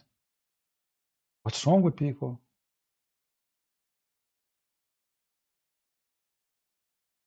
So how the day and the night is created?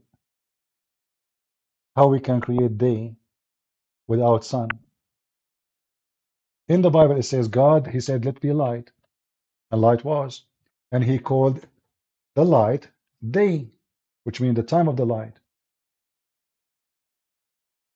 Muhammad is copying the Bible, actually. As simple as that. And this person, he don't want to accept. So in chapter 79, if we go now back, and then we go to verse 29, look what it says. It looked like all the Muslim scholars understand something, and our friend here understands something else. This is Tafsir al-Jalalain. And darkened its night, and brought forth the day.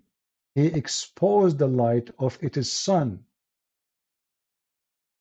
Night has begun. Let us see, let me expand so you guys can read. Has been anxed to its heaven. Does it say sun? Not for this guy.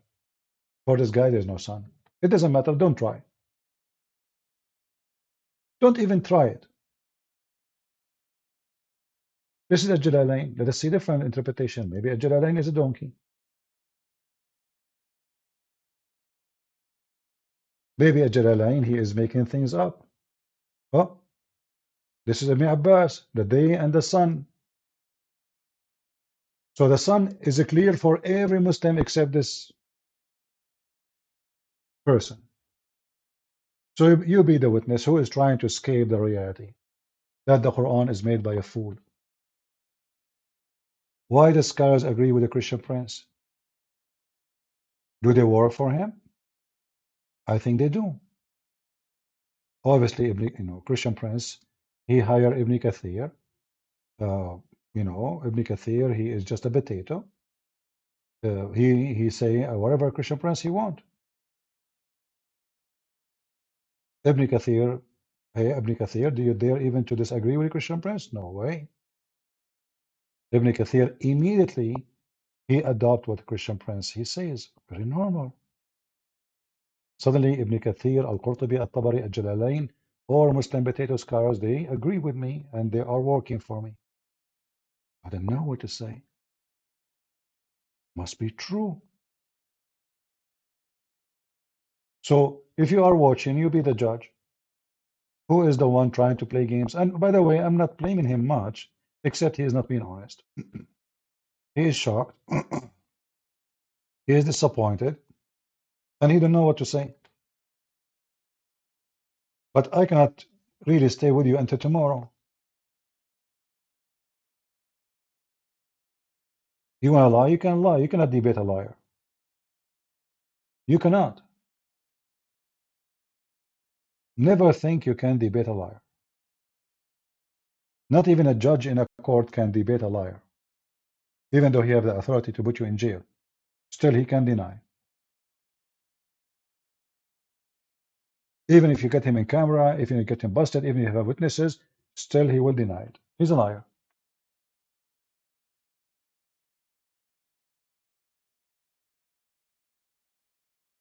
What we can say?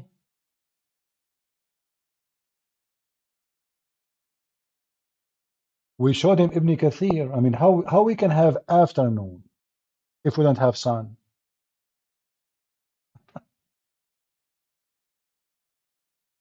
How we can have the day and the night?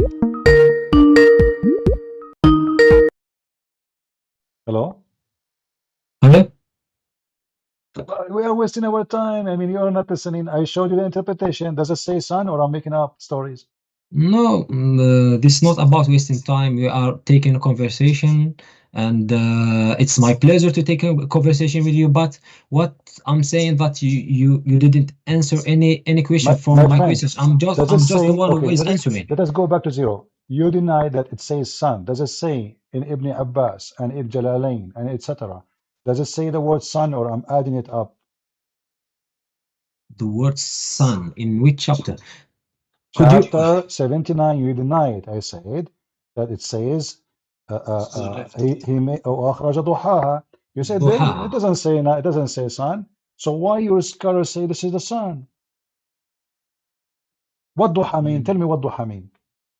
Let me see. No, tell me what duha mean. Go ahead. Duha for me. You have a prayer. You have a prayer. It's called the prayer of al-duha, correct? Okay, what does that mean? Duha is the light. Okay. Okay. So you pray to the light? No, I pray to Allah, not to the light. Okay, what make the light, the timing, Salatul Duha. Yeah. What is a duha? I'm not scientist or so yeah. isn't it okay? Yeah, what I'm time, telling you what I know. Hold on. The word duha. My friend, what time is Salatul Duha usually? What time Salatul Duha is usually happening in Islam? Morning. Duha is in the morning. So Yeah. is that connected to the sun? Yeah, sunlight. Okay. Yeah. So why you deny it says sun then? Yeah, because you are saying the same thing I'm saying. You are saying that the duha is the time. Okay, hold on.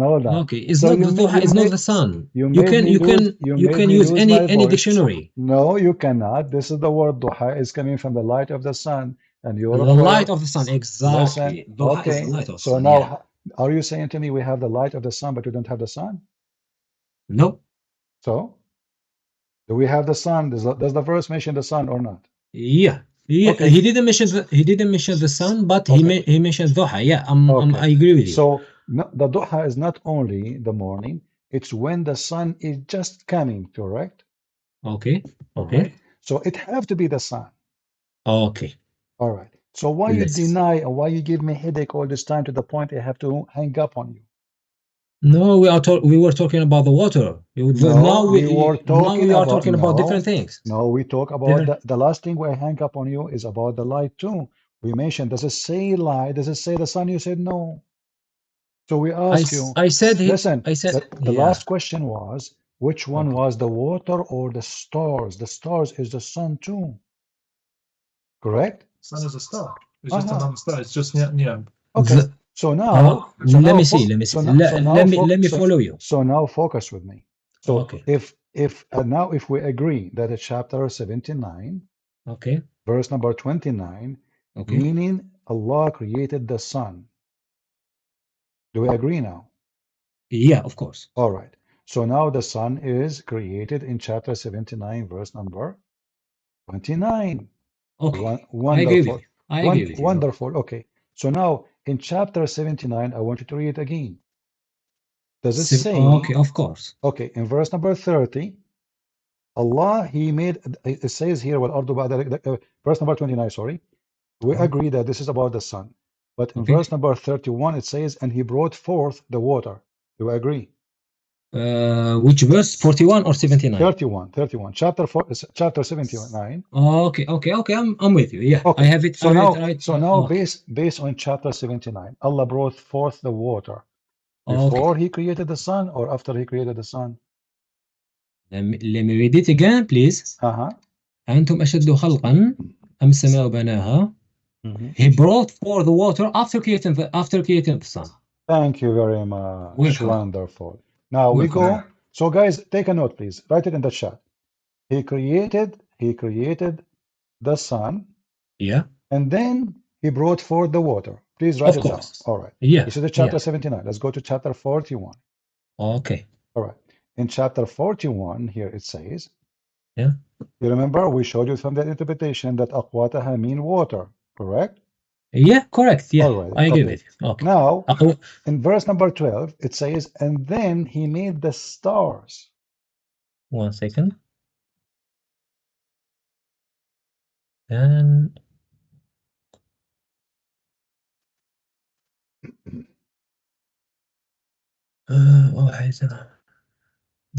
yeah, so okay.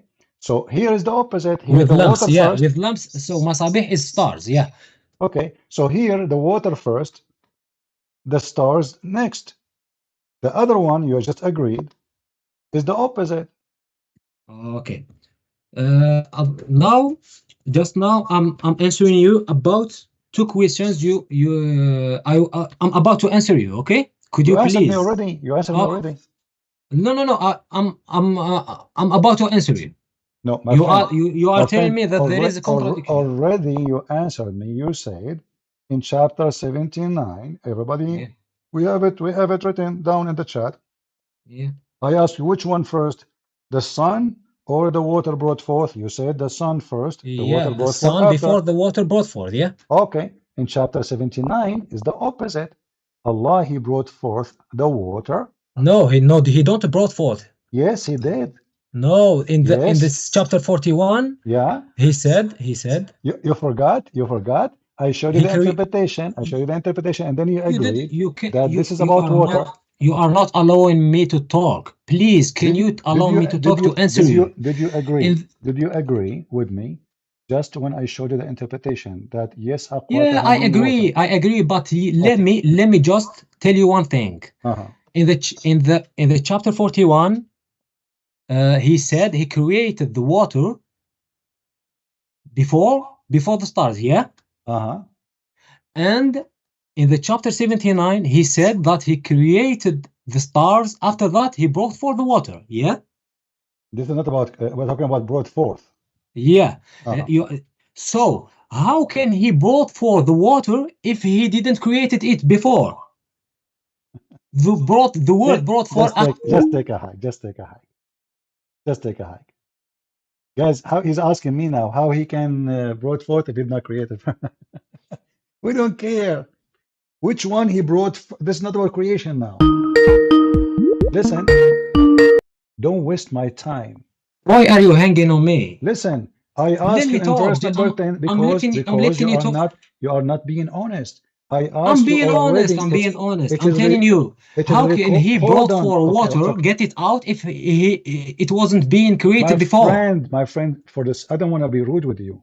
I don't want to call No, you a we are word. not being rude. Please. We are having a Listen, conversation. okay. So If you are here to be rude, listen. There is no reason. Listen. So Allah, when He brought forth the water, did He brought it before the sun or after He created the sun? After He created the sun. Wonderful. In verse number 10, did Allah bring water out? You agreed. I showed you the interpretation. Yeah. Okay. So He brought the water forth. I'm not talking about creation now. He brought the water forth before the sun or after the sun, verse number 41. After the sun. Okay, so how that work? That works because the water was already created. He brought forth, he get it out. Okay, but I'm not asking you about the you are creation. saying the word brought forth. My friend, I did not forget the word created. Forget. Allah, when He brought the water to a human being, to the animals, in chapter 41, did He brought the water before He created the stars or after? After He created the stars. In 41. In 41. Uh-huh. You are saying the word brought forth. There is no the word brought forth in the chapter 41. No, it says, I'm going with you. You see, it says here, وَقَدَّرَ فِيهَا أَقْوَاتَهَا فِي أَرْبَعَةِ أَيَّامٍ. وَقَدَّرَ فِيهَا inside. It was inside. فِيهَا. It's inside. When Allah, what the word قَدَّرَ mean? قَدَّرَ, it was created. Okay. Look at this. Guys, look at this. A second ago, he refused to accept this as a creation. Now he just agreed this is a creation. No, I'm talking about the word.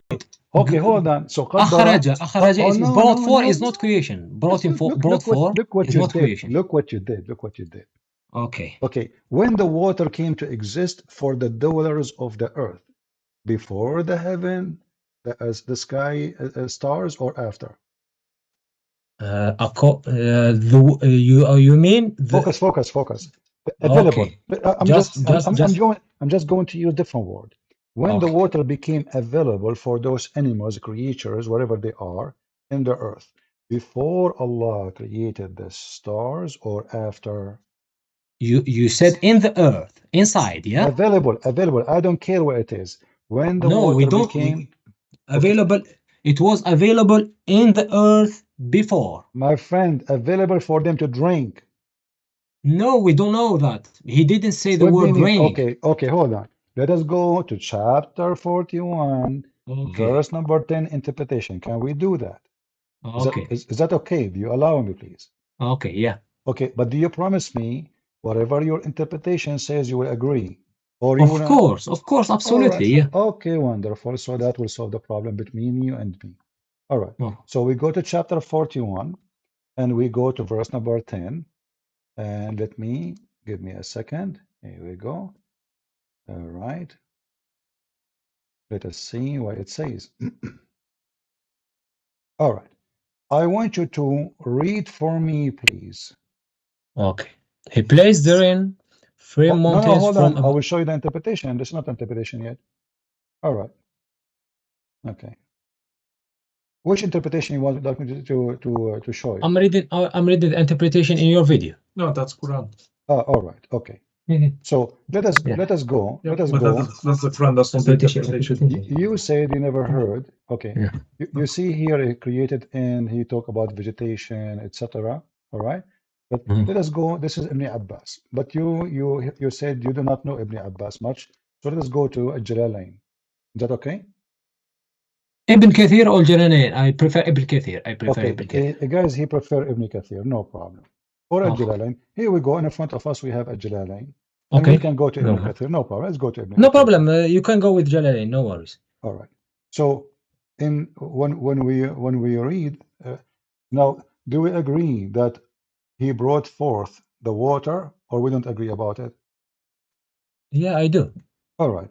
So now it says here, he abundance of water. Does it say that? Let me see. Where is it? Where is the place? Maybe he needs to zoom out. I can give you the link. Hold on. Let me send you the link to make it easier. Can you zoom out a bit, please? Just give me a second. Let me give you the link. All right. This way you can read better. And I will put it in front of everybody too. All right. All right. Let us now. I will give the link for everybody too. So this is your scar. And remember, you are the one who promised me you will agree with your scars. You will not Yeah, of deny. course. Okay. You will not deny what it says there. Okay. It says here, this is Tafsir al-Jalalain. Yeah. All right. He blessed it with abundance of water, crops, stocks, ordained. One second, please. One second, please. Okay. He blessed it. Yeah. Okay. He blessed it with a lot of water. Is that the creation of God or not? Yeah, yeah. Creation, of All right. course. So now we agree, me and you, that in chapter 41, when the verse mention, verse number 10, when the verse mention أقواتها, that include water. Do we agree? Okay, I agree. According to Ibn al-Jalali, I agree. Yeah, yeah, I agree. Absolutely, yeah. Because I've read it right now, yeah. All right. And I want you to continue reading. Here it says, and so then he created. let us read together. Okay. He underlaid therein firm mountains rising above it, and blessed it with abundance of water and stock, and ordained, divided therein various means sustenance for human being and beast in 4 complete days. So now everything in the earth needed for the human being as a supply is created, including water. Do we agree? Yeah, I agree. Okay. And remember, this is a chapter 41, verse number 10, correct? Look, this chapter is talking about the creation, yeah? The creation of all the foods, including water. Remember, you are the one who said to me before, it doesn't say even the word creation. The word, the one. No, listen. The word qaddara is creation. Okay, so now the word... I said the word qaddara is creation. Now yeah. you said that, but before you refused. No. What I was saying is about so get it now, out is akhraja, is not creation. All right. So other now, chapter, another one. No problem. So Allah now He created the water, but already it is provided to the animal and the beast, correct? Where is the word that is already provided? It was created. It says in front of you. Here we go. It says, blessed with abundance of water, crops and stocks, ordained, divided therein, its various means sustenance for human being and beast in 4 complete days.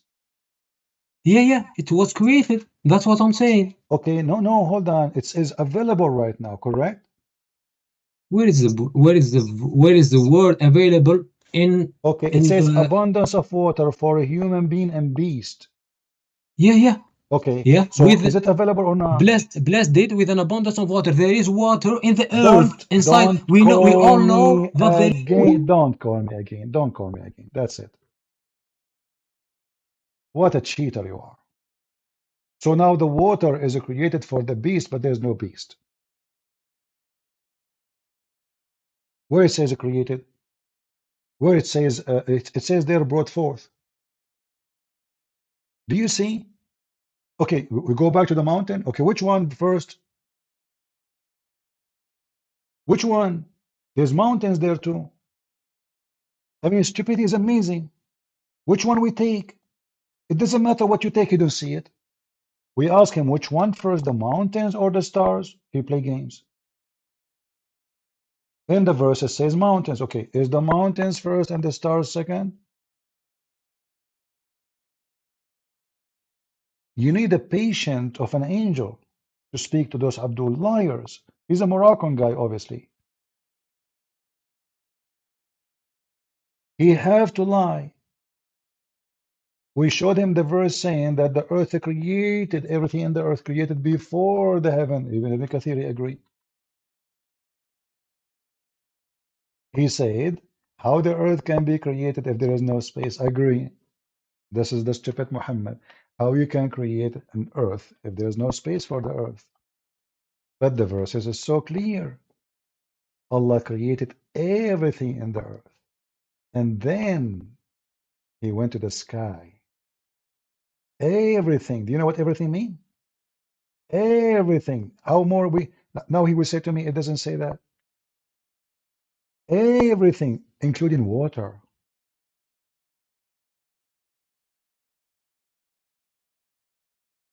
When the Quran says he created everything on earth, does that include water or no? Ah, the water was not necessary. Everything. Ah, Lord have mercy. Hold on. It's 29 actually. Read carefully, guys. It is he who created for you all that on earth. All that on earth. All, all, all. And then he said to me, no.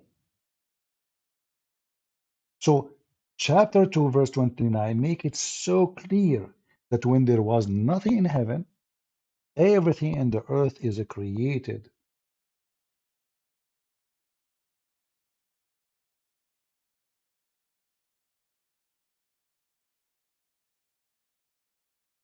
This is Jalalain. This is Ibn Abbas. And we will show Ibn Kathir.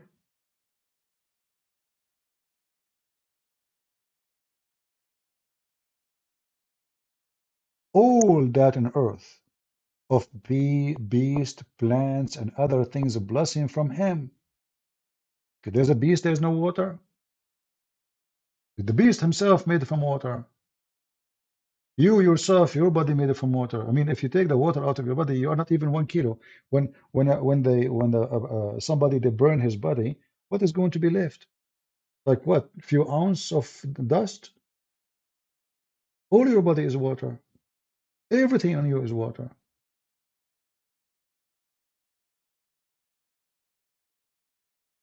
He finished everything in earth. Then he turned his creation into the heaven, and then he made them 7 heaven, and then he made the stars. And then he came back to make the earth flat. He forgot Allah. Oh, I forgot, man. I did not make the earth flat. Let me go back. If we go to Ibn Kathir again, we will die laughing. Ibn Kathir, chapter 2, verse number 29. Ibn Kathir confirmed everything created on earth before anything in heaven. Everything, including water, including trees, including mountains. The Quran is a stupid book. But if somebody wanna deny, well, that's it. You cannot make him say yes. He decide to deny. This is Ibn Kathir. Look like all the Muslim scholars are donkeys, and you are the only one is smart. It is he who created for you all that on earth. I mean, the Quran is so clear. Ibn Kathir, he says, he who created for you that all on earth, then he turned to the sky. This is your Ibn Kathir. The beginning of the creation. This ayah, chapter 22, verse 29, explain in details in Surah As-Sajdah, where Allah he said, and this is another chapter, by the way, speaking about the same thing. But let us see here what it says. Do you disbelieve in this who created for you the earth in 2 days? So he's explaining chapter 229 by quoting those verses here. And he is quoting verse number 41. Which one is created before? Read carefully. That Allah started the creation by creation the earth. Then he made the heavens 7. The earth first. And now he speak about the same verse we are arguing about. Took me forever to make him admit that this is the night and the day, this is the sun.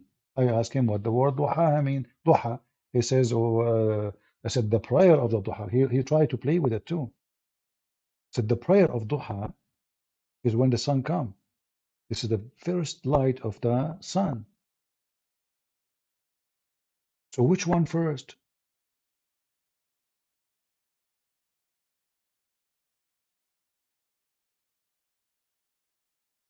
It's amazing how they try to defend by lying and denying.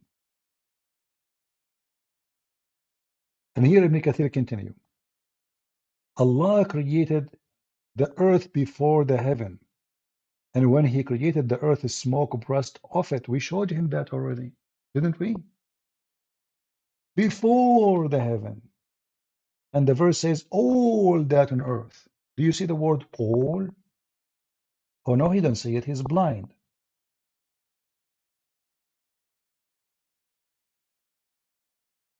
And the sky was smoke. So now, is what is in the earth created before or in heaven or after? The verse says before. Everything in earth, which means even a human, even trees, even water, even grass, everything. A total mess made by Muhammad. And the Muhammadan, they try to fix it. You cannot fix the Quran. It's just a foolish book made by a foolish man. Guys, was I being patient with him? What do you think? How many times I need to repeat the same thing? Don't listen to Christian Prince. I want you to print those pages next to each other, and you be the judge.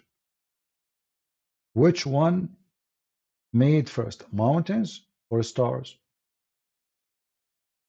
Print if you have a printer, or you can open the screen in your computer and place them next to each other. Actually, I can do that right now. Hold on, let us separate the screen. I will separate the browsers. All right. We will separate the browser. So in the left of your screen, this is the chapter 79. In the right of your screen, I don't know if that will be able to capture all. Let us see if that will work. Maybe if we change the ratio.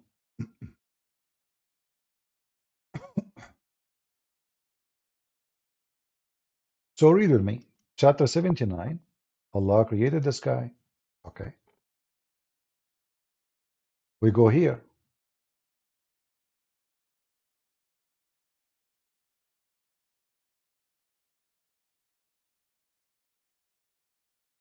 The issue when we click at this page here, this page disappear.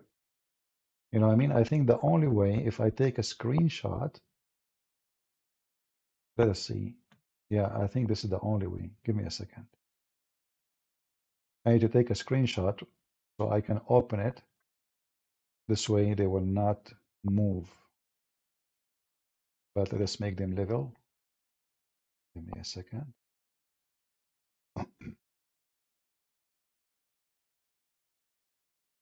Lord have mercy.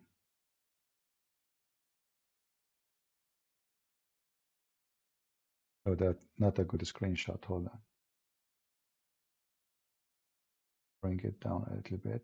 All right. Now we start from here. Screenshot. But I'm not sure if it's going to show correctly. But we will try our best, what we can do. All right, now we have a screenshot.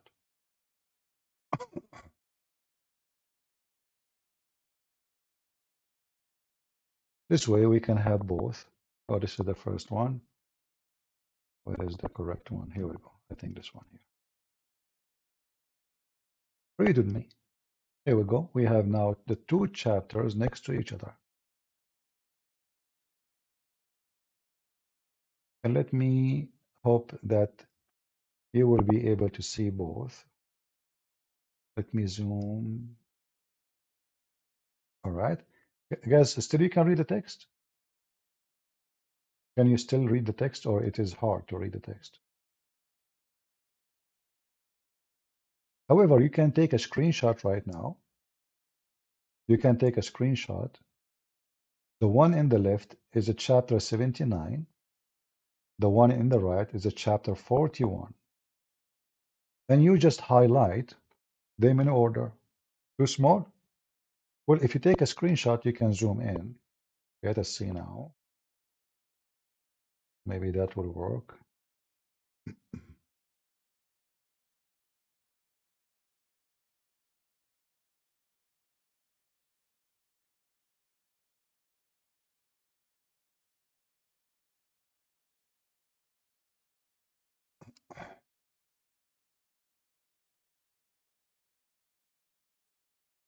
Let us see here.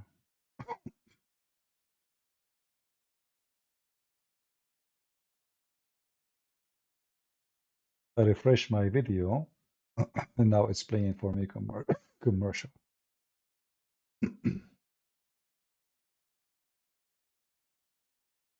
I think it's fine, right? So in the left it says Allah created the heaven, He constructed the heaven. Verse number 28, He raised its masses. Verse number 29, He doomed the night, He brought the day and light, and He agreed that this is about the sun. And then after that, He started working straight in the earth. And then He brought water. And then He made mountains. Let us go to the other side, the opposite. He created the earth in 4 days. Number 2, after He finished the earth in 4 days, He finished everything in the earth in 4 days. After that, He made mountains. You know what? Let me open the screen a pen. Give me a second. So I can draw. I'm losing my voice. All right, that will do better now. Let us zoom out. In.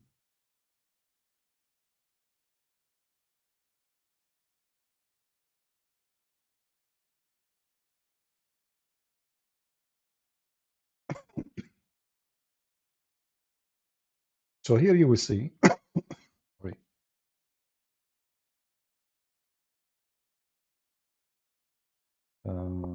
Let's make a line. So here the heaven is created.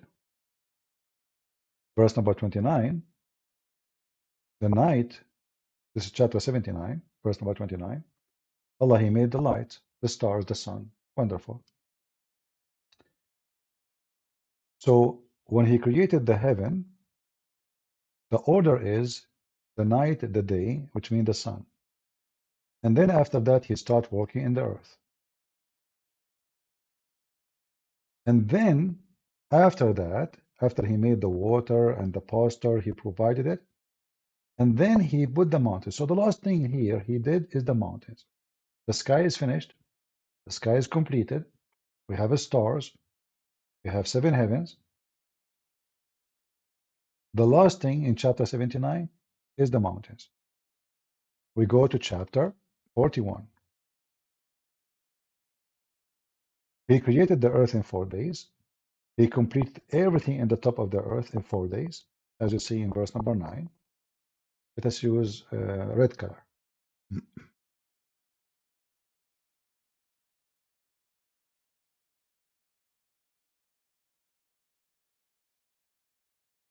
So here, number 9, He created everything in the earth in 2 days. He created the earth, sorry, in 2 days. Then it took Him 4 days to bless the earth with all the measurement, everything. You read the interpretation, you will see water, grass, trees, everything, the substance of the earth in 4 days. And by the way, this is a mistake too, because the Quran keeps saying that Allah created the earth and the heaven in 6 days.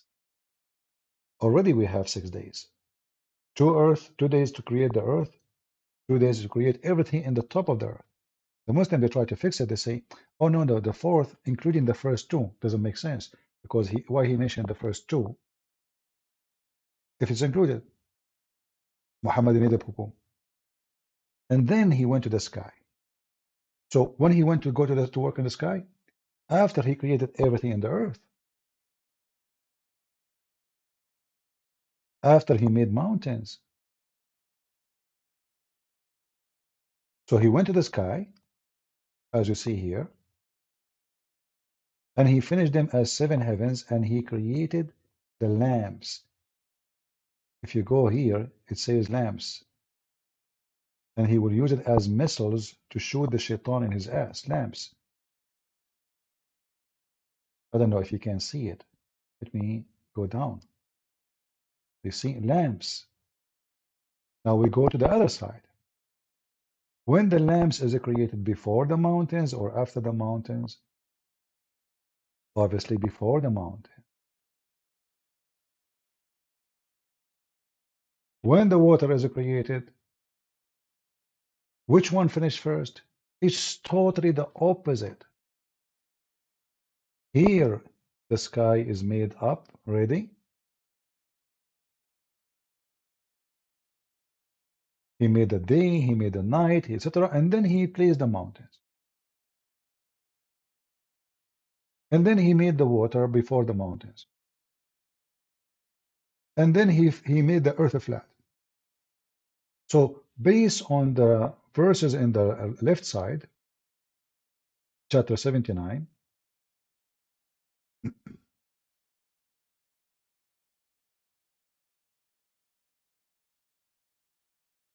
the order as you see, heaven, sky, lamps, earth, water, mountains. And the other one is the opposite.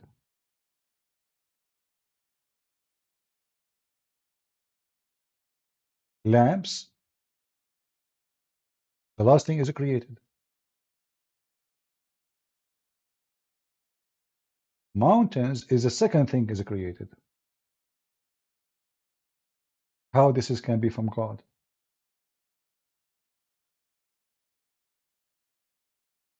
Which one is created first? And then verse number 22 says clear, chapter 29, sorry, chapter 2. It says clearly, He created everything for you in the earth. You know, is this God knew how to speak Arabic? If He say everything, it means everything. He didn't say some of what is in the earth. So creating in what in the earth is already done. How that will work? What a messed up book. We showed him that hail is coming from mountains. He started making up stories. We showed him the interpretation. It says it clearly from mountains, not like mountains.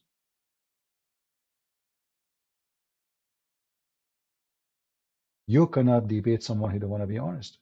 So I'm asking this gentleman when he stay alone in his room, think carefully of what you heard and be honest, and you can call me back. But don't waste my time. Don't waste my time. You gave a very great example of how Muslims they play games. You are not honest.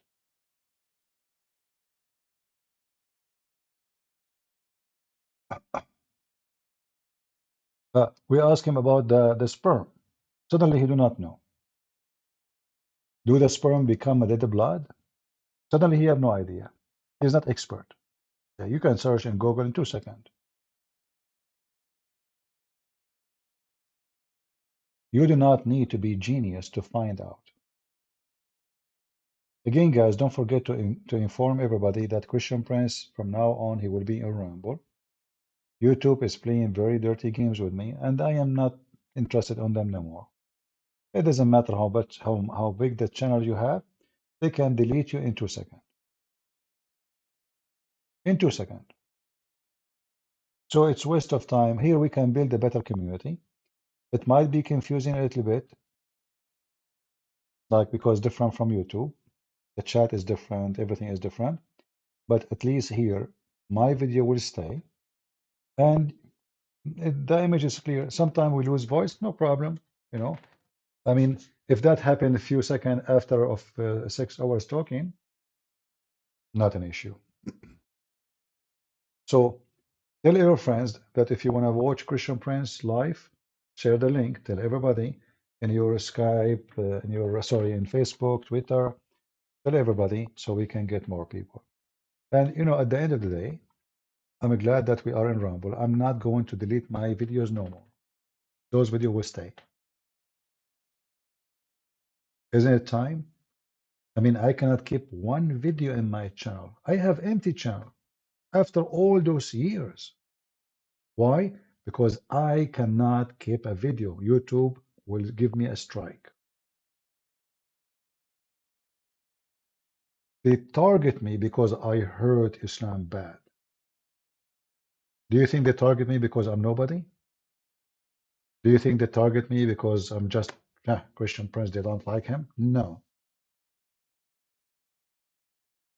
It hurt. It hurt where it hurt most. And in fact, the view and ramble, I mean, I post a video in my other account in YouTube, just short video, the same video, and ramble in here. There I have 500, here I have 1,000. Doesn't make sense. How in the world you have 150,000 subscribers there, and then you don't even have the half number in the same amount of time of what is a ramble? It doesn't. We have 150 something, 56, 50,000. How in the world that can happen? They reduce the number. So invite your friends, tell everybody, and invite Muslims to call us, even if they are liars like this guy. Sadly, I have to say he's a liar. All the reference in front of him, he can sit and check carefully. You know, especially the Quran is so clear. It says, then, you see the word then? There's no question, then. Then after that. And he speaks Arabic very well. No? The last thing Allah created in chapter 41 is the lamps. And look how funny the Quran is. Why he created the lamps? So he can shoot the shaitan if they try to spy at him. Must be true story.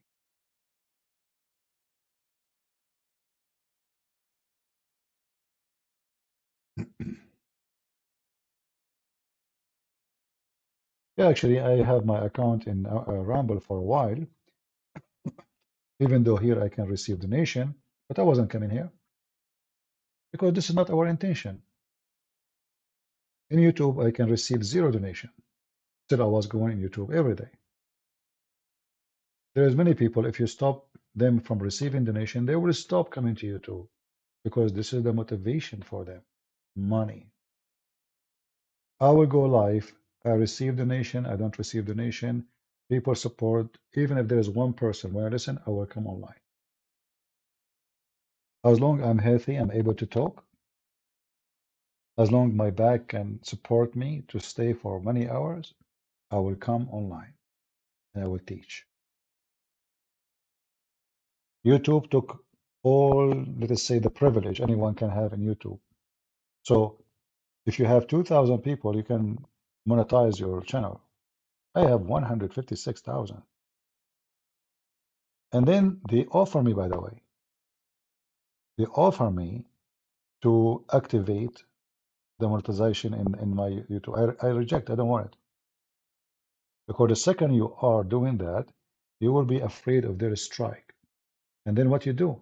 Because now you are a slave of the money, you have to be careful. There's things you can say, and there's things you cannot say. And this is the whole point of the money thing. The one who pay you is the one in control of your mouth. Do we agree? The one who worked for CNN, he speak as CNN want him to say. The one who worked for Fox News, he speak as Fox News want him to say. It's not his mind. You see this Tucker Carlson, he was working for Fox News all these years. He never say a word of his mind. They have to approve it before he go live. All of them. They are not even allowed. They have the word for them in the screen. They have to read a script. They can get out of it with 1 word, 2, but they cannot get out of it. Otherwise, they will fire you. And actually, this is why Tucker Carlson, he was fired because he started saying things he should not say, which is not really, I mean, it's not even smart. It's just stupid things. And cost Fox News a lot of money.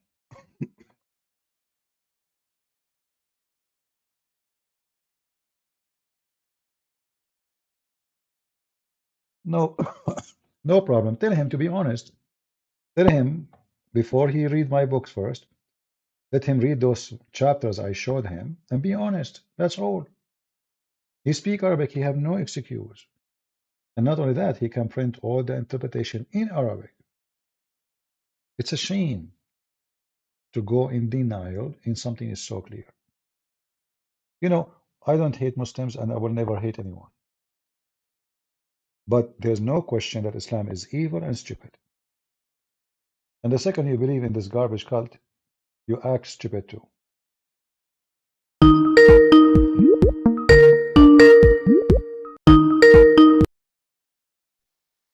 Hello? Oh, hello, my friend. I'm the Christian guy. Okay. Well, yeah. After you hang up, basically he started saying that you didn't want to respond to his questions because he wanted to explain something, and then you What were explain? We are talking changing about the from topic same. to topic. We are talking about the same topic for the last 2 hours, and Yeah, now I you want to understood explain. it. I understood it, and none of you could agree on the things. So he is saying now he have a question for me. Sorry. Well, no. Now we're going to sleep because we're in the UK. It's 12 o'clock here. Do we have a question? Oh, it's getting late. Oh, okay. Yeah. All right. Okay. No I need to problem. wake up early. He can But call me. anyway, He can call me. thank you for everything. And the thing is that I gave him this book, The Deception of Allah. I read it first, and he told me he would read it. He said that he'd only read a few pages. And for example, I said, well, let's just discuss one chapter, and I'm here in page 171, Sexuality in Islam. And there is one book, Book of Nuka, Book of the F Word, what Imam al-Qurtubi said. And then in summary, the preceding text says that it is lawful to have sex with your family members in heaven, except with your mother and daughter. And he said that he will research that thing. No problem. Anything he see, he should. Anyone, if he say something to you, don't take it blind. It doesn't matter if he's an author. It doesn't matter. Always we have to check reference and see Of if course, it's yeah. true or not. So it's not only about me. I always never trust. Check. Never trust. Check.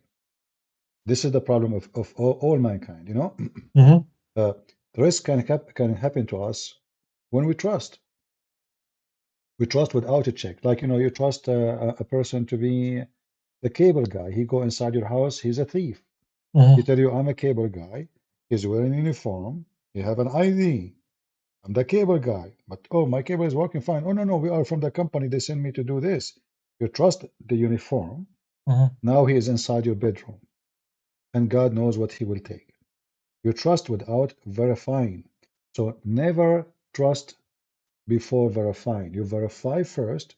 You trust Absolutely, yeah. second. So this is what we do here. I never mention anything. Do you think I will write a book and I will put a book name and page number and they are not exist? That would be funny. Well, we will have to call Dr. Zakir Naik to. Yeah, it is them actually who say things is not exist. I know. The thing is that I gave him your book. It was October, I think. So it's been like 3-4 months now. And then he told me at the beginning when they moved into this flat, they said, "Oh, look at Dr. Zakir Naik." And then I started speaking like him, and they started laughing. And I said, "You can open any video about Zakir Naik, and I will explain everything. We can read just the chapter, and you will see that it has nothing to do with what he says." And then they started. They stopped quoting Zakir Naik. Zakir Naik is just an idiot. I mean, this guy, he said things which is really hilarious. You know, people like Zakir Naik, they don't really support Islam. They make a mockery of Islam. But absolutely, but he makes lots of money because he's got thousands of people but paying this to is watch not him. really. Yeah. You see, in religion these days is a business. Actually, always it was a business. Religion always is a business. Like even in Christianity, you will see a store, you know, of pictures, and you know, it's because now he's not interested in Christ. He's a businessman. He want to sell pictures or books or Christmas things because Christians today they are going to buy things. We have an occasion. So now the religion become a business, but this is not Christianity. Christianity never was a business and it will never be. Islam from the beginning is a business. Even the Quran, if you go in the Quran right now and you type the word tijara, which means commerce, the only one who claimed to be a prophet of a true God, his name is Muhammad, his God is Allah, who called his religion as a business, as a commerce, is Muhammad. Why he want to do that? Because he is a Do, businessman. do you mind sending me the verse, please, and in Spanish if possible? Chapter 2, verse number 16. Chapter 2, verse 282. Chapter 2:16. Okay, well, I'll read it in English, no problem. Chapter 2, verse 16. Chapter 2, verse 282. Chapter 4, verse number 29. Chapter 9, verse 24. It is tijara. It's all about tijara. 29. Chapter 61, verse number 10. Chapter 62, verse number 11. So Muhammad, he did not see in his religion anything except an investment in business. Look what he said in chapter 61, verse number 10.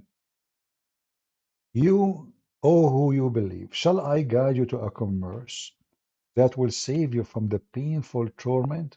It's a commerce. It's a commerce, yeah. Why a person who is a prophet of God using such a language?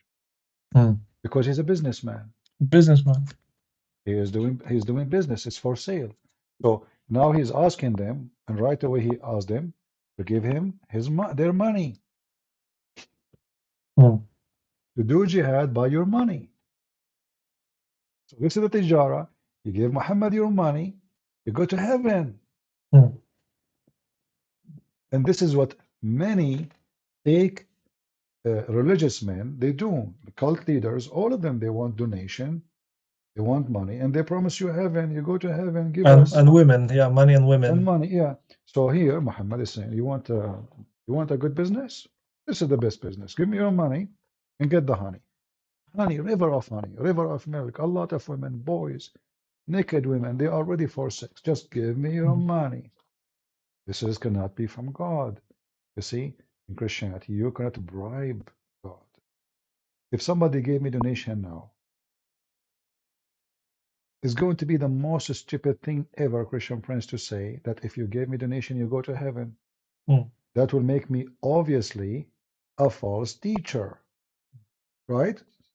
Yeah. You don't go to heaven because you gave a donation to a man. This is not what heaven is about. It's good to help poor people. It's help to be good. It's good to be nice, to give a charity. But that is not what, obviously, Muhammad, he wants your money. And then he come with other things. If the prophet eyes fall into a woman, her husband must divorce her so the prophet can F her. Now we have the money and we have the sex. What else? The privilege in the booty. Muhammad, he take the fifth of every attack. Al-khumsu lillahi wa rasulih. The fifth of every attack will give in to Muhammad. Why Muhammad need, the fifth? Is he special? The Muslim, they keep saying to us, the Prophet was so poor. The guy is taking the fifth of the booty. What poor? 20%. Yeah, and not only that. I mean, imagine when Kadyrov, he entered into Ukraine. He stole all the wheat in that area. Yeah. Hundreds of thousands of tons of wheat. He stole it and he sold it. Imagine if Putin, he take fifth from that. How Putin will be rich just from that alone. Yeah. We are talking about billions of dollars. The fifth. Yeah, because Ukraine is the biggest producer of wheat in Europe. Yeah. So imagine if you take the fifth of $100 billion. I was watching one of your videos or streams. I can't remember if it was live or it was a recording, where you said that you met one person from the Balkans, a Slavic man. I was born in Bulgaria, but I was raised in Spain. I lived my whole life in Spain, and now I'm in England. And you said that the Ottomans, they were stealing all the wheat and the animals and everything, and that's right. That's why Slavs eat so much pork, because the pigs were the only things that were not stolen. That's very true. Yeah, I heard actually from he was explaining why in their food there's too much fat. He said because the Muslims, they attack us and they steal all the food except one thing, pork. Yeah, the pork. Yeah, absolutely. That's the reason. That's the reason. They take even our bread. They take even our wheat. They take everything. So the only thing left for us to eat is what they cannot eat. They can't even touch. So what they start doing then, they stop growing other animals, and they start growing pigs, because this is the only thing that the thieves will not take. The Muslim thieves. This is what they do for a living. This is Islam.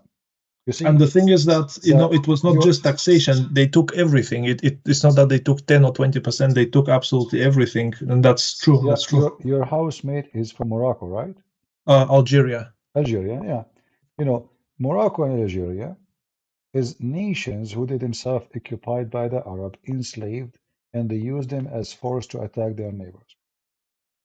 But because Islam is a wonderful religion, as the Muslim they claim,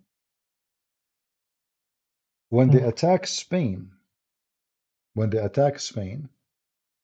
they were stealing non-stop everything in Spain. And then, even after all what they stole, the caliphate in Damascus, he killed the leader of the Muslims. Why? Because he is not giving enough. I mean, they ripped off Spain.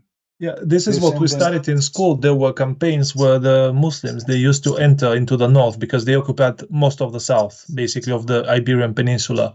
And we studied in history in high school that in summer when it was warm, they entered the north and they took everything they could. Yeah, but imagine the leader of the invasion, he was slaughtered by the Muslim. He's a Muslim. They slaughter him because he is not sending enough. We don't believe you. Yeah. You should send more. And they say to you, Islam spread, etc. They build palaces, not even built by them. The one who built them, mostly they brought them from Syria and other places. Those are the Phoenician people. So they became so wealthy, the caliphate, each one of them, every Muslim ruler, he have thousands of belly dancers. And then they say to you, Islam, and do you see the palaces in Spain? Did you ask yourself who is the one paying for them? Where the money coming from? What the Muslims do for a living? Muslims are not allowed to do farming. What they do then? The invasion, the theft, the attack of the neighbors, taking their money.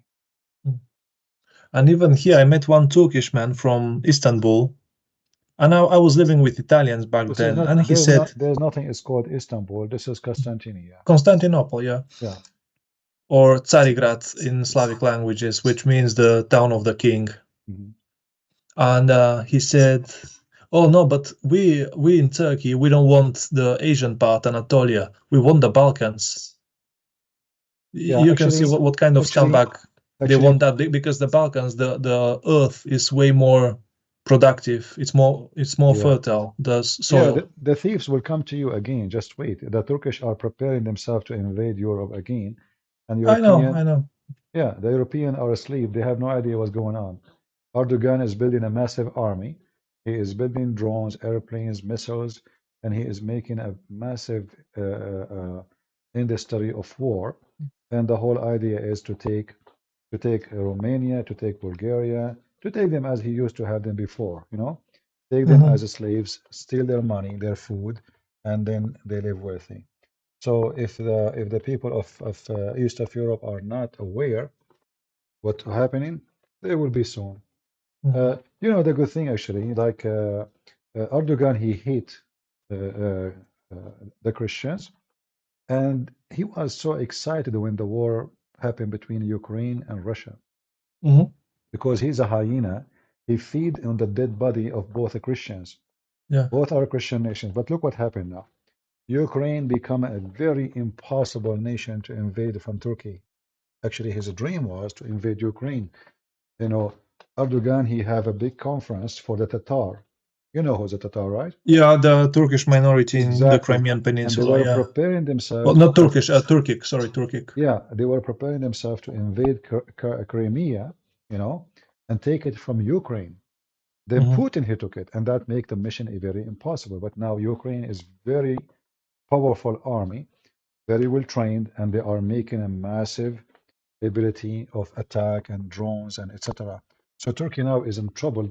So I believe the focus, he will switch his focus from Ukraine and Crimea. He will to the Balkan Peninsula directly. He will focus on Greece, Bulgaria, and Romania.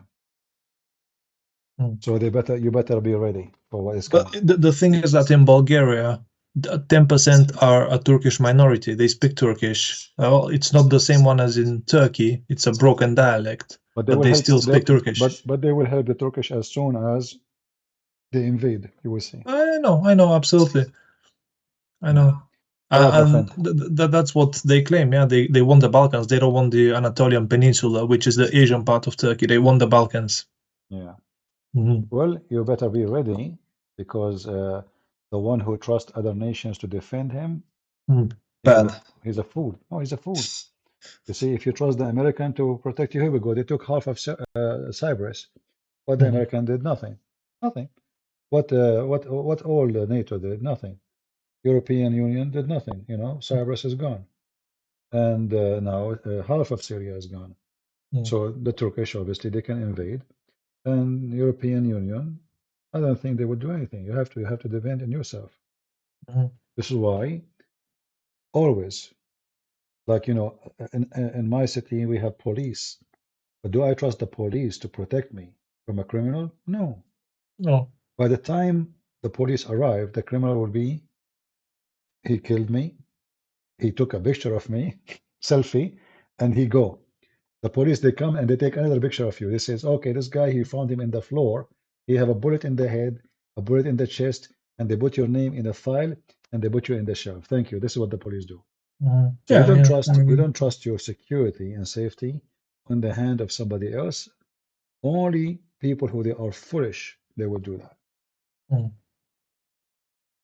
So we better be ready. Thank you, my friend, for calling. By the way, one last thing before I go to sleep, just very quickly, you know, during the New Year's period, you were taking calls from non-Muslims, basically Christians. Yeah. And I was thinking about calling you, but I just didn't know what to say. Now I would like to thank you, you know, for everything that you're doing, and that you've made my faith stronger, way stronger. I really appreciate that. And many times when I pray, you are in my prayers.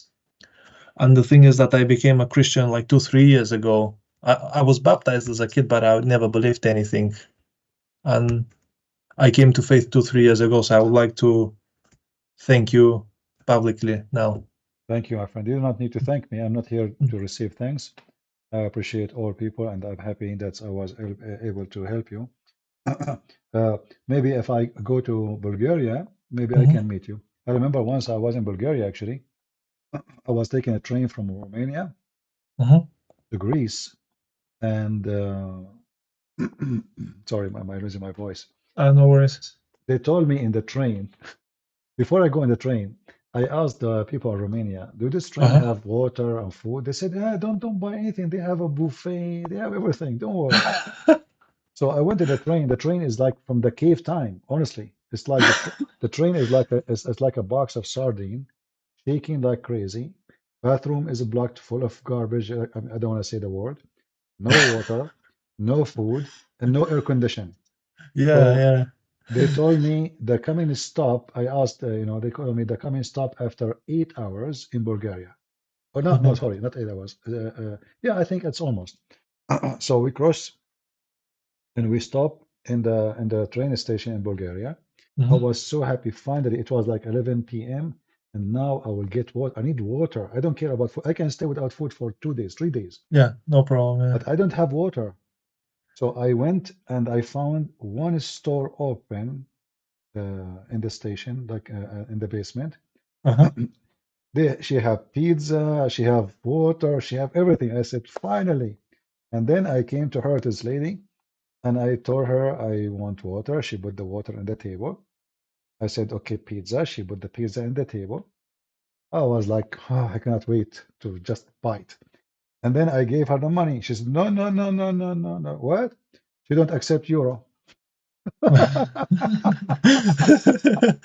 What are you talking about? No, no, no, no, no, no. I said, listen, take more. No, no, no, no, no. Like what? Listen, okay, water. What? Just water. No, no, no, no. I'm going really. I don't know what to do. I mean, I jump on her. I steal the water and run. I'm dying. I need to drink. And she keeps saying to me, no, no, no, no. You know? And you believe it or not, she did not send me anything. She did not send me anything. She refused. She accept only Bulgarian currency. Yeah. And it was a very horrible trip, you know. I mean, I went back to the train, no water, no food, and I continued the journey all the way to Greece with nothing. Hmm. Nothing. And she refused. And this is why actually sometimes you think you have money, but this is the moment you wish like you know like you notice your money mean nothing. Like I have Yeah. money in my pocket. I can buy many things in this store. Still, I could not get anything, Hmm. not even the water. And you know, I was saying to her, I'm thirsty, you know, just please, please. I said, please, she don't understand, you know, no, no, no, no. And then she asked me to leave and she closed the door and she like she got scared because I'm getting really Yeah. angry. You know, Yeah. I need You're I need making to me feel drink. embarrassed now with this story. I absolutely believe you, but you're making me feel embarrassed. No, no, no. I mean, it's not your fault, but this is what happened. Yeah. I just remember what happened. It's my fault actually. I should know that in Bulgaria they don't accept any currency except their currency. Hmm. I thought that Bulgaria and the European Union, so you know, I mean European Union, but I never thought that they have their own currency and they will not accept. And I think it's not legal maybe for her to accept euro. Maybe I don't know. I mean, I've never heard of anyone unless she could have said, "Okay, yeah, you can pay me, but pay me a way bigger amount of the actual price," and then would have I been her offer I responsibility. offered Mhm. her, you know, Yeah, but yeah, you but did mention it. Yeah, uh, so next time you wait for me in Bulgaria, so you give me water, man. no problem, my friend. All right. All the water you Actually, want. I went to I think it's called the Golden Beach in Golden Bulgaria. sands, golden Golden Sand, sands. Golden Sand. Yeah, but there's no gold there. Yeah. The Ottomans, they took it. All right. They All stayed right. there for 400 years. They took it. Yeah. Yeah. All right, my friend. Thank you for calling. Okay, All the thank best. you. Have a lovely evening. Thanks. Thank you. God bless. Bye-bye. Take care. Bye bye. Uh, thank you for the one who made donation thing to me. Thank you. Adayatek. I don't know if I'm reading your name correctly. Yeah, you know, that day reading was really embarrassing. And, you know, I'm not the kind who go around and beg for food or water. I will never do so. So I stayed the whole journey without water, without food. I could not even go to the bathroom. There's no bathroom. Then at the end of the journey, almost there, a short guy from the middle of nowhere in the train. He walked by and he's carrying a big box of water. You know, I don't know what he was saying, but obviously he is selling water. But I was almost there. Yeah, and Serbia, you take euro. Okay. I wish I can visit all those countries. And you know, we as a Christian, we should be united because the danger face all of us. And those evil ones, they will hunt on us one by one. They hunt on us because we are not united. See, when European Union established, it was a good thing, like as an idea. But European Union until now, they don't have an army. They don't. If you uh, if you remember when Erdogan he started threatening Greece, Greece is no match for Turkey. Greece is just a small, tiny country as a population. Turkey is almost 100 million. We are talking about a massive number of population. So how Greece is going to fight Turkey? No way. And then the French and other countries, they supported Greece. And that made Erdogan cool down his language. They are cowards. They don't respect you. They fear you. If Erdogan he knew he can take Greece today, he will never hesitate. So that's why you have to be ready. Like today, the Greek people they were lucky that the French president he stood with them when the Turkish they were threatened. But maybe the coming president of France will not care. Never know. The German are selling even submarine to Erdogan. The Spanish, they are teaching the Turkish how to make massive weapon. So even the Christian countries, sadly, they are helping the enemy of Greece to conquer Greece. This is why the Greek people, they have to be ready. Guys, are you trying to force me by giving donation to say thank you? Is that the purpose? I can play blind and I act as if I saw nothing. Anyway, thank you for the donation, LH.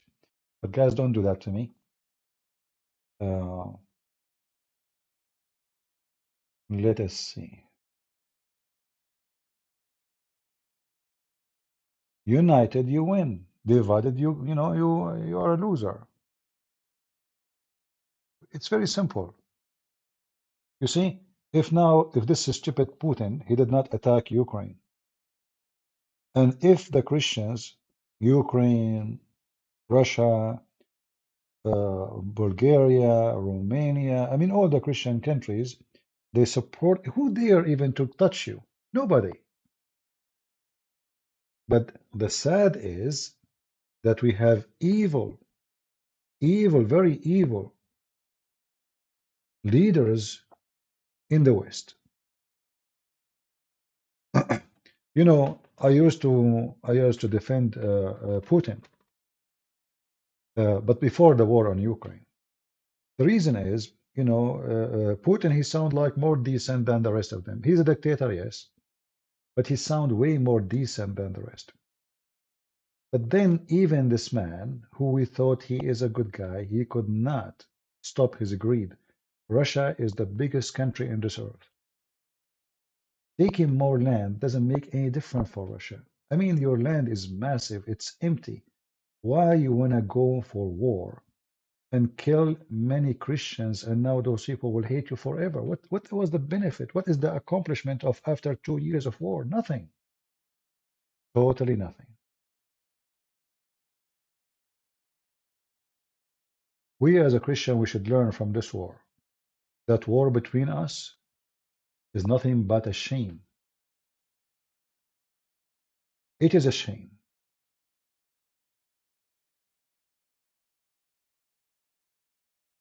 The American, and I have to say, I mean, sadly, the American government, they have no friends. They have no shame. They go only for business. And this is why today they are your friends, tomorrow they will dump you.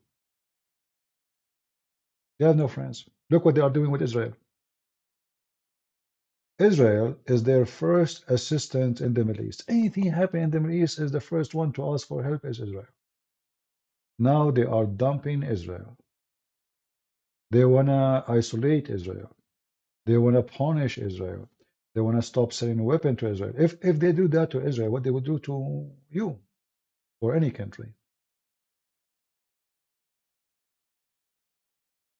Very evil. You see, I don't, you see, I don't like to take a side for just to take a side. I take side what is right against what is wrong. So when you say about Russia defending itself against the NATO, I find this is very funny and silly. Why? Because you know that nobody dare to attack Russia. I mean, if you dare really, like if the Russian now they want to finish Ukraine, they can finish Ukraine in 2 seconds if they decide to use nukes. So who's going to attack Russia? It's a joke. What NATO? All is an excuse. All big countries, the powerful ones, they use excuses. So the NATO is getting close.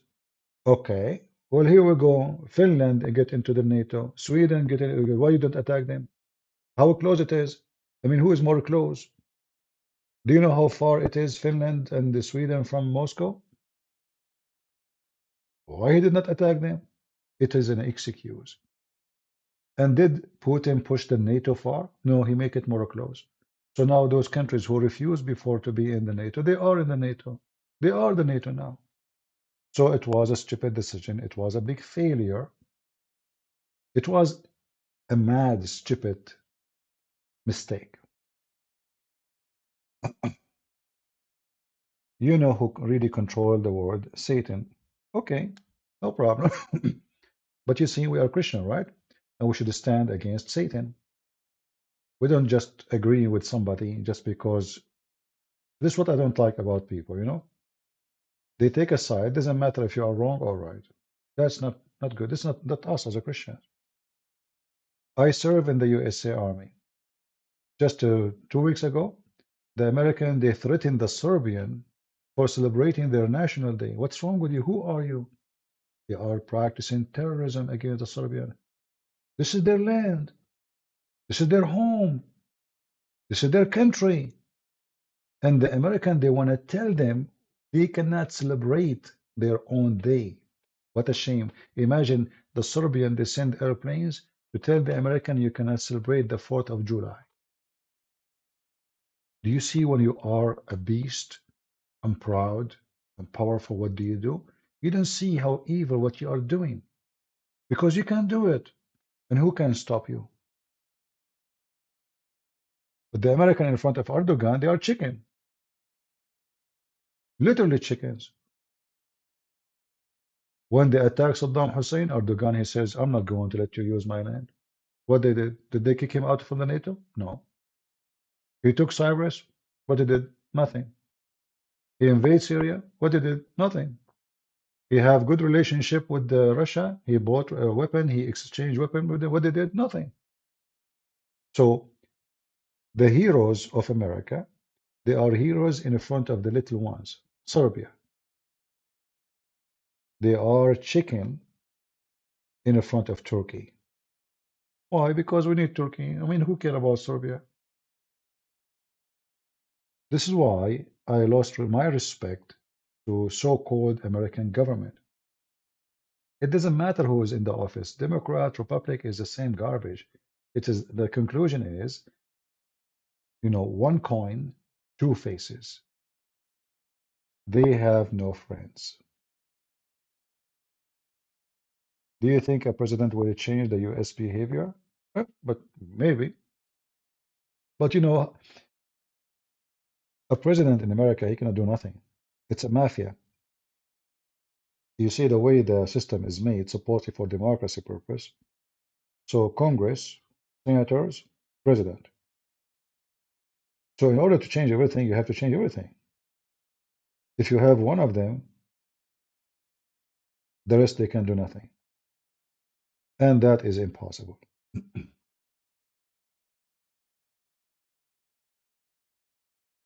Uh,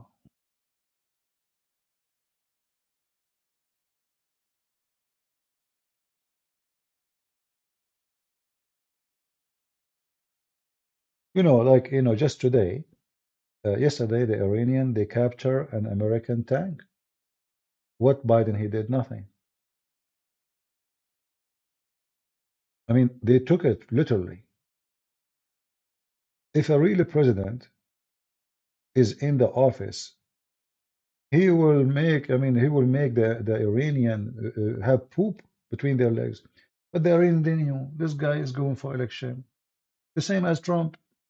You know, when Trump, he killed this guy, Soleimani, the Iranian, they start shooting. They even destroy one of our massive drones. Trump, he did nothing.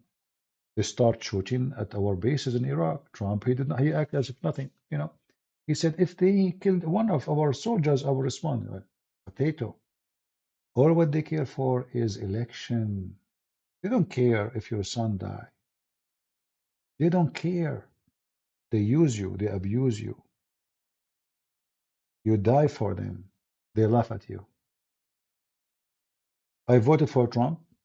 And if the coming election happen and Trump will go for election, I will vote for him because I have no choice. But not because Trump is good. I believe Trump is the biggest coward ever. When January 6th happened, A week after Trump was playing golf and your kids were captured one after one. He washed his hand from them. He claimed he did not tell them anything. He have nothing to do with them, and he is the good guy and they are the bad guys. This is what happened. And then your son, who died to support Trump, he's going to stay for 22, 23, 24 years in jail just because he listened to Trump. Trump and his family, they go vacation. They go to South America with big jet, bodyguard, Secret Service, enjoying their life, and your kids go to jail. Very sad. This is why we should not be driven by somebody. We should be smart. Are you justifying the action of Serbian? Nobody ever bothered them, but they massacred all their neighbors. How can you justify because you don't like American involvement? First of all, I can justify nothing. I'm not justifying. The land is the land of the Serb. And what happened? That when the Soviet Union collapsed, the West start biting the cake. They want to take those lands to their land. They don't care about you. So what they did, Yugoslavia was not in the West, it was not in the East. It was from the group, it's called Don't Take a Side. I don't know what they call it in English. So now the Russians are weak. The Serbian is alone. So it's a great opportunity to destroy Serbia, to slice it pieces, and make those people hate each other, divide and conquer. So now they created issues between them, so they can go in civil war, and that will make them divided forever. And immediately they said to Croatia, you can join European Union. They want Bosnia too, you know, but Bosnia, like Kosovo, is the heart of Serbia. The first king of Serbian is there, is born there. So my friend, it's not about them justifying, it's you, how you can justify what you did. How the American, they bomb a country, it's independent. Let us say there's a war. There's a war. Croatian, they are Christians, right? Serbian, they are Christians. Albanian, they are Muslims, most of them. How the American justify their involvement? Ah, they want to stop massacre, but did you see what the Muslims did to the Christians too? How come you don't bomb the people of Kosovo? How come you don't bomb the others? The whole idea is how to make Serbia is close to Russia. That is the whole story. Russia is the target. Same they did in Ukraine. Russia is the target. They made the Ukrainian enemy to the Russian so they can kill each other, and the war will suck the blood of both of them. They will be in debt. The Russian will be weak. Ukrainian will be weak, will be in debt to America forever, and the Russian, they lose their power. All is about being evil, not about being good. You know, if you remember, the American, they start doing the same in Georgia. Georgia is a Christian country. They told the Georgian democracy, we are here, we will support you, we will make you join European Union, blah, blah, blah, blah. When the Russian invade Georgia, the Georgian president, he called, I think at that time it was George Bush. They cannot find George Bush anywhere. He hid, he disappeared. They promised them they will protect them. They disappear. And this is what they did with Ukraine. In fact, in case you don't remember, the video is there. Joe Biden, he went in TV. He says, let us make it clear. We will not involve in any conflict with Russia. Am I lying? So what he did, in fact, he's encouraging the Russian to attack Ukraine. When you say to them, Putin is watching. Oh, the American just told me they will never involve. The NATO just told me. Go ahead. Not only that, they cleaned every single embassy in Ukraine, even from papers. Do you know what papers mean? Papers, not only employees. The American embassy is empty. The British embassy is empty. The French embassy is empty. The German embassy is empty. They are inviting Putin to attack. They told him attack. And not only that, the American, they told the president of Ukraine, we offer you refugee. You and your family, run. Do you see how they fool the Ukrainian? In the month of August, at that time, me, myself, I was in Ukraine. If you remember, I have a video posted of me in Odessa and other places. I was doing seminar and I saw the NATO there. And the first question I said to myself, why in the world they are here? What for? Oh, okay, obviously they want to support Ukraine. But as soon the war came, the NATO bye-bye. Nowhere to find them. They disappear and they left the Ukrainian alone. The reason the West they support Ukraine later because they notice Ukrainians are really powerful. Look, they are fighting. Look, they are not running. Look, they have an army.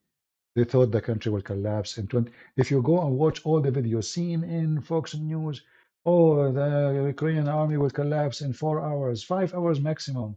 Putin will be in the capital in maybe maximum 10 hours.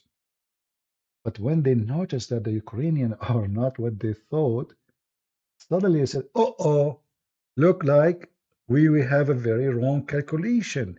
Let us support them. That's what happened. So, my friends, we as a Christians, if you are a Christian, never take a side with any of those evil. Putin is evil. Biden is evil.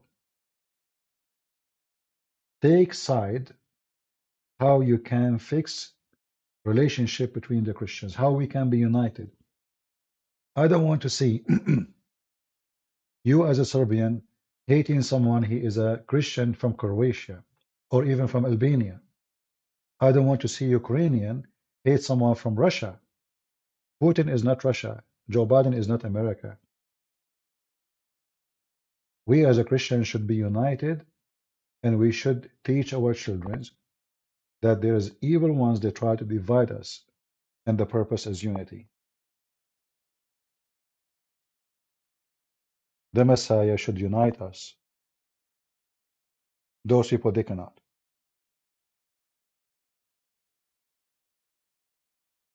Do you understand me?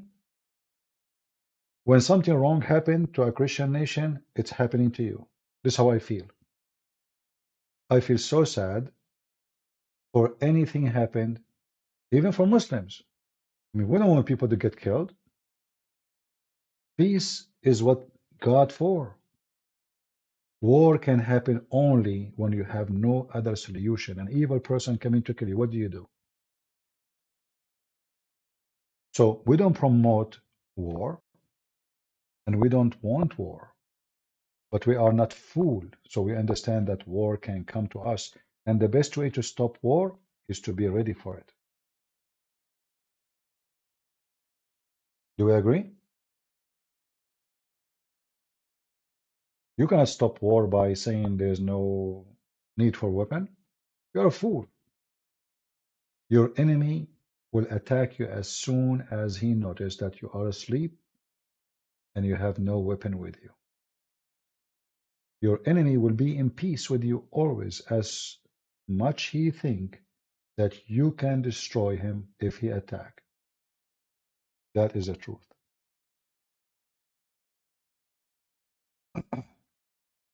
You know, when I was a teenage and after that, always I face a lot of let us say,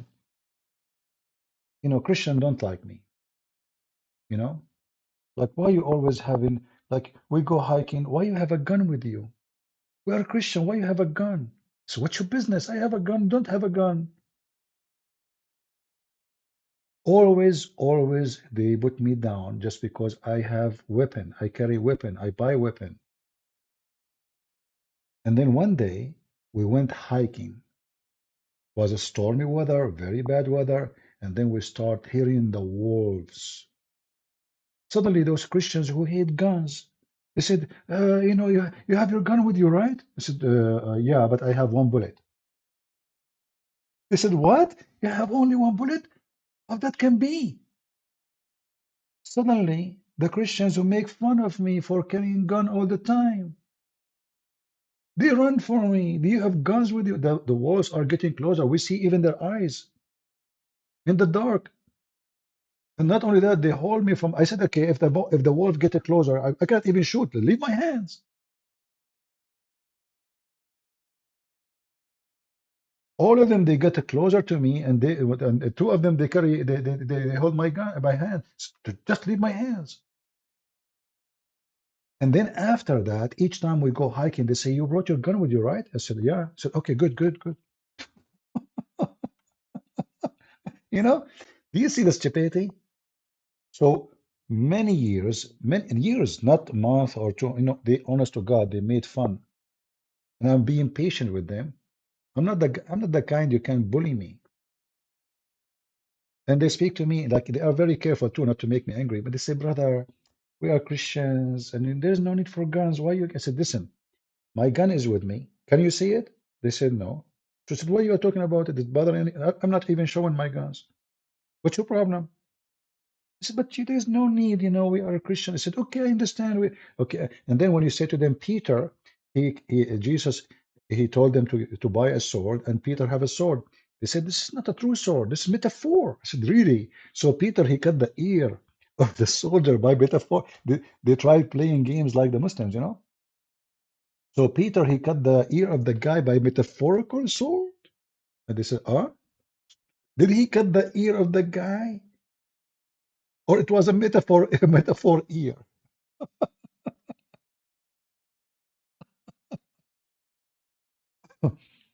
So teach your children to be brave, to love their family, and to love their own people. And teach them how to be loyal, so that at a point they can give their life to protect the one they love. A coward son is not even your son. When risk comes to you, he might push you in the front and hide. A brave son, he will be willing to die for anyone in the family. He will be loyal. He will be willing to do whatever he can. Don't teach your kids to be potatoes, cowards. Teach your daughters to be females, respecting their family. Know how to grow kids, how to teach them. They are the first teachers. Teach them how to be wise, a wise mother. She is the future mother. Teach your son how to become a man, not how to put makeup in his eyes and eyelashes and the stupid things we see today.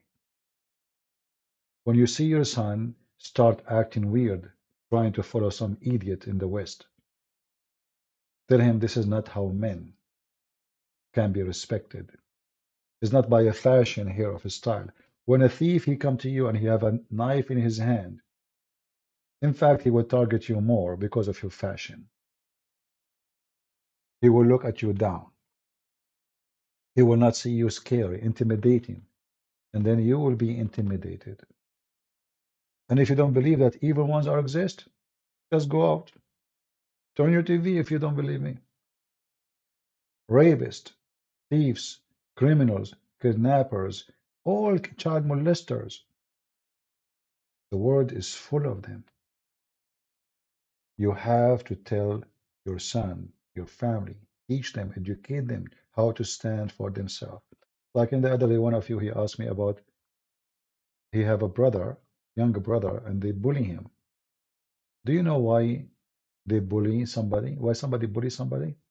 Because that person, his family did not teach him to stand to defend for himself. He's always afraid. And there is somebody is a bully. He noticed that this person is weak. Oh, we got our chicken. We got our victim. Let us go and bully him. They can bully only the one who accepted to be bullied. When you stand for your rights, nobody can bully you. Nobody can take advantage of you. And can happen even inside the house. A man who is not confident, a man who is weak in character, his wife can bully him. Even the wife can bully the husband. Same, the opposite. A woman, she is, very submissive and she don't have a character. She don't speak for her mind and what is right, what's wrong. A husband who is a fool, he can bully her. A brother, he can bully his own brother. Inside the family. So the real reason for bullying, and this is even goes for countries, like the American now, they are bullying many just because they are massive and powerful. The Iranian, they are bullying all the Arab countries around them because they are very powerful compared to them. So when you start seeing that you have muscles, the first thing as an arrogant person you do, you bully the one who is weaker than you. Because your justice, your ethic is zero. So you bully everybody. So as an example, in America, we have the right to do things other nations don't have. We can police people. We can tell them what to do. We can tell them how to vote. We can tell them more democracy, but nobody can tell us. You know, we can put sanctions in somebody, but if you put sanctions on us, we go crazy. So that is a form of a bully. Someone he considers himself higher than others, so he starts bullying everyone, and they look down at them.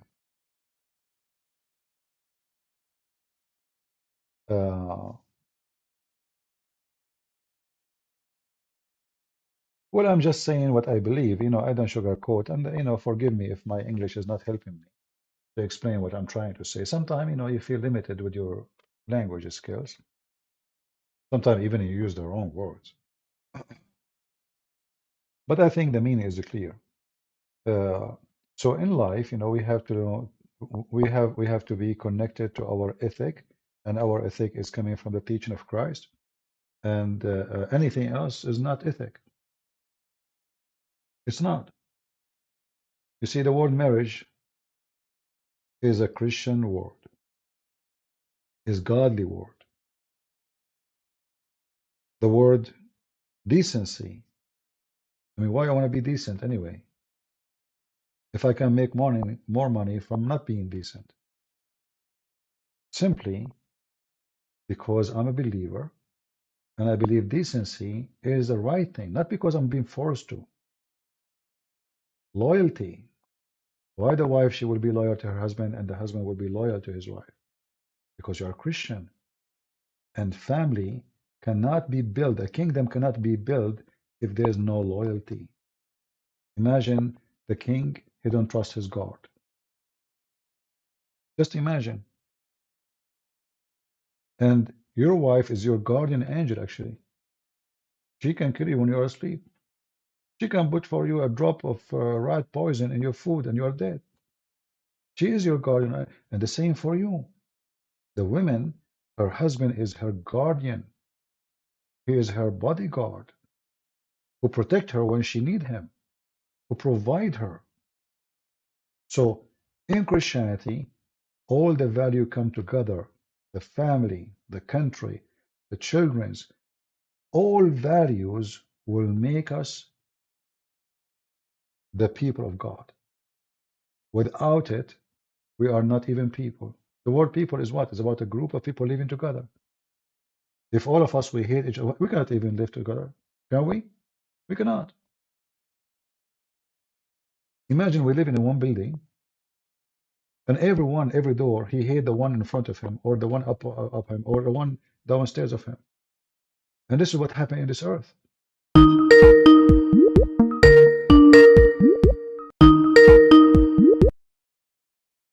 Hello? Hello? Yeah, this is the sheikh who called me before, but he hung up. He left. He said he's busy. He want to go to the gym. Correct? No, I didn't say I wanted to go to gym. No, you said you want to go to the gym. No, So I where was you busy. so where you went? No, I remember you said gym. Anyway, why you are calling, my friend? Go ahead, Mr. Sheikh Muslim Abdul Hamid. Yeah, I wanted to salam alaikum to all my Muslim. You are saying assalamu alaikum to all Muslims?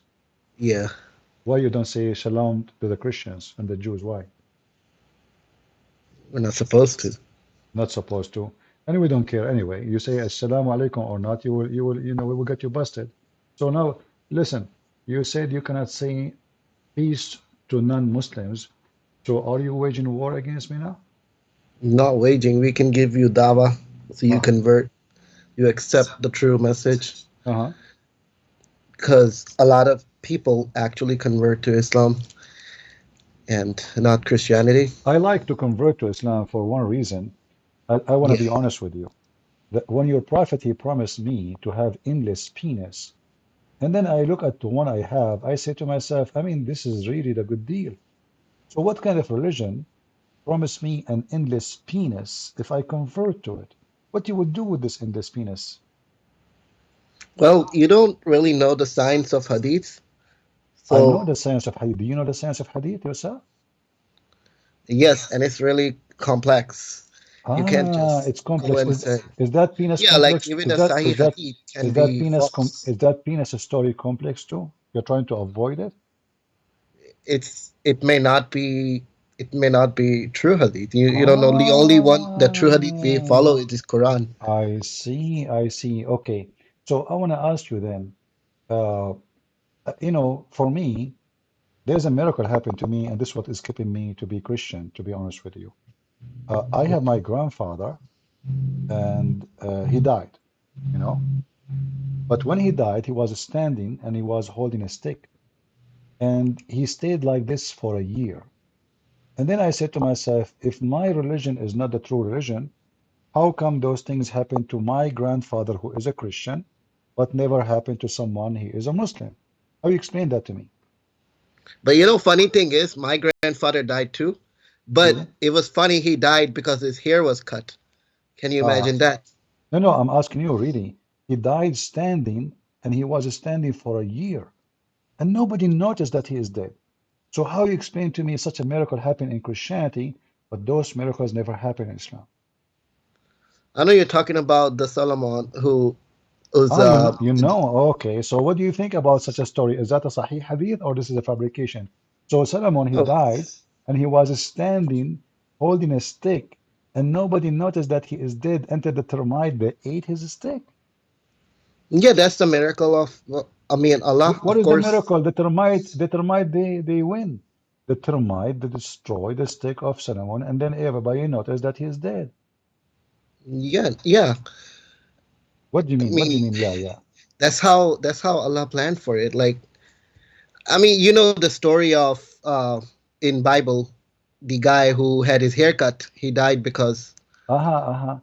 Let us, you know what I'm talking about. we will go there. We will go there. I can show it to you the same story from your religion too. But anyway, so when Allah, he decided to hide the death of this man, uh, how he was able to hide it? I mean, if the guy cannot talk, if the guy cannot walk, if the guy cannot blink his eyes, so how in the world nobody noticed for a year that he is dead? Well, Allah kind of made it appear that No, he's no, he's no. Well, hold on. Is he dead or not? he is dead, of course. Okay. Can he talk?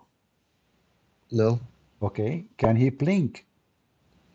no, Do he pee? no, Do he ask for food? no. So how nobody noticed that he's dead? I mean, he was a king, right? He is the Maybe he king. told, But yeah.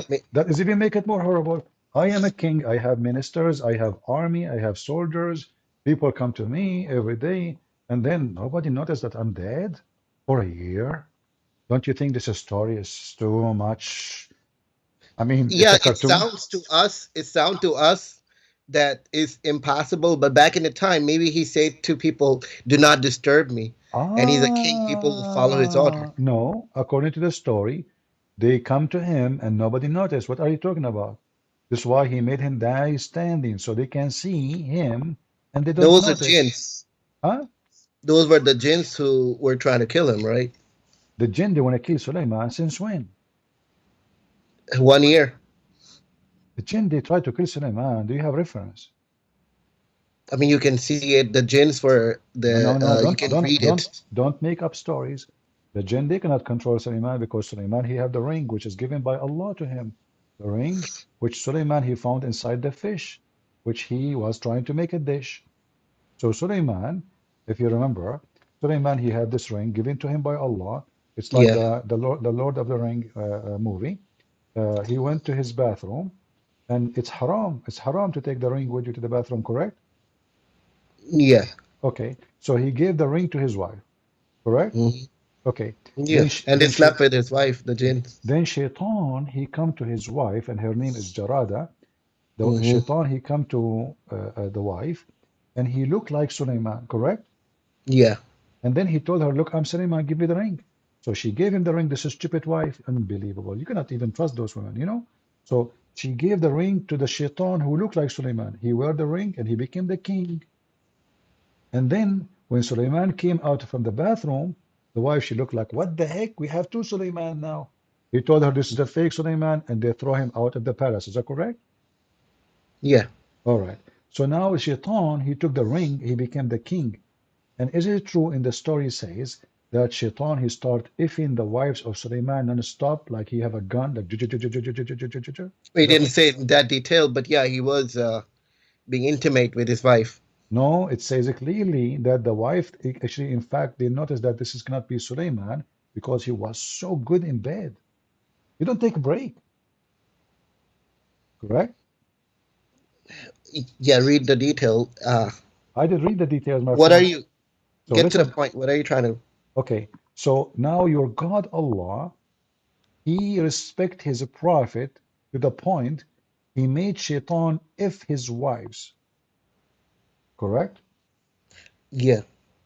What do you mean, yeah? What kind of God he allows Shaitan to have sex with the wives of a prophet Solomon, and he effed them so good to the point the penis of Solomon is not respected no more by the wives. And then they went to the elders. That's not in the Quran. Not in the Quran, but this is in your two prophet stories, no? Yeah, but that's what I was trying to say. You don't know the science of hadith. There's some truth to it, some not. Even if hadith is true. Okay, listen. Yeah. So listen. So do you agree that Suleiman, he have a ring, he controlled the genies? Yeah, I mean, for example, Moses, peace be upon him, he had a staff, like a stick. No, but the staff can do nothing. This is not true. The staff of Moses is not a magical staff. Converted into snake, didn't it? This is not a magic. This is a God miracle. God, he made that. It's not Moses who made it. Are you in the bathroom? I mean, Allah does different things. That time, magic and miracle was more common. Okay, very common. So now, you know, I heard that Suleiman, he have a flying carpet, correct? Not a flying carpet. It was more like a platform. Platform. And how many people they can ride on it? The whole army. Now, it could be.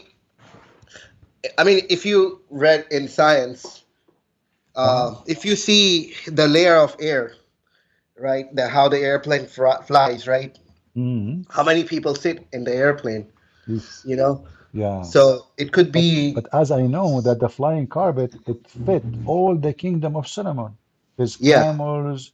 What are you talking about? We're talking about an airplane can take 200, 300 people. According to your religion, the army of Solomon start in Jerusalem and in the Babylon land. Is that correct? You're reading hadiths again. So what? Are you saying your prophet is a liar? He's not a liar. Okay. The transmission. By the way, why you are so drinking too much water? Did you drink camel urine? No, just drinking water. But you are drinking too much, my friend. Be careful. The camel urine. You should not drink water. You should drink camel urine. So listen.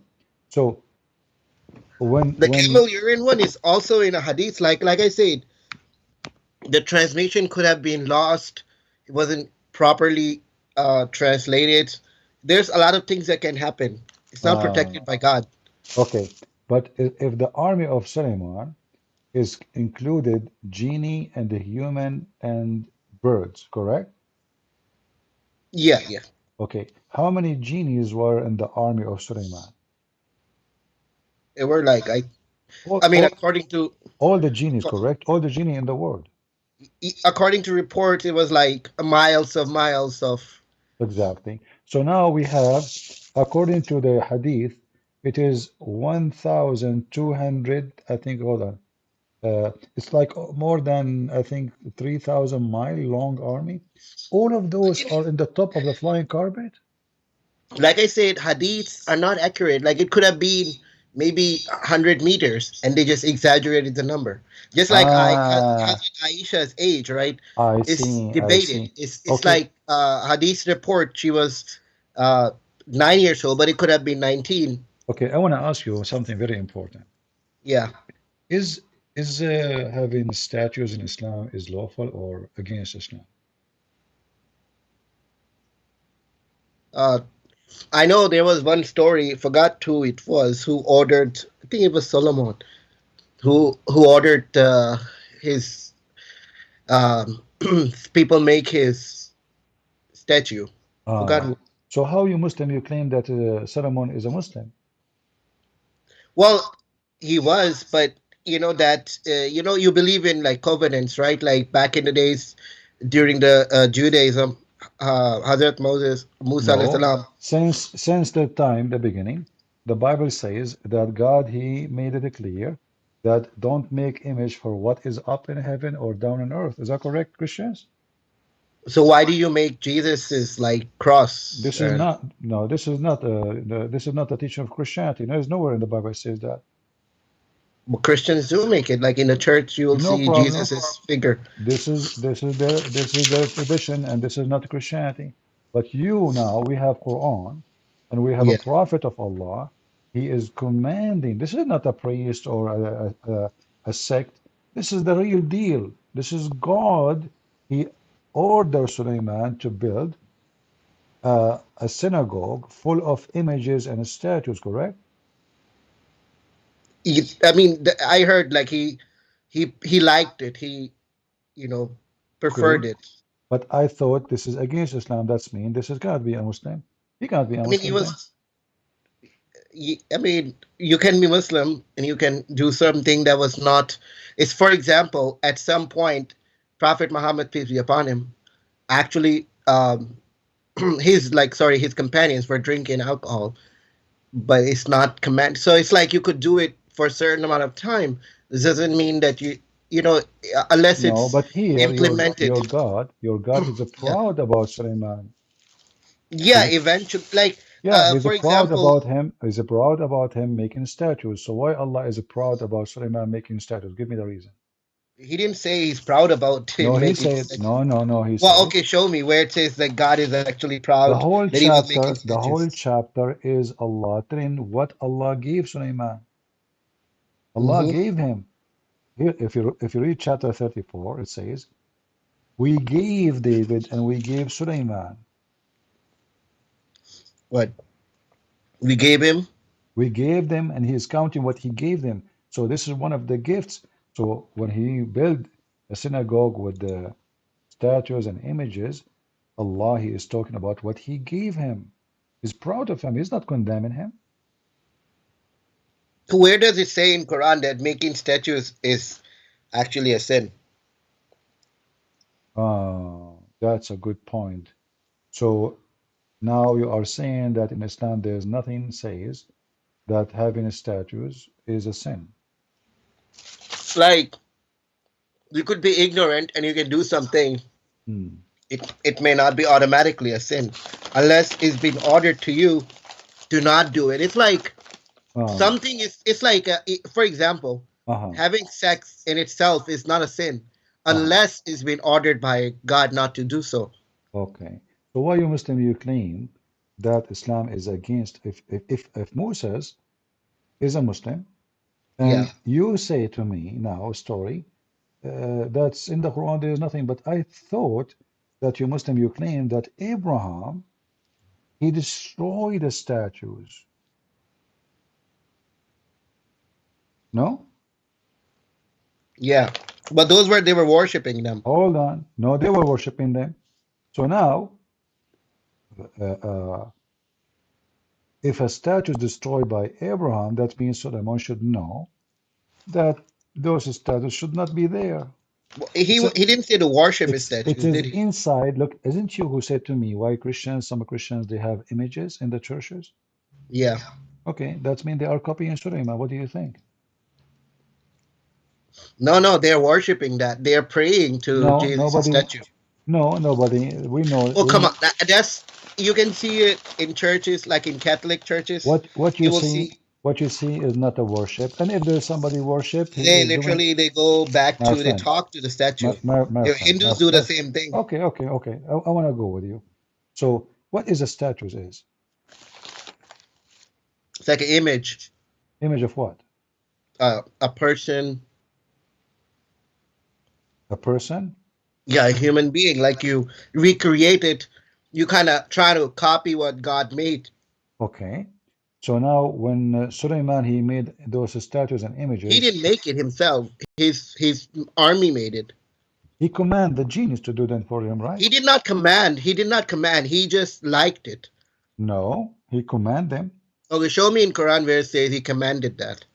Well, it's in the front of you. Don't you know how to read? Where is it saying it? And That he they made commanded for to him. make it. They made for him what he willed.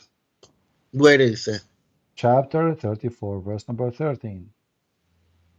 Okay, 34:13. Uh-huh.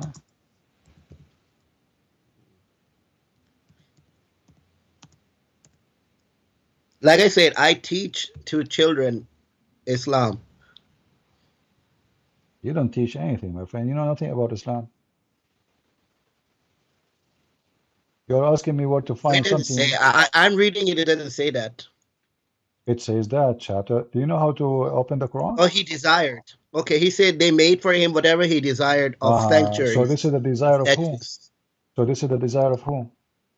statues. If it a desire of Solomon. All right. Was Solomon doing something against Allah teaching or agreement with Allah teaching? He's doing against. Against. Why Allah don't condemn him? He's proud about him. He says he gave them command, he gave them power, and did the Quran says that Allah he said to him, shame on you, why you are doing that? No. When are we going to talk about the Bible? Well, you can talk about the Bible, no problem. But do you know even your Quran to talk about the Bible? What you said? Do you know even your Quran before you talk? Like, do you know the Bible? You don't even know your Quran. How you can talk about the Bible? Well, I'm gonna do read into it. Okay, I wanna ask you a question then about the Bible then. Yeah. The Christian believe in the Trinity, correct? Yeah. What is the Trinity? Well, Trinity, different sects believe in different kind of Trinity. False. If you see False. the Jehovah's Witness, Those are not. They don't believe in Trinity. You are making things up. Jehovah's Witness say that They don't Jesus is they don't not believe. God. They don't believe in Trinity. Don't make things up. The Trinity is the Christians who believe God the Father, God the Son, God the Holy Spirit, one God. Correct? Yeah. Okay. All right. How come the Three gods. Quran? How come the Quran did not get it right? According to the Quran, the Christian they believe the Trinity, that God he marry Mary, and they have a son. His name is Jesus. Is that correct? And I mean, back in the days, there were some sects that believed in that kind of There's stuff. no back in the day any sect believed that God marry Mary because the Christian believe that Mary is virgin. It doesn't say God married, but they No, it worship says no. How? Okay. If so, who is the one who made Mary have a son according to Islam? God. All right. Let me show you a verse in the Quran, and you tell me what does that mean. What you said? There's a verse in the Quran. Yeah. It says, "How can Allah have a son if he don't have a girlfriend?" we talked about this, and I said God was he was mocking. He was joking? He was mocking the people who make Okay, hold such on. claims. But isn't it, this is the refutation for the Christian that they have believed that God have a son? It's not a refute. Like, it's such a silly concept that God is mocking the Christians. So you are saying to me your God is stupid. He make mocking, but he is downgrading himself because by saying, how can he have a son if he don't have a girlfriend? Do you see anyone laughing? I'm laughing. That's a funny, Well, joke. I'm laughing too because your God is stupid. Because if It's God, not stupid. no, because if God is God, he do not need a wife to have a son. God, he can do whatever he Yeah, wants, yeah. correct? So that's the whole concept. He's No, mocking. neither Like, do you think neither the Christians. Who is the one who believes that God have a wife and they have a son? Give me his name. there might have been some people back? I mean, were you there when he made that comment? But isn't it, this is a stupid answer because if I am God, I can have a son without having anything. I do not need to have a. Yeah, God can have if he wants, but he doesn't want to. Okay, but Allah, why he is saying, how Why can does he need a I, son? listen, how can he have a son if he don't have a girlfriend? He didn't He's say, listen, he is questioning the ability of who? he's not. I mean, you didn't get it. It's a humor. It's like a sarcasm. No, you are making things up. Where, I'm okay, not. if there is any interpretation in the Muslim world say that this was a sense of a humor of Allah, or you are making things up. I mean, there are some uh, scholars that Never. say that. That's false. Same time, Allah questioning his ability. Does it say, how can he? He's not. He's not really questioning himself. Is Why that would he question himself? he did? How can he have a child who is the one questioning the ability? Is that a mockery of us or mockery of himself? Because if God, your Muslim God, uh, he questioned how can he, then your God cannot be God because Well, he's not then he talking. said. Then he said, like, if he wanted to have a wife, he would have had it from, like, the like the whores. That's, of Exactly. course, a So look at mockery. this. So now you confirm that your God Allah is like me. He can have a wife, he have a penis, he will sleep around, and then he can have a son, correct? Nope. What you just said to me, he said, you are the one who mentioned. You're obviously watching my videos. So uh, if I want to have a wife, I will take it from the whore. The whore is women, female, correct? Yeah, I didn't watch your video, but I read this. All right. So the whore, are they a female a human or not? They are not humans, but they are considered females. Yes. So you Muslims are going to have sex with beast in heaven? No. They are special. They're not like So let me repeat humans the like question on Earth. again. Are they human or not? You will have sex with animals? No. So what are they? They are like angels, like angels. Not they are You are angels, going but to have sex there's with different. angels? No, they are different kinds. Like, they're designed just for pleasure. I mean, I don't Designed want to for go in detail pleasure. because that's more like uh, um, metaphysical stuff that we don't really know about. Why? Hmm? Why? Well, your I mean, prophet, because we will. your prophet, he described them as a human.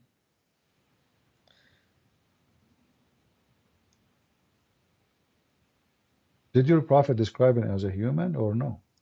I mean, you're referring to hadiths again. Okay, let us go on together. So, Uh-huh. do the women, this whore, have a vagina or she don't? We don't know. We will see when we die. So you will have sex with their what? Their mouth? So, excuse my language. We don't know. We will see What do you when mean we we don't die. know? Isn't it?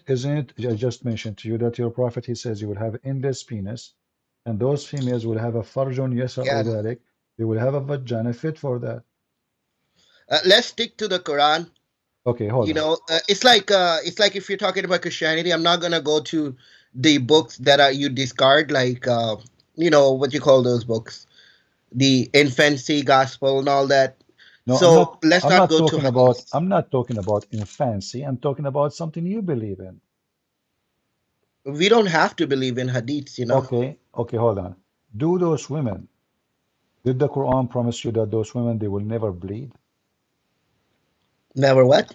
They will never bleed when you have intercourse with them. Show me where it says that. Okay, does the Quran says nobody F them and nobody made them bleed yet? You say they are a virgin, yes.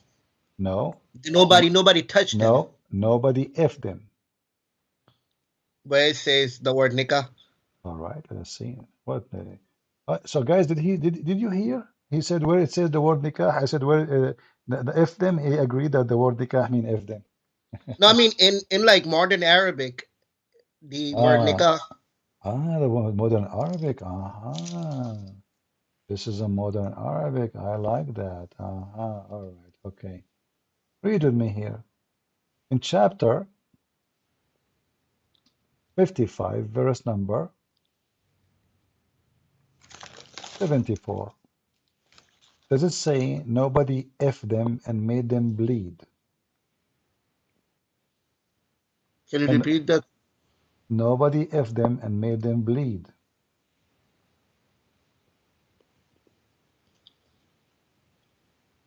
You go say nobody touched them. That's false translation. Go to Arabic. You don't know Arabic, do you? I mean, I know a little bit. Don't tell me go to Arabic if you don't know Arabic. I say a little bit. You do not know Arabic. Don't lie. Do you know Arabic or not?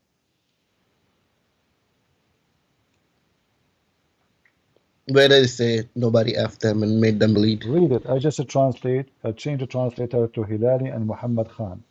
But that's in bracket. Those are from your country, from Pakistan. How do you know I'm Pakistani? Because you are drinking too much water. That means you are drinking too much camel urine. No, I don't drink camel urine. That means you spend the whole night watching Bachabazi. I don't watch Pachabazi. That's Afghanistan, anyways. Why you change your habit? What happened? That's Afghanistan. Afghanistan. No, I can show you. In Pakistan, they do watch Bachaba. Listen, whom no man or jinn yatmuthahunna. What yatmuthahunna mean? What? Yet. You claim that you teach Arabic and you are a sheikh. I don't teach Arabic. I teach Sorry, you Islam. teach Islam. Yeah, you are a sheikh. I saw you. You have a big office. You have a microphone. You are a big shot, man. So now. Yeah, I teach Islam to kids. So what yatmuthuhunna mean? To have like sexual intercourse. It says yatmuthuhunna, not only sexual intercourse, make them bleed. الطمث. الطمث is bleeding. So are they human or not? Like did nobody open their hymens? But it says yatmutahunna, which means make them bleed by opening that. So now are they human or they are not? They appear like humans. All right, thank you very much. So now we go back to zero. You said, Allah, if you want to have a wife, He will have a wife from the hur. I said, well, aren't they human? You said there's no proof they are human. Now I confirm, and you confirm with me, obviously they are human. Now, those women, obviously they have a vagina. Appear as humans. They have a vagina, correct? Do they eat? It does not even say that they eat, they have a life. No, they're I don't care appear about as that. humans. I'm not asking about the age now. Do they have a vagina? Okay, let me ask you this question. Don't change the Wait, topic. Do they have a vagina? I'm not changing the topic. I'm just saying to clarify. Do they have a vagina or not? They do, of course. That's why they have hype. Okay, stop here. So now Allah, He said, you said to me, you are the one who mentioned it. If Allah want to take a wife, He will take it from those, correct? Yeah. All right. That's mean Allah have a penis and He is going to do intercourse with them because He want to have a child.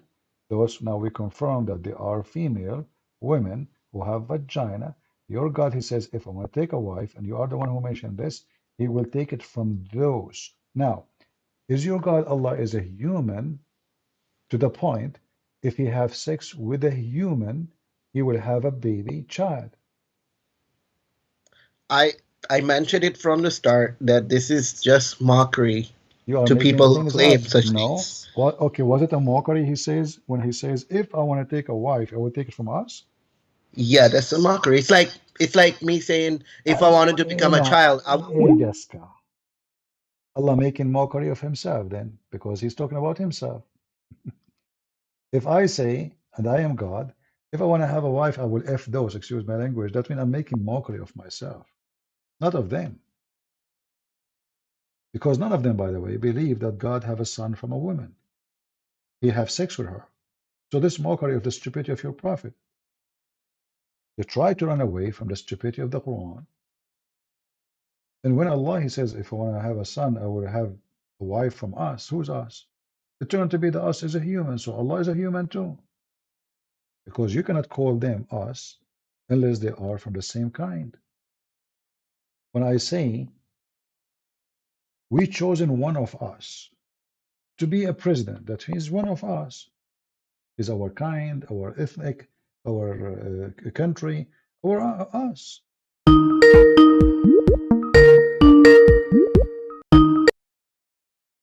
Don't waste my time. Don't make things up. If you Well, say we you didn't can, talk about Samson like if you you said we're say, gonna if talk you about it. listen, if you repeat the word mockery one time, you have to prove it. Can you give me a reference that says it's a mockery? Okay, let's say I accept my defeat, but let's go to Samson, okay? You accept your defeat in what? I did not defeat you yet. Allah has been defeated. You are just agreeing that your prophet is going to have sex with us. Is Allah is a human? No, he's not. I mean, I still So stand. why That's he my understanding. so why he called those females us if he is not one of them? Like I said, it's my understanding, but I cannot. Maybe people who did study Islam understood it differently. But let's go to Samson, okay? Okay. Okay, go to Samson. Go ahead. All right. So Samson, like you make mockery of Solomon holding a stick and dying, but what about Samson who died, who had like a power in his hair? Like, what kind of stupid thing is that? This is not about the power in the hair of Samson. This is about him when he disobeyed God. When he did cut the hair, simply he disobeyed the pagan person who He is. didn't cut the hair. That was the army. This is They what? figured What? out. This was what? That was a story that his wife betrayed him, Exactly. and she So how what happened when you disobey God, you lose your power. This is the he whole he story didn't is he didn't about. he didn't cut his own hair, did he? No, listen. Okay, tell me what the story is. I want to learn it from you. Well, yeah. So he had a secret that he has his power in his hair, which is kind of silly, and his Ah, wife okay. Listen, was is this a story is in the Quran too? no, What if it is? that his power was in his hair. If this story is in the Quran, what you would do? You just I said mean, I'll read the word. it. You just said the word silly. You mean stupid. That his power was in his hair. That's in No, no. Quran. Before we go there, I'm asking you if this is a story is in your book, what you would do with it. I'll read it again and see. But a second ago you confirmed it's a silly, it's a stupid. So suddenly now it's not, I have to read it. So do you see how you change your tone? I did not even show you any reference. I just said if this is a story in your Quran, and it start like, I have to read it, what to read it. Now read for me the story of Solomon. Go ahead. The story of Samson. Yeah, so he had his power in his hair, which Uh-huh. is silly. If Okay. it's and his wife was begging Does him it to tell say, him. okay, if we when you say he have his power in his hair, what the story Yes. is speaking about sin there in the story? What they're talking about? What?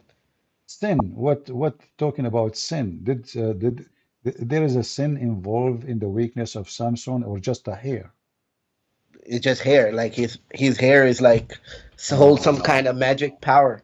does it say that Samson he went to a woman, she is a fornicator, etc., or there's nothing there? He did go to a brothel. Okay. So can you quote for us the reference of what you are saying so we can laugh together? And by the way, In the and by the Bible. way, and by the way, do you know that the story says that the people of Gaza are a bunch of hookers? Yes. Thank you very much. Do you agree?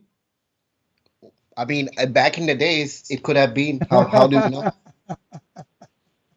Back in the days, it's very funny that Samson he destroyed the temple of the people of Gaza, and the people of Israel today they are doing the same as Samson again. Go ahead, go Yeah. ahead. Tell me about Samson. Go ahead. So he had a power in his hair, and he Uh-huh. was really powerful. He was destroying. He killed a lot of people, Okay. and Is that really because he have a power of his? Read for me the verses. Go ahead. I don't have Bible in front of me. Because how you quote for me? How come when I quote for you a story, I show you the reference, I show you everything. So I will give you a chance to go study it, and you call me back so we can laugh together. Don't you want to do that? Okay, but All if right. I say No, my but don't. grandpa, No, but hold on. We are not done yet with the story of Samson because you don't have reference, right?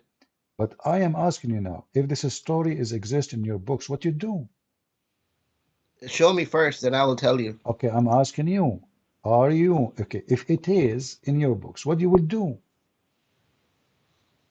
Depends on how. If it's really stupid, then what?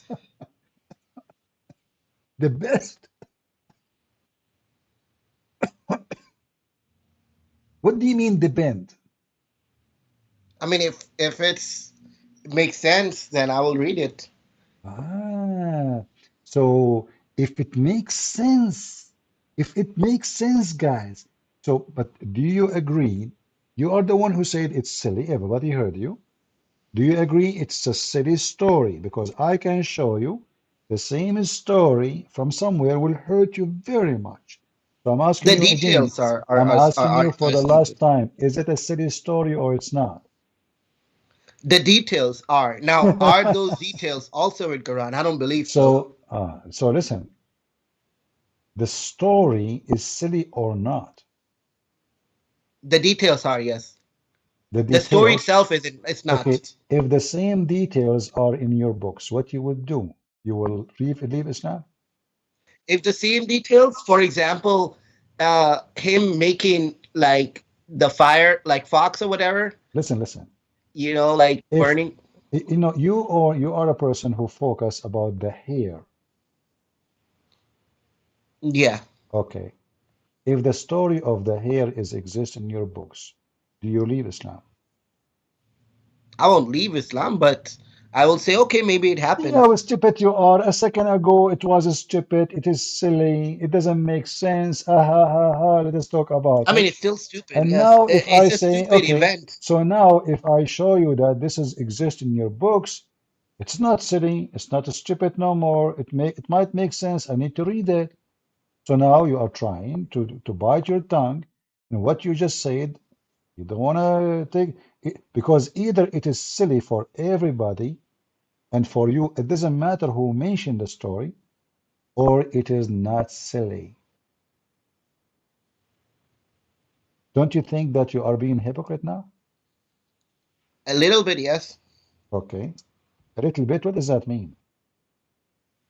Meaning that I understand this, yeah, because I was thinking in a sense of reading the whole context. It is silly, but Ah, I if it's see. a true event, then it's not silly. Uh-huh.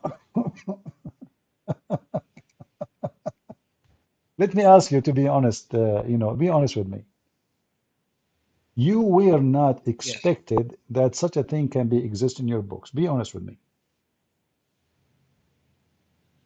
No, like be honest with you, there are certain things like magical, Uh-huh. for example, the story of the cave and all that. So there could be such events happening. I was just what my point was that you were criticizing the story of Solomon that he died holding a stick. I was comparing that. Well, such things can happen. Even in Hmm. Bible, this mentioned. Ah, okay. But my friend, you see, in the Bible, there's no, when we read the Bible, we don't read it as the Muslim they try to read it because it's not the hair who give a power for somebody, it's God who give power. So if a person, the here speak about the honor, they speak about him being like, let us say, not following the pagan, not being with the pagan, not being a pagan. He's opposing the pagan of Gaza. But when he do wrong, then he lose his power. Now, if I show you the same exact story in your book, are you willing in front of everybody to leave Islam? Yes or no? And you mentioned I that will this is leave. about, Like I said, it's not. and you mentioned that this is about the hair of Samson, and it's funny and silly, correct? It is. See, let Okay. me tell you this. Even the Solomon story, it I is am silly. asking Silly does you, not mean it's you false. said it is silly. Is it still Yeah, silly if it is in your book? it is silly. Yes, Okay. silly doesn't mean it's false. It's just a silly thing. You know, silly thing can be true. Somebody slips on a banana peel.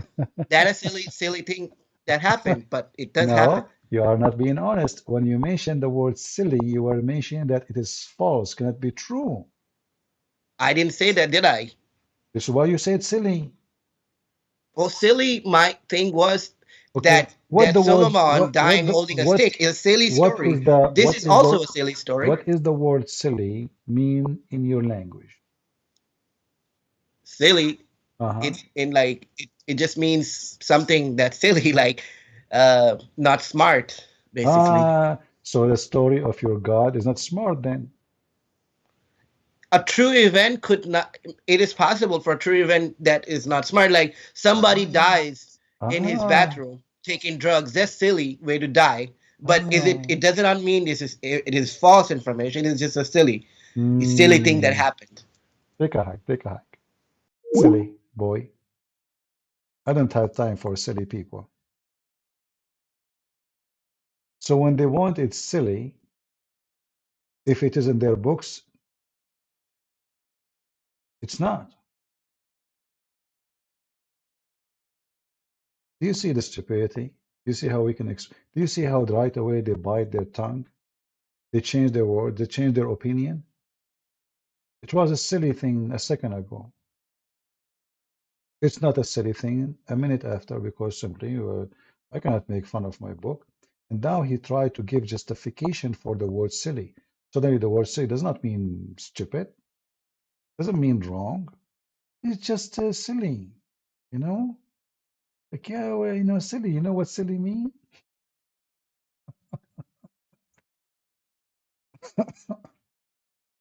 There's many stories in the Bible. Uh, if you take them in a very literate way, then you are just a fool. Uh, but for us, we don't. There is time when you can take things literally, and there is time when you don't. So, like as an example, when Jesus he said, "There is no other sign will given to you other than the sign of Jonah." But is Jesus talking really about being inside the whale?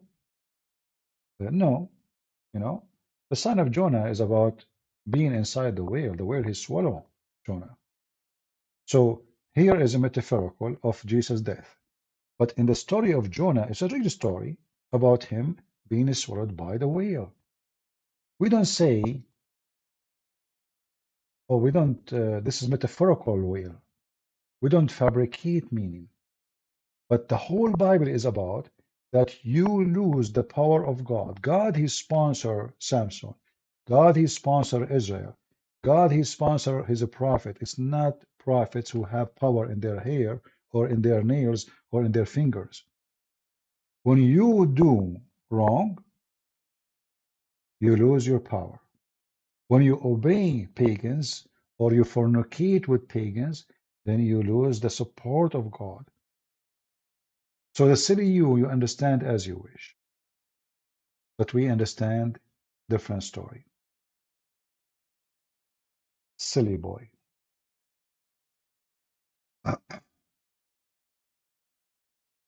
I advise you to go and read Al-Qurtubi and laugh at yourself. But too bad. You're just a silly boy. Uh,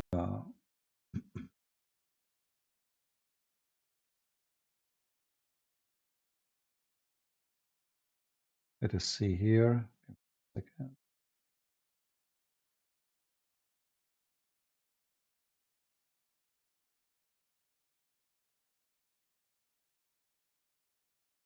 One of the practice of Muslims, uh, they make fun of you in your book, as long what the story is he's making fun of is not in his book. The second you prove to them that it's in their book, suddenly the story is respected. Suddenly the story is a good story. There's nothing even wrong with the story. You know, if we say to the Muslims,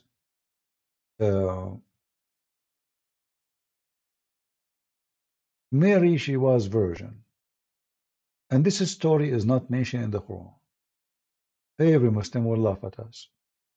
They will say, you Muslim Christians are a bunch of stupid people. Do you really believe that Mary, she gave birth and she's a virgin? Are you stupid? But just because the story mentioned in their Quran, suddenly the story is very logical. But if you think about it, the story in the Quran is not logical. Why? Because there's no point. Why Jesus is the son of a virgin? It doesn't make any difference anyway in Islam. He's just a prophet. It makes sense only in Christianity. In Christianity, Jesus is the Son of God. He's the son of no man. He's born of a virgin, of a prophecy speaking of him, that the virgin, the young virgin, will give birth.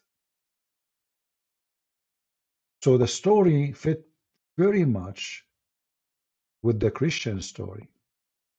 When Muhammad, he stole the story, he put it in his book, the story does not make any sense. My mother, your mother, she can claim to be a virgin when she gave birth to you. Nobody can prove it or disapprove it. And it's not logical. Because all men, they are, after Adam, they are born. They are born from sexual intercourse. There's nobody, not a single person except the Messiah, is not born of sexual intercourse. So why only the Messiah? That's something the Muhammadan cannot explain. Muhammad, he took it, he stole it from the Bible, he put it in his book, and now we are laughing at what he say.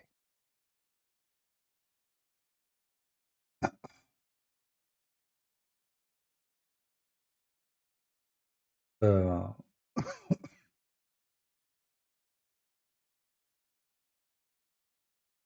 I find it very funny that he agreed that the women of Gaza, they were very well known of being prostitution. It's amazing. He acknowledged that. And it's amazing that the story of Samson happened with the people of Gaza. They are always pagan. They never change.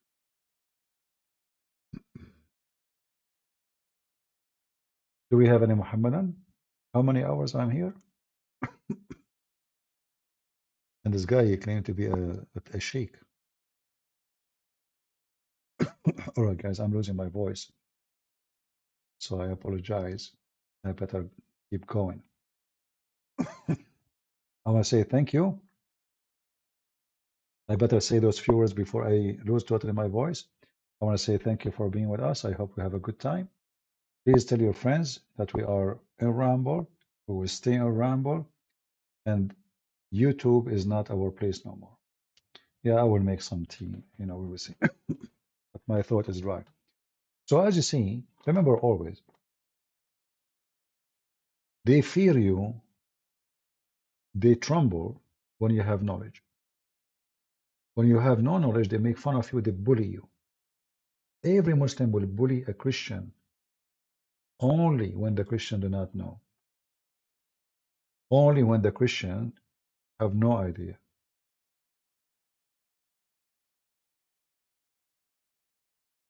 And remember one thing, that all the stories of Islam is stolen from somebody. I believe even the character of Muhammad is not real. The character of Muhammad is stolen from a guy, his name Prophet Mani. Prophet Mani is Muhammad. Muhammad never existed. He never was there. The story of the Virgin, the story of Jibreel, all these stories is coming from the story of Mani. Mani, he was a person trying to replace Jesus. Even his sect, they try to draw him look like Jesus. So if you go and search right now, actually even they have a book for him until now. And there's a groups in America, they follow him, Prophet Mani. So if you go to the story of Mani, you will see how much similarity between, look at this, how much similarity between the story of Muhammad and Mani. Mani is a person who was trying to replace Jesus and trying to copy Jesus. Look at this. This is a prophet Mani.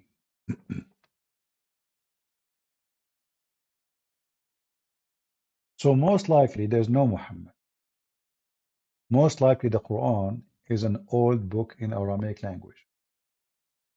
Most likely Muhammad is a fictional story adopting another character. It's like, Alexander the Great, his name is Alexander the Great for the Western. His name is Dhul Qarnayn, the man with the two horn, for the Middle Eastern. Because the Roman, they come wearing a hat, have two horn. But it's the same person. The same person. And Muhammad, he does not exist. Whoever fabricated this cult, he took Mani and he put him in the place of a person, his name is Muhammad, and vice versa. So Muhammad became Mani and Mani became Muhammad. And then when you check the details about this person, you will find a lot of surprises. A lot of surprises about things happen to Muhammad happen exactly to Mani. So I hope next time we will have more Muslims who they are not silly and they are willing to call us and defeat us as usual. Did we have a good time? Did we learn something new every day? I think so. I was planning actually to go for a short. I better go. I was planning to go for a short video, but you know, you know the thing. Anyway, guys, I want to say God bless you all, and I will try to go live tomorrow if I can, but if I cannot, maybe I should rest my voice for some time. Please share the link with everybody. Tell everybody you want to fight the Christian Prince. This is where you can find him. And we showed you that we have a code. You can scan it and you can find me. If you go to Patreon, you can find the code. Thank you all for being here. May the Lord bless you. God is good. So is Jesus. And this is why Muhammad, even though he is the satanic prophet, he could not deny who is Jesus. Remember when Satan he came to Jesus, he said to him, if you are the son of the holy God, if you are the son of God, throw yourself. Satan he knew. When the demon inside the man, they said to him, Jesus, the son of the Holy One, the Great One, what do you want from us? Even demon, they knew and they recognized who is Jesus.